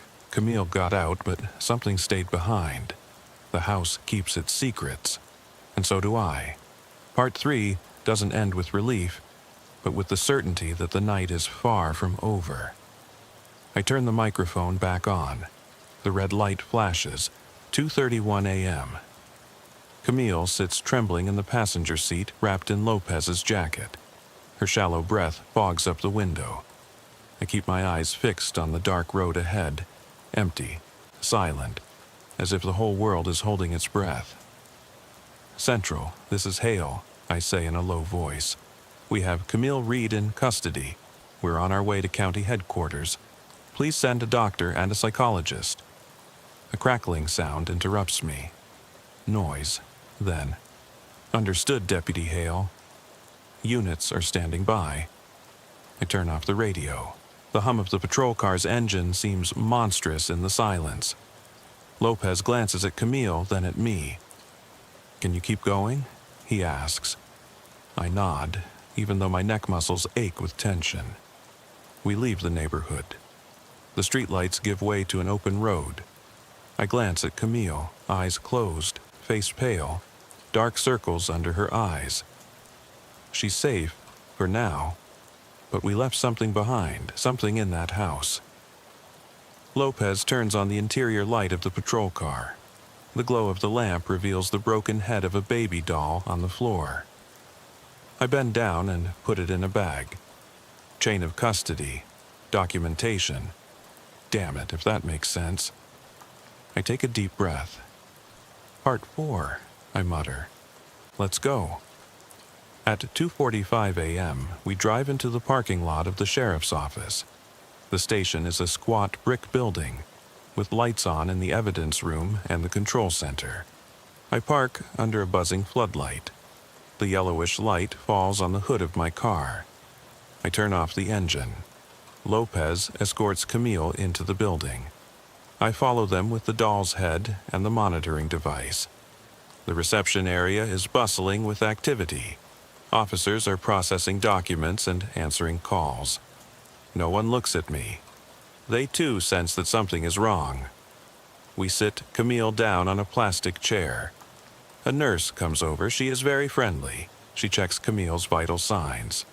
Camille whispers, "I heard them, singing." The nurse nods and speaks quietly. I step back. In the interrogation room, I place the monitor and the doll's head on the table. The forensic technician takes photos. The serial number on the monitor matches Camille's file. The doll's head, No fingerprints, no DNA, it's just a toy, but its eye seems to shine with determination. I fill out the report. Time on site, 20 minutes. Report, person found unconscious in apartment. Evidence of structural anomalies, possible mental disorder of the resident. Filed under unfounded, unusual. The usual code for we can't explain it. At 3:10 a.m., I enter the locker room. I take off my duty belt, taser, flashlight, radio, handcuffs, all heavy with memories. I wash my face and stare at my reflection. The neon lights flicker. My eyes look tortured. There's a knock at the door. Captain Reyes. She enters, arms crossed. "Hail," she says. "I read your preliminary report. You and Lopez brought her in unharmed. Good work." Her tone is neutral, but I see a hint of concern in her eyes. "You both look terrible. Is everything okay?" I nod reluctantly. "Just the shift, ma'am." She looks me over. "Get some rest. I'm holding a meeting at 9 a.m. Bring Lopez with you." She turns and leaves. The buzz of the door echoes. I put away my equipment. I drive home in the gray dawn. The sky is brightening, but the weight on my chest isn't getting any lighter. I turn into the driveway of my semi-detached house. The light on the porch is off. I sit there for a moment with the engine running, thinking about the winding hallway, the sealed doors, the duty roster, the barred cells. I think of the woman's lullaby, the cot, the cradle, Camille lying unconscious in my arms. Inside, the apartment is dark. I flip the light switch in the kitchen, it flickers and hums, and place the evidence bag on the table. My cell phone vibrates, a text message from Lopez, a single word, "Are you still alive?" I text back, "Barely." I take off my uniform and take a shower. The water is cold. I scrub my scalp until my skin tingles. I think I'm washing away more than just sweat. But when I step out of the shower, the smell of damp earth and old smoke clings to me. I dry myself off and stare into the mirror. The person looking back at me is a stranger with tired eyes. At 4:15 a.m., I crawl into bed. Half of my partner's mattress is empty. I stare at the ceiling. Sleep won't come. But the images from the crawl space keep playing over and over in my head. The service door, the woman's black eyes. I close my eyes and see the doll's single, I, reflecting the light from the lantern. At 8:50 a.m., my alarm clock rings. I lie still, my body aches, my thoughts race. I sit up and look at the clock, 20 minutes until the meeting. I get dressed and grab my notes. In daylight, the station looks different, sterile, ordinary. But I know what lurks here when the lights go out. Captain Reyes's office. We stand in a circle. Lopez, the forensic technician, the operations center, our shift supervisor. They ask routine questions, timeline, break-in, escape route, chain of evidence, condition of the person.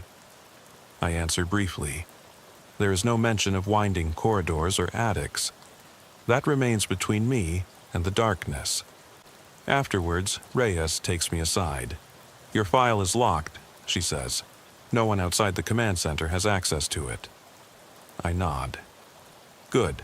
She hesitates. "If you need time off." I shake my head. "No, ma'am, I'll keep driving." At 10:30 a.m., I'm back in my patrol car doing my routine rounds. The sun is shining brightly. Children are waiting at bus stops. Lawnmowers are buzzing. The world is normal. I drive through the suburb, Sycamore Drive, which now looks cheerful in the daylight. Manicured lawns, pastel-colored house facades, children's toys on the porches. The house at number 814 is boarded up, and there's a for sale sign in the yard. The real estate agent's number is crossed out. I roll down the window. The breeze is warm. I take a deep breath. Nothing moves, no lullaby, no woman, no Camille, just silence. I drive on, but I know that night will return. The night shift will call me back, and when it does, I will answer, because someone has to face what lurks in the darkness. I turn off the recording device. The red light goes out. The world hums with daytime life. But I carry the night inside me, shadows that sleep can never completely dispel. I put the patrol car in park and turn off the engine. The morning sun shines diagonally through the windshield, turning the dashboard into a glistening oven. I sit still for a moment and listen to the world around me, waking up. Birds, distant lawnmowers, children's laughter drifting over from a nearby playground. It feels like a different life, but the lump in my chest reminds me that the night is still alive inside me. I get out, lock the doors, and take my coffee cup from the passenger seat. The heat rises in the cool air. I take a sip and stare at the road home, knowing that I still have hours to go before my next shift. I should rest, get some sleep before my shift starts tonight. But sleep feels dangerous now. As soon as I close my eyes, I see her face in the dark hallway. The woman with the black eyes crawling on her hands and knees, whispering, "Camille." I force myself to drive home. Everything is normal in the semi-detached house.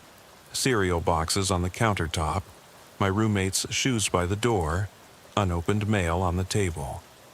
I put down my cup and open my jacket. The weight of tonight's gear feels like armor I can't take off. I hang up my uniform, but I can't shake the memory. I decide to watch the body camera footage, the night vision playback of Part 3, the moment we found Camille in the nursery. Maybe I can convince myself that I just imagined the impossible. The patrol, the barred cells, the lullaby. I start my laptop and connect the hard drive. The video is jerky, greenish grayscale, grainy. I fast forward to the basement door. I see us going down the stairs, see the woman curled up in the cell, her lips moving silently. Then the hallway, the door with the flickering golden light. And there, clear and distinct, a silhouette emerges from the shadows and steps into the nursery behind me as I rock Camille. I pause. I rewind. I slow down the image. The figure is slim, too tall to be the old woman. She slips behind the crib, out of the picture. My heart is pounding. I turn up the volume. A soft humming under the noise, an unearthly lullaby, then the door slams shut. My voice, Lopez's scream, Camille's whimpering. I lean back, my head spinning. This isn't my imagination, it's on camera. I close the laptop. The room tilts. I rub my temples. My cell phone vibrates. Shift assignment for the night shift at 11 p.m. I tap, confirm. My finger hovers over decline. I can't take another night, but I know I'll do it. I drive back to Sycamore Drive.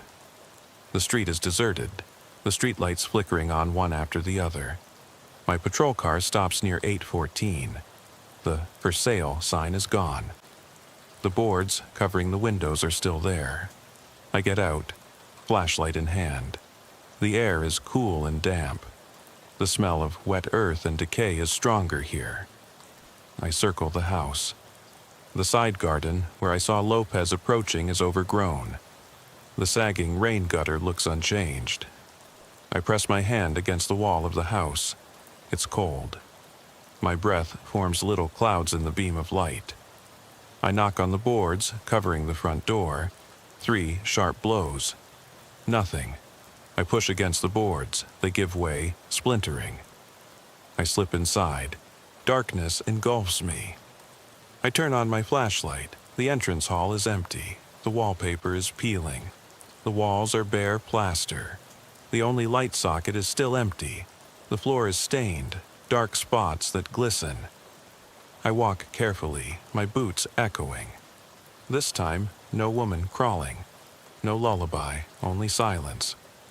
I walk down the hallway. It seems endless. I shine my flashlight on the first door, locked. Second door, sealed. Third door, ajar. I push it open. It's the children's room. The crib is empty. The mobile hangs tangled. The baby monitor lies on the floor, flashing red. I kneel down and pick it up. The battery is almost dead. Camille's name is faintly visible on the strap. I put it in my pocket. A noise behind me, a soft scratching. I turn around. At the end of the hallway stands the old woman. Behind her, the flashlight I left in the foyer. She doesn't move. Her head is bowed. I swallow.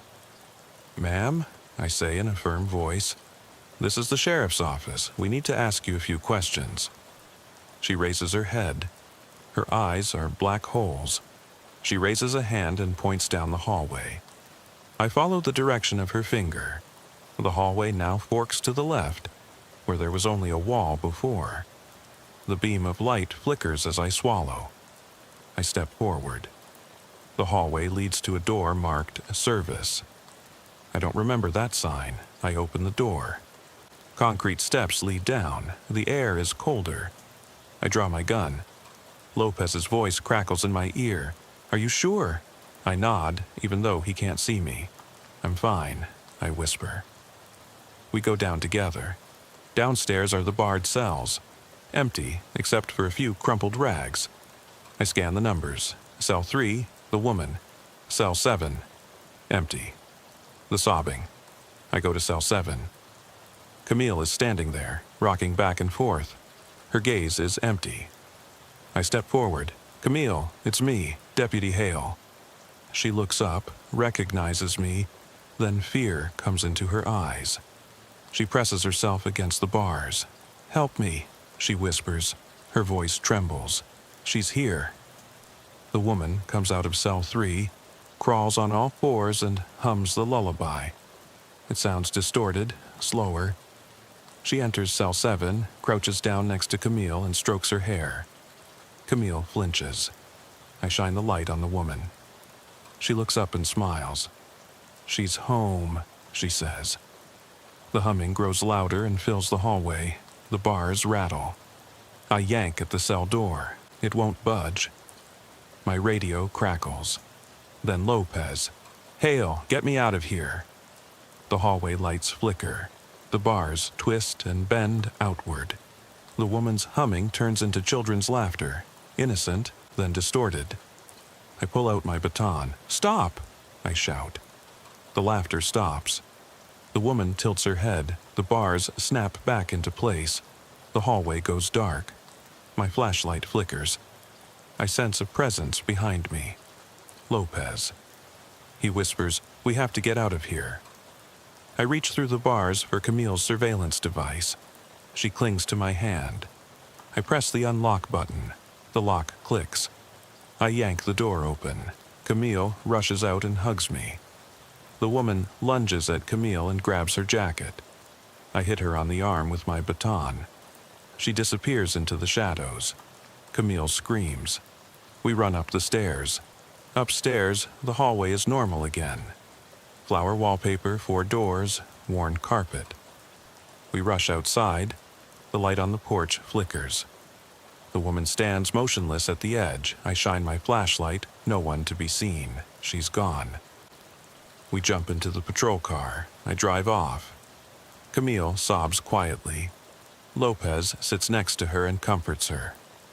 I look in the rearview mirror. 814 disappears in the distance. The bound world of the day closes in around me as the night loosens its grip. But I know she'll be back. The night shift never ends. The corridors of this house are burned into my memory. The lullaby won't leave my head. The woman's black eyes haunt me in my dreams. I glance at Camille's surveillance device on the seat. It's dark. No flashing light. Like the house, it guards its secrets. I press the record button again. The red light stares at me like a promise and a warning. It's 2:45 in the morning. Camille lies safely in the back seat, wrapped in a thermal blanket, finally asleep. Lopez sits next to her, staring at the road. I step back onto Sycamore Drive alone, flashlight in hand, heart pounding. Part 5 begins now.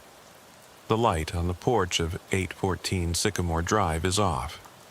The house stands still, the boarded-up windows looking like blind eyes. I push open the door, which is still boarded up with splintering planks since our last visit, and shine my flashlight into the entrance hall. The peeling wallpaper, the warped floorboards, the empty lamp socket.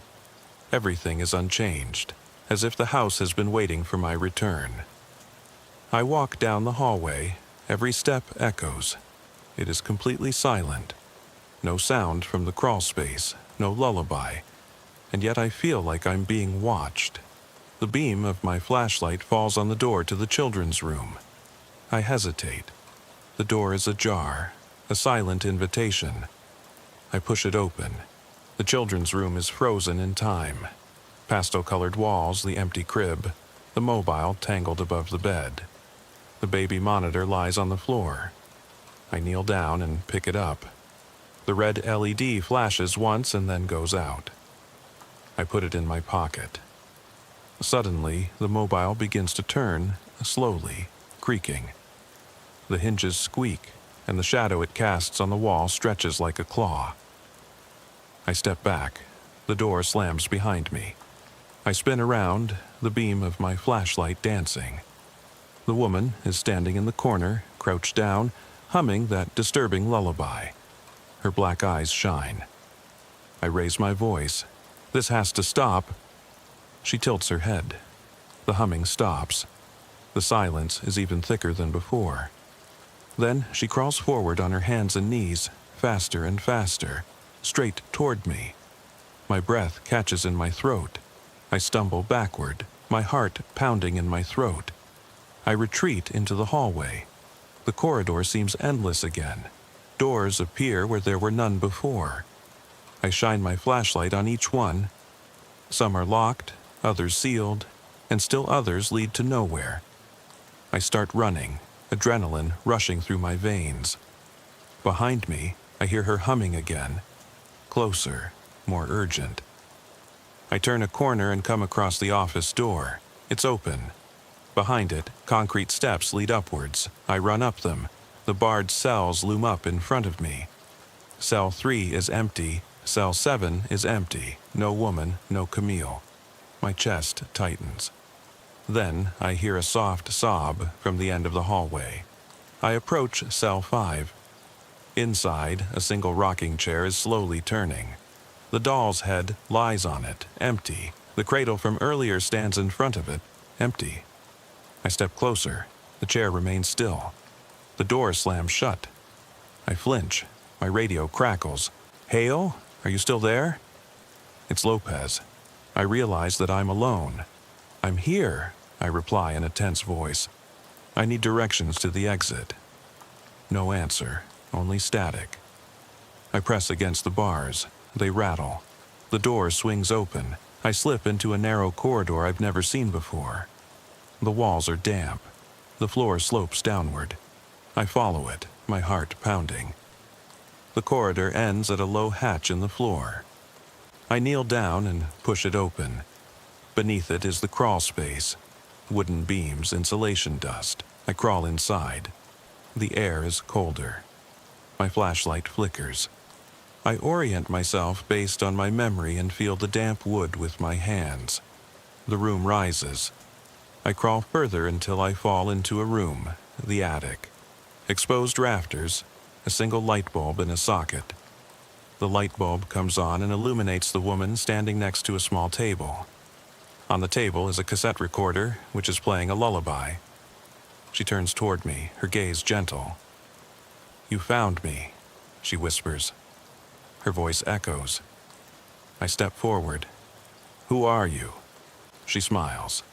"I am the guardian." She raises a hand. The door to the attic slams shut. The light flickers. Darkness. When the light comes back on, Camille is standing next to her, awake, her eyes wide. She reaches out her arms to me. I rush to her. The woman raises a finger. Camille stops. The lullaby stops. The room is silent. "Take her," says the woman in a gentle voice. I take Camille in my arms. She clings to me. The woman's smile disappears. The light bulb goes out. I hear wood creaking, a soft moan. I run to the hatch and tear it open. The crawl space looms in front of me. I run through it, my knees scraping the beams, until I emerge into the hallway. The front door is in front of me. I tear it open and run out into the night. The light on the porch flickers. The woman stands there, a motionless silhouette. She raises a hand in farewell. Then she steps back into the darkness. I don't look back. I run to the patrol car, slam the door shut, and lock it. Lopez tears away the boards and steps on the gas. We race down Sycamore Drive. I hold Camille tight. Her little body is shaking, but she's alive. I turn off the recording device. The red light goes out. The night breathes a sigh of relief. I'm sitting in the patrol car at the end of Sycamore Drive, the engine idling, my heart still pounding. Camille is asleep in the back under the blanket. Lopez checks the area, a security check before we take her to headquarters. I get out, flashlight in hand, and approach the house one last time. The light on the porch is on, a dim, flickering light. The boards covering the windows are gone. The door is ajar, as if inviting me in. I push my shoulder against it and slip inside. The beam of my flashlight dances across the hallway, peeling wallpaper, warped floorboards, empty lamp sockets. Everything is unchanged. Everything is waiting. I walk down the hallway toward the children's room. Every step echoes like a gunshot. The hallway seems endless. Doors appear where there were none before. I pass the children's room, where the broken doll's head lies in the corner. I don't stop. I push open the door to the children's room. The room is silent. The crib is empty. The mobile hangs motionless. The surveillance monitor lies on the floor and flashes, this time green. I kneel down and pick it up. Active is written on it. Camille's heartbeat echoes in the signal. I put it in my pocket. A faint humming sound comes from the hatch to the crawl space in the corner. I walk toward it, the old woman's voice croaking, "Goodbye." The hatch rattles. I brace myself and pull it open. I climb down into the crawl space. The wooden beams press tightly against me. I crawl toward the faint glow under the next floorboard. The beam of light catches her, crouched, humming, with glowing black eyes, in the service corridor behind it. She raises a hand in farewell. I climb out into the corridor with the concrete cells. They are all empty. The barred doors are open. The neon lights flicker. I walk through and follow the echo of her humming. At the T-junction, I turn right, towards the stairs leading upstairs. I climb up to the attic. The only light bulb comes on. The table has disappeared. The cassette recorder lies silently on the floor. The cassette with the lullaby has fallen out. The old woman stands motionless in the rafters, her silhouette silhouetted against the low ceiling. She nods once, then steps into the shadows and disappears. I go back to the ground floor. The hallway looks like a living room again. Wallpapered walls, 4 doors, frayed carpet around the edges. I push open the front door and step out into the night. The light on the porch goes out. The house is plunged into darkness. I hurry to the patrol car. Lopez jumps in. I turn off the engine. Silence returns. I look at my watch. 2:57 a.m. 5 minutes on the scene.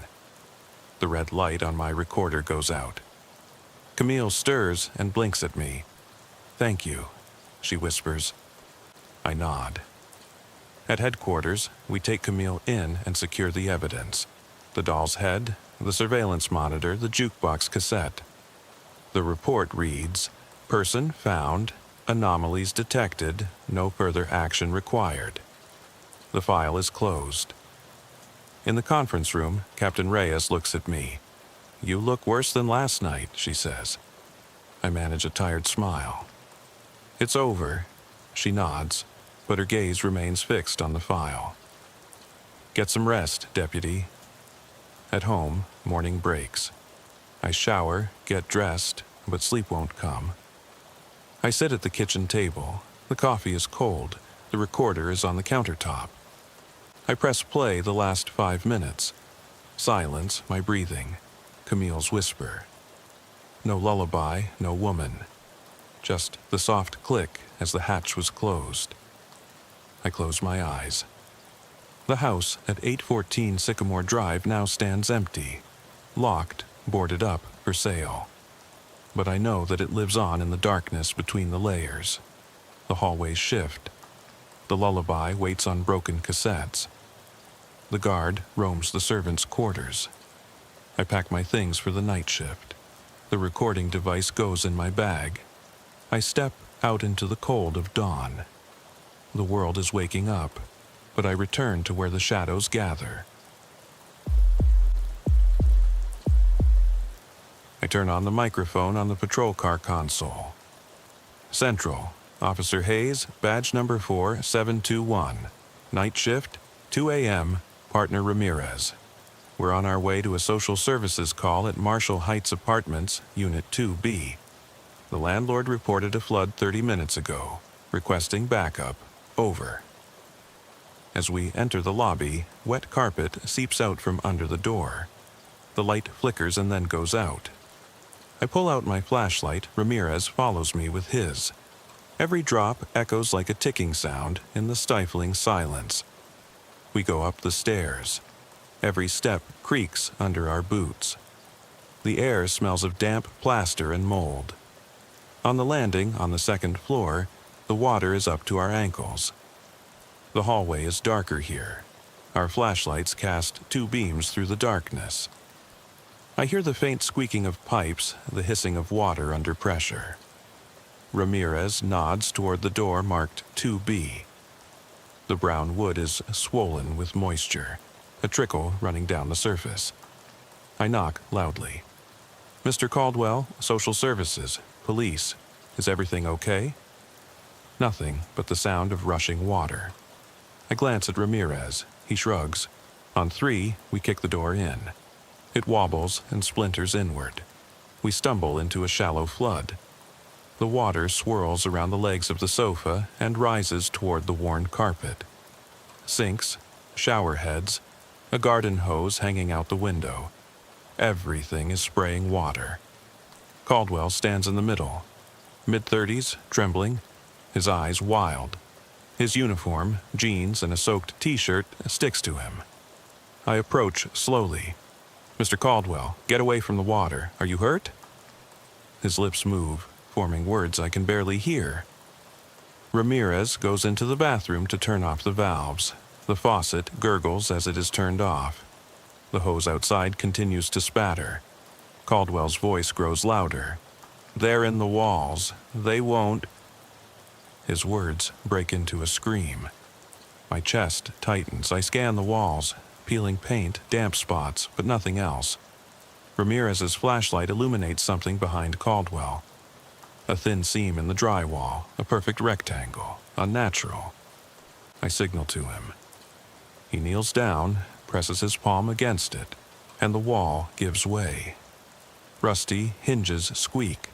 3 faces stare at us, their skin painted with crude white symbols, their eyes reflecting the light of our flashlights like trapped animals.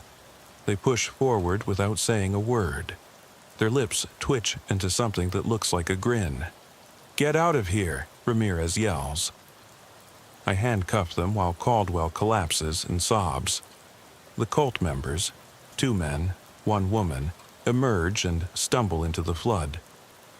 We lead them out. Sirens wail below. I stay behind to help Caldwell collect himself. His voice sounds hollow. They were whispering. I tried to drown them out. I lead him to the stairwell. The paneling swings shut. The seam disappears into the shadows. I lead Caldwell down the stairs, each step wet, his shoulders shaking with suppressed sobs.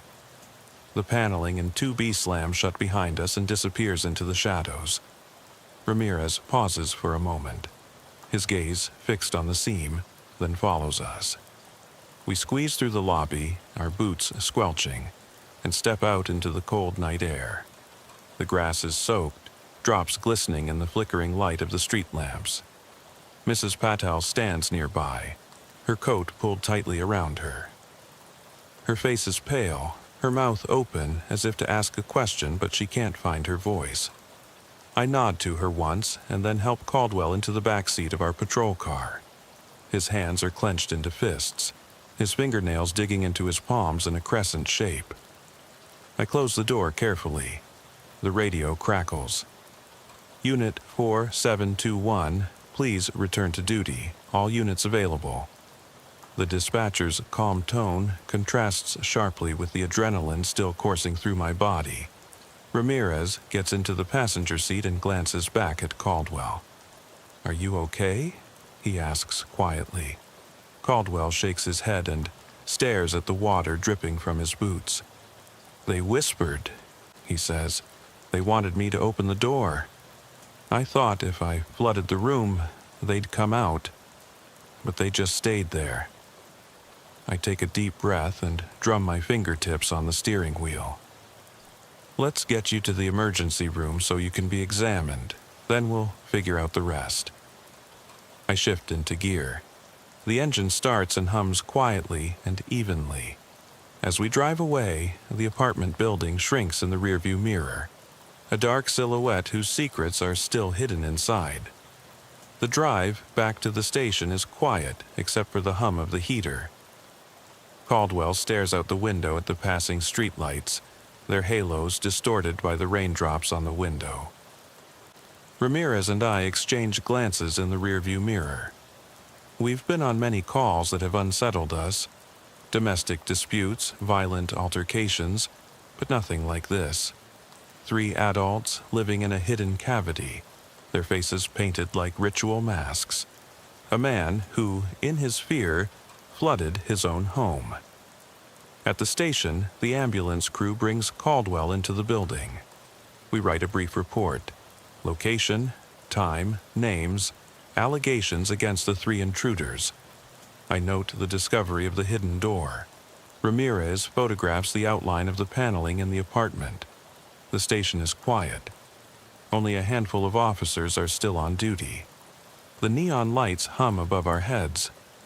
I go to the break room to get a coffee. My hands are still shaking. Ramirez follows me and pours himself a cup. "Have you ever seen anything like this before?" he asks in a low voice. I shake my head. "Cult stuff, sure. Meetings in the woods, graffiti, trespassing. But living in the walls? That's new." I drink half of my coffee. The bitter warmth spreads through me. Back at my desk, I look at the file again. Caldwell's statement is fragmentary. Shaky words repeated pleas. They won't stop. The photos of the intruders stare back at me.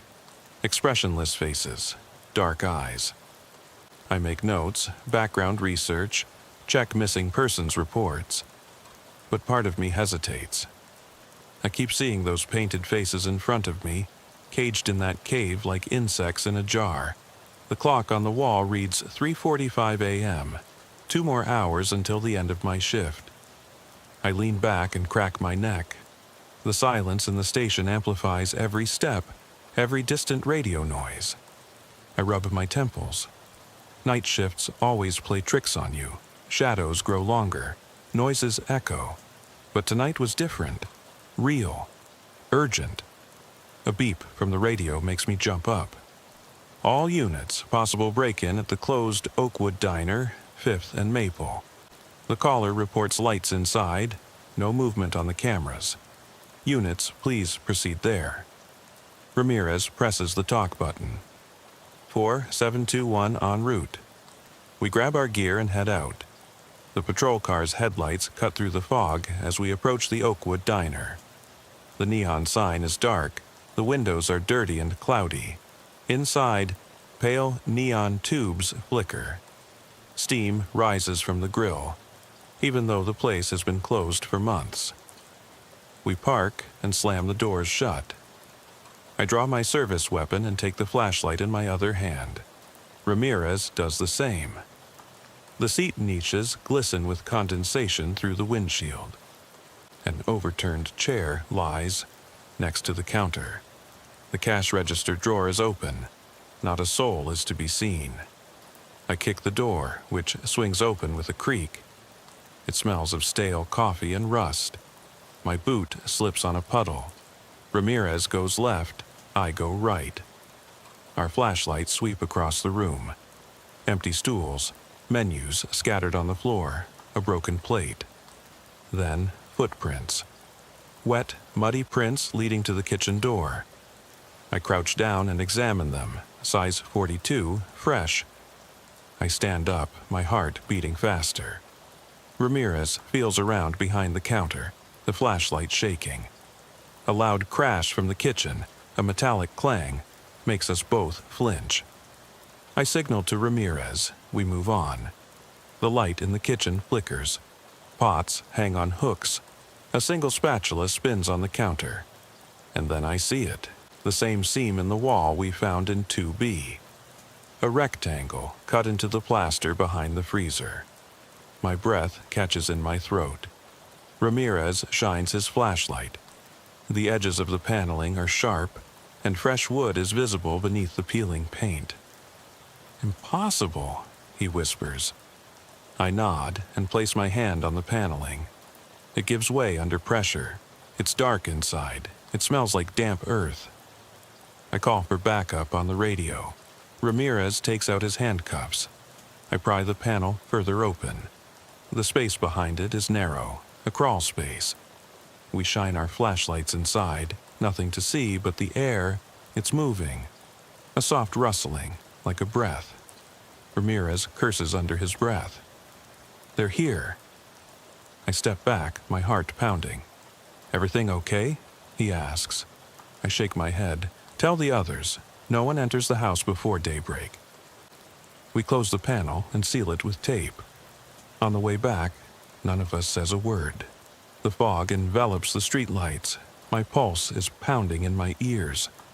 Other reports come through on my radio. A car chase on Oak and Pine. A noise disturbance on Jefferson. But my thoughts are back in the diner kitchen, imagining what might still be lurking behind the wall. At 5:10 a.m., we return to the station. The day shift arrives bleary-eyed. I write the second report and forward it to the homicide division. The words on the paper sound hollow. I think of Caldwell, soaked and broken. I think of the 3 in the wall. Now, there's another hidden door, another dark cavity. As I hand over the patrol car, Ramirez pats me on the shoulder. "Get some sleep, man." I nod, but inside I'm too agitated. The bright light of the neon tubes in the station almost blinds me. In the locker room, I stop in front of my locker. My reflection in the metal door is pale. My eyes are tired. I open the locker and take out my travel bag. Inside is a spare uniform, an old photo of my partner's daughter, and a half-empty pack of gum. I put the photo in my bag. I have to remember the life outside these walls. I step into the hallway. The light flickers once, then comes back on. I glance at the wall opposite. For a moment I could swear I see a seam, a faint line that disappears when I blink. I shake off the thought and go outside. The gray light of dawn spreads across the rooftops. I breathe in the cold air. Behind me, the guardhouse doors slam shut with a dull thud. I walk to my car, my boots crunching on the gravel.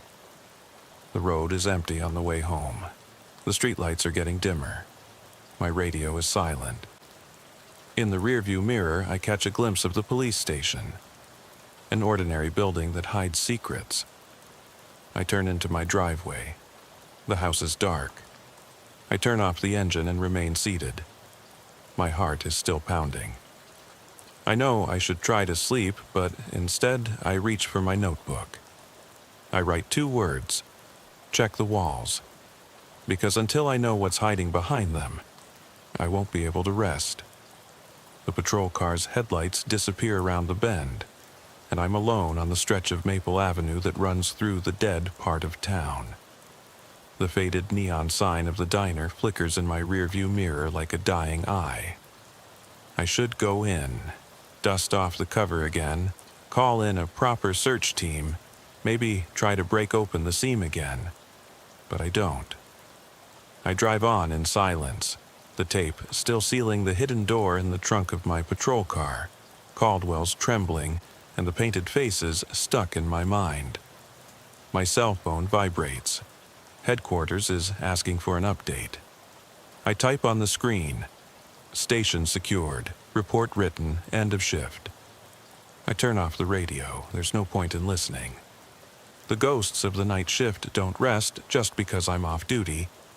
They follow me home. At 6:30 a.m., I pull into my driveway. The pale light of dawn barely illuminates the boarded-up storefronts across the street.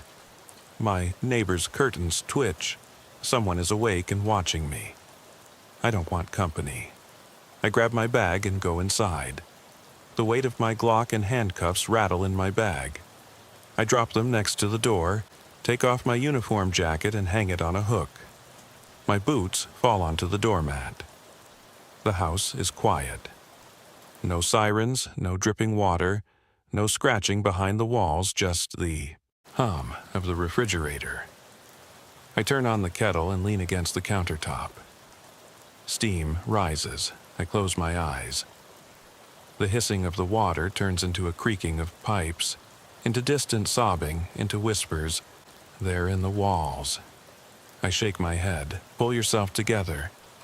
I pour myself some coffee. Black. Bitter. The only thing that always brings me back down to earth. I take a sip and stare at the cabinets. Should I check the walls here? Crawl around behind the drywall in my own house? Insanity. I laugh quietly, but it sounds hollow. An hour later, I'm back at the station and reporting for the day shift. Sergeant Chandler looks up. "Rough night?" he asks. I force a smile. "Routine calls, a break-in, a welfare check." I don't mention the hidden doors and the cult members in the walls. He nods. "Good, get the paperwork done. You look tired." I retreat to my desk. The neon lights hum. I open the file on the Oakwood diner. Footprints, sealed door, nothing else. I note, no suspects found. That's wrong. There's something there. Something I can't prove. I add Ramirez's photos, Caldwell's statement, and my own notes. Subjective feeling of an invisible presence. By mid-morning, investigators have new leads. The 3 cult members are linked to missing persons cases in the county's forests. They hunt homeless people, kidnap them, and hide them in makeshift hideouts. Sometimes in hollow trees, sometimes in abandoned buildings. The hollowed-out wall in 2B was their latest experiment.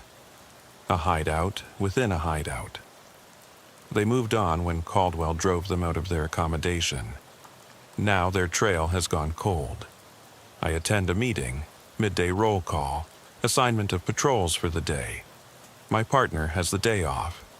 Ramirez has taken a few hours off. Until he returns, I am alone. I stretch, rub my neck. The station smells of stale coffee and printer toner. I envy the clerk sorting paperwork. No dark walls, no midnight screams.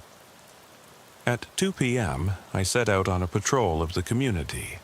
A long route through quiet suburbs, school zones, and playgrounds that are empty in the afternoon.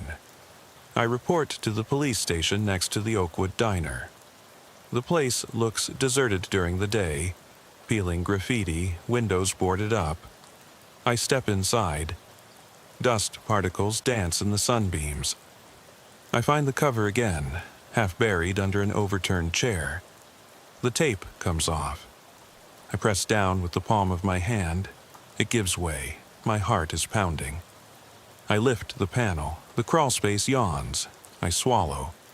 Nothing but air and shadows. No footprints this time. No musty breath. I close the panel and secure it with new screws. If anyone asks, the wall was sealed for demolition. I drive on. The rest of the shift passes slowly. Traffic jams, social checks on elderly residents, a complaint about a barking dog. Routine. My radio crackles.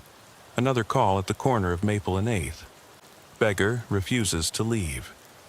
I wind down the window and shine my light on a ragged man leaning against a lamppost. He looks up, his eyes hollow. "Officer," he croaks. "Do you hear that?" I tilt my head. Hear what? Nothing but the hum of traffic. Hear what, my friend? He points to the wall behind him, the brick facade of a closed video store. There, in the walls, they're singing. I glance at the building. Brick wall, no drywall. But the man's lips are moving in a frightened whisper. I radio for backup for a welfare check and step closer. He recoils, his eyes wide. "You want to go in?" he says. "They're scratching, they're moaning." I put a hand on his shoulder. "Are you okay? Drugs? Alcohol?" He shakes his head. I pat him gently on the shoulder. "Come with me to the station. You can warm up there." As I lead him away, I look back. The building is silent. No cracks, no doors. But I think I see movement. Shadows shifting where there shouldn't be any. That evening, I meet Ramirez at our regular cafe. Coffee and cake. He's already eaten half of his cherry cake. "Did you check the wall in the video store?" he asks. I stir sugar into my coffee. "Yes, I did. Nothing." He leans toward me. "Caldwell wants to be transferred. He says he can't sleep. He keeps dreaming about faces in the plaster." I nod. "We'd better be proactive before more people see something." He shakes his head. "I don't like this. 2 walls in one night, in different places, the same idea." He taps the table. Hidden doors. Hollow spaces, they're moving. I swallow. "We write reports and wait for the detectives, that's all." He sighs. "Yes?" At 2 a.m., back on duty, we drive to the old freight yard. Another call. Motion detector triggered. We park under a broken streetlight. The huge silhouette of the station looms ahead of us. Ramirez checks his mag light. I reach for my gun. We slip through a side door that's ajar. The air is cold and smells of oil and rust. Pigeons flutter above us. The beams of our flashlights fall on crates and conveyor belts that look frozen in time. I hear a soft dripping sound. Water? Oil? I crouch down next to a stack of pallets. Footprints, fresh, muddy. They lead to the office building. Ramirez and I exchange glances. We follow them. The office door swings open on broken hinges. Inside, peeling wallpaper, rotten floorboards. I shine the beam of light across the wall. At first, nothing.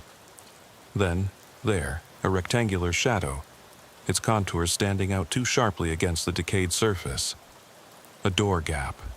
My pulse races. Ramirez pulls a knife from his belt and cuts along the edge. The paneling splinters inward. Behind it, darkness. A throat-clenching emptiness. I shine my flashlight inside, nothing but blackness. Then a suppressed sob. Ramirez coughs. I step back. "Everything okay?" He nods, his face pale. "I just thought I heard something." We seal the door with tape. The warehouse creaks. We step out into the night, our hearts pounding. I report over the radio. Possible hidden room discovered. No access. Recommend a construction team. On the way back, every bump in the road echoes like a door slamming. At 5 a.m., we arrive at the station. The day shift arrives. I write the 3rd report of the night. Sergeant Chandler raises an eyebrow. "Did you and Hayes find any more secret doors?" I laugh forcedly. "Just 2 more, Sarge. We'll mark them for demolition." He nods, unconvinced. "Go get some sleep." I walk to my locker. Ramirez follows me. He stops at the wall, a concrete block. He presses his ear against it. "Do you hear that?" I shake my head. "Just your stomach." He steps back and rubs his chin. "Yeah, probably." I grab my bag and leave. Outside, morning is breaking. I squint into the distance. A new day is beginning. I get into my car. Before starting the engine, I take out my notebook. Under check walls, I write, "Freight yard. Third wall, examine pattern." I glance at the station. Ordinary bricks, barred windows. I wonder how many joints are hidden beneath them. How many hidden rooms, how many watching eyes. I drive off. The road stretches out before me. But I know that the walls are never silent, not really. They breathe, they wait. And until someone tears out every panel, I will never know how many secrets they hide. The sky brightens. I drive on, the knot in my stomach tightening. Because I'm starting to believe that the walls are looking back. And one day soon, they will open forever. I drive onto the highway as dawn lights up the sky. The streetlights go out one by one, leaving only the pale light of morning. My coffee is cold in the cup holder, forgotten. Ramirez sits silently beside me, his eyes red, staring at the trees along the road. 3 hidden doors tonight. In an apartment, a diner, a video store, and a freight yard. And now, this last shift is coming to an end. At 4:50 a.m., we receive a final call. Suspicious activity in the old Greenwood subway station. Lights on, no trains scheduled. I glance at Ramirez. "You want to wrap this up?" He nods. We turn into the underground parking lot. The station is empty, the concrete walls discolored by age. Our boots echo on the platform. A single flickering light bulb near the turnstile casts long shadows. I press the talk button. Hayes and Ramirez on site. No sign of intruders yet. I step under the light bulb. The air is cold, damp, and smells of mold and rusty rails. The beam of my flashlight sweeps across the tracks. No movement, no graffiti fresh enough to be new. Ramirez goes to the stairs leading to the tunnels. We reach the tunnel entrance. Darkness yawns before us. The wall next to it is tiled, white squares, discolored gray. I let the beam of light glide over the tiles. At first, nothing. Then I see it. A faint rectangular outline behind the dirt, 3 rows above the floor. A door jamb. My heart is pounding so loudly that I can hear it in my ears. Ramirez sees it too. He whispers, "Again?" I nod, kneel down, and press my fingers against the edge. The tiles break under my touch. A locked flap swings inward on silent hinges. Behind it, a narrow crawl space where the beam of light reveals damp earth and tangled pipes. I shine the light deeper inside. There, scrawled on the back wall with something that looks like charcoal, are symbols that match those on the faces in 2B. I step closer and feel the concrete floor tilt beneath me. The symbols swirl. Circles around eyes, lines like ribs, triangles pointing inward. There's a sense of movement, as if the symbols themselves are pulsing in the beam of light. Ramirez coughs. "We shouldn't." He's right. We've called structural engineers before, but no one has ever found anyone in there. But I remember Caldwell's screams, the cult members pressed against that wall, 3 corpses painted with ritual symbols. My stomach churns. I radio in. Possible hidden chamber under Greenwood Station. Recommend hazardous materials and structural engineers do not enter. The dispatcher confirms. We close the panel and seal it with tape. I attach a crime scene sign. Do not remove. On the way back, none of us says a word. The highway is empty and lit by the brightening sky. At the station, I write the 4th report. I compare the symbols with Caldwell's file and Ramirez's photos. They are all identical. A pattern, 3 pairs of eyes, circles, lines. A code. I lean back in my chair. The lights in the station hum. The day shift arrives. I hand over to the homicide detectives. Follow the symbols, circle files, missing persons, anything related to this cult. They nod and take the file. Ramirez and I go to the changing room. He is pale. "This is too much," he says. I touch his arm. "We've done our job." He nods, but doesn't look convinced. I shower off the dirt and put on a fresh uniform. Outside, it is bright. Birds are chirping, cars are buzzing, life goes on. But inside me, the walls are throbbing with secrets. That afternoon, I'm alone in my apartment, staring at my own walls. I walk through all the rooms and run my hand over the drywall. No joints, no panels, just smooth paint. Still, I can't shake the feeling that something is watching me, waiting for the right moment. I make coffee, black, and sit down at the kitchen table with my notebook. Under check walls, I've written symbols in Greenwood. 3 sentences. Establish connection to Caldwell, map other locations. I draw circles and lines, connecting the apartment complex, the diner, the video store, the depot, and the station. A pentagon emerges, 5 locations. We've found 4. A chill runs down my spine. 5 points. Maybe a 5th record is still undiscovered. In my own apartment? In the precinct? Somewhere on the night shift route? I grab my jacket. Ramirez has to be back at midnight. I have to show him the map. We have to find the 5th one. The pattern demands it. At 11:50 p.m., we meet in the parking lot. I spread the map out on the hood of the patrol car and point to the 5th corner. The old Marshall Street Bridge. Our first patrol on this shift.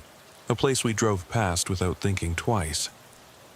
"We missed it," I whisper. He follows the line with his fingertips. If they're working toward something, this is the last one. We drive to the bridge. The water flows beneath us, dark and silent. The streetlights above us flicker. We step onto the sidewalk. The railing is cold metal. On the concrete wall next to it, almost covered by graffiti, I see the seam, carved into the stone. A narrow door, smaller than the others. I swallow. Ramirez glances at me. "The last one?" I nod. My hand trembles as I push the door open. The door opens onto a pitch-black shaft leading down to the riverbank. A foul-smelling breeze blows up, carrying the smell of mud and something metallic. Blood? I point my flashlight down. The beam of light falls on symbols carved into the rock, 3 pairs of eyes, the same ritual signs. Below, I see figures huddled in the mud. Naked, white-painted figures crawling toward me. Their eyes are shining. Ramirez screams, but I can't move.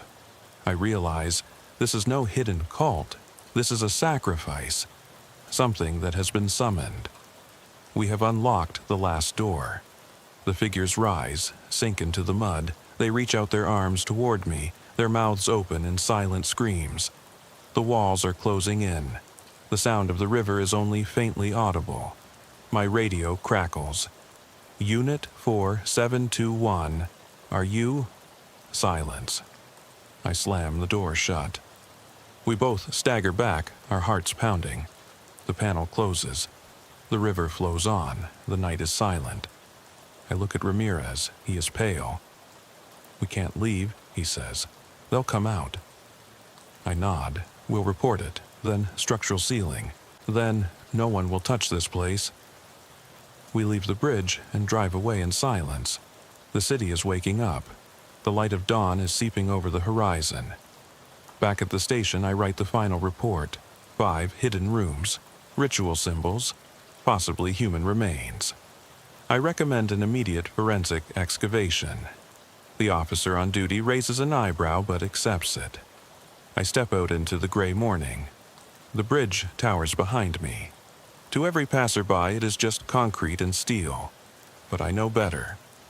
I have seen behind the walls, faces frozen in rituals, figures in the mud, symbols pulsing in the darkness. I light a cigarette and inhale. the smoke rises and mixes with the fog over the river. I glance at the bridge. The slab is sealed. The secret is locked away. But for how long? Because somewhere beneath that wall, something is waiting. It remembers how we broke it open. It knows we found the pattern. And now that we've unlocked all 5 doors, the design is complete. I flick my cigarette butt into the gutter. I walk back to my car. The city buzzes around me. Morning traffic, distant voices, the world unaware of what lies behind the walls. I start the engine. Ramirez gets in. I glance at him. "The night shift never ends," I say. He nods. "Not for us." We drive off. Behind us, the bridge stands still, its secret locked away, for now. But I know it. Will call us back, and next time, we may not be able to close the door. The patrol car's engine runs quietly as we drive away from the bridge. The pale light of dawn bathes the river in silver. Ramirez sits stiffly beside me, staring ahead, his jaw clenched. I drum my fingers on the steering wheel, my heart still pounding from what we've seen. 5 walls, 5 hidden chambers, 5 ritual sites. And now the pattern is complete. We don't speak a word until we pull into the station parking lot. The station doors stand wide open like a mouth. I turn off the engine. Ramirez does the same. We get out and set our boots on the concrete. Neither of us wants to go inside, but we have duties and evidence to document. Inside, the officer on duty eyes us. "You look terrible. Everything okay on the bridge?" I nod reluctantly. "Sealed and labeled. Forensics is on their way." I slide the folder to him. Photos, GPS coordinates, sketches of the symbols, witness statements, my own note, check walls. He leafs through it, his expression unreadable. Finally, "Get some rest. The detectives will take over." We go to the evidence room. The 2B paneling lies in a box, shattered wood, rusted hinges. Next to it is the piece from the diner, the video store, the depot, the bridge, held together with tape. 5 fragments. I place them on the table. The symbols carved into each piece are identical. 3 eyes in a triangle, with ribs radiating out from them and a circle in the middle. I arrange them so that the circles form a pentagon. Ramirez folds his arms. "What now?" I swallow. We wait. We wait to see if the detectives find bodies or remains in the chambers. We wait to see if any missing persons turn up. But, I point to the Pentagon, this isn't over yet. We've completed the pattern. Something is coming. He glances at the fragments. "You think we have?" I nod slowly. "We opened doors. They listened." He trembles. "We have to warn people." I shake my head. Any announcement would cause hysteria. We'd better keep it secret, keep it under wraps. I put the last fragment back in the box. We'll log it, we'll secure it, and we'll watch. The shift is over. Daylight floods into the station. I take off my duty belt and hang it on the rack. Ramirez follows suit. We step out into the bright light. My skin feels rough. I squint into the sun. "I'm going home," I say. He nods. "Me too. Try to get some sleep." I walk to my car. Every step echoes. I look back at the station. Its brick walls, barred windows. Completely normal, safe. But I know what lies beneath. I get behind the wheel and start the engine. At home, I turn on all the lights. The lamps in the living room, in the kitchen, in the hallway. I draw the curtains. The apartment is quiet. No sound of water, no scratching behind the walls. But I don't trust it. I put my travel bag next to the door, unpack it, flashlight, notebook, spare magazine. I hide everything on the coffee table. I sit down on the couch. With trembling hands, I open the notebook. On the last blank page, I draw the pentagon made of symbols. I stare at it until my vision blurs. My cell phone vibrates, a text message from Ramirez. I lock the doors. You? I type back. All lights on. No sleep. I close my eyes. The lamp on the coffee table blinds me. I see the circle in the middle of the pentagon pulsing. I jump up. Nothing, just my reflection in the dark window. The hours pass. I don't sleep. At 2:17 a.m., I grab the flashlight. I go through all the rooms. My hand on the wall. No cracks.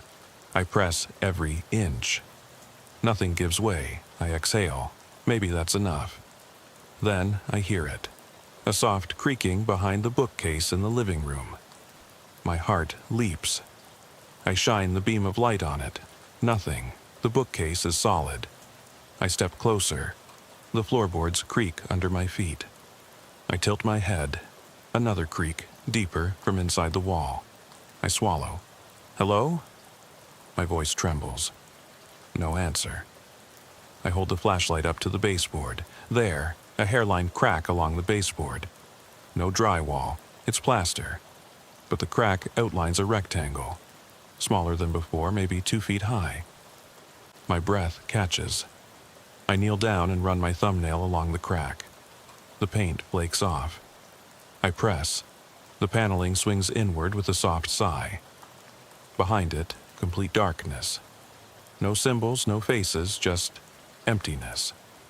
The air rushes out, cold and foul-smelling. I shine my flashlight inside. The light flickers along a narrow shaft leading down into the darkness. On the floor, I see outlines. Small outlines, curled up and huddled together. Children? No, they are dolls. Dozens of them, painted white with wide-open eyes. Their limbs are twisted and stuck in the mud on the floor. Ritual dolls, sacrificial offerings. I stumble back. My flashlight flickers. I see movement, figures rising behind the dolls. Too small to be adults. They crawl up the walls, pale, thin, with long limbs. No faces, just empty white spaces where faces should be. I gasp for air. They pause in mid-climb and then turn toward me. Their bodies contort and form a pentagonal shape. The dolls around them rattle in the mud. A soft howling rises, a chorus of children's laughter, distorted by a filter, innocent and terrifying. I slam the door shut, my heart pounding. The bookcase rattles. I press myself against it with all my weight. The howling penetrates the wood. I grab my cell phone, dial 911, but my voice fails me. Unit 4721. Emergency. I need backup. No, hazardous materials and SWAT to my apartment. Possible hidden chamber with creatures. The dispatcher's voice is calm. Officer Hayes, is this a joke? I swallow. Number. I push the bookcase in front of the door to block it. It sticks. The howling stops. Silence. I sink to the floor, my back against the couch. The room is dark. The flashlight is on the coffee table, its light dancing on the ceiling. My cell phone vibrates. Backup on the way. ETA 5 minutes. I close my eyes. My uniform jacket hangs untouched on the door. My boots stand neatly next to the doormat. Outside, life goes on. Cars, voices, dawn breaking. But I know we haven't just discovered a cult hideout. We've unleashed something that feeds on fear, walls, and hidden rooms. The paneling behind the bookcase rattles softly once, like a knock. Then silence. I grab the flashlight and my hand trembles. I stand up, my heart pounding in my throat. I walk over to the bookcase. The wood feels warm, pulsing like skin. I press my ear against it. No sound. I press my hand against the edge of the paneling. It's smooth. The crack is gone, healed. The wall is smooth, undamaged. I step back. The pentagon of doll eyes floats before my inner eye. It is absolutely silent. Then, footsteps. Outside my door, boots on the carpet. Ramirez's voice. Lucas? Everything okay? I don't answer. I just stare at the wall. He enters and sees me standing by the bookcase. What happened? I swallow. They were here. He glances at the bookcase. It's just a wall. I shake my head. Not just a wall. I hold up the flashlight. Look. He shines it on the shelf. Nothing. No crack, no seam, just wood grain. He frowns. Maybe you're just tired. My cell phone vibrates again. Units are on their way. Stay on standby. I nod, but I know better. The dolls, the creatures, the sealed panels, they're real. And the last door in my own home has opened. Ramirez puts his hand on my shoulder. Leave it until tomorrow. We'll take care of it then. I look at the wall. The panel is gone. The secret has been swallowed by the plaster. I nod, dazedly. Okay. He helps me sit down. I wrap my arms around my knees. The beam of light from the flashlight dances across the ceiling. Outside, sirens are approaching. Inside, the walls are silent. But I know they remember. And one day they will open again. And when they do, I won't be so well prepared. Because the walls don't just hide things, they're hungry. And we've fed them well. I close my eyes. The hum of the city penetrates the windows. The paneling behind me remains invisible. The laughter of the dolls echoes in my head. And I realize the night shift never ends.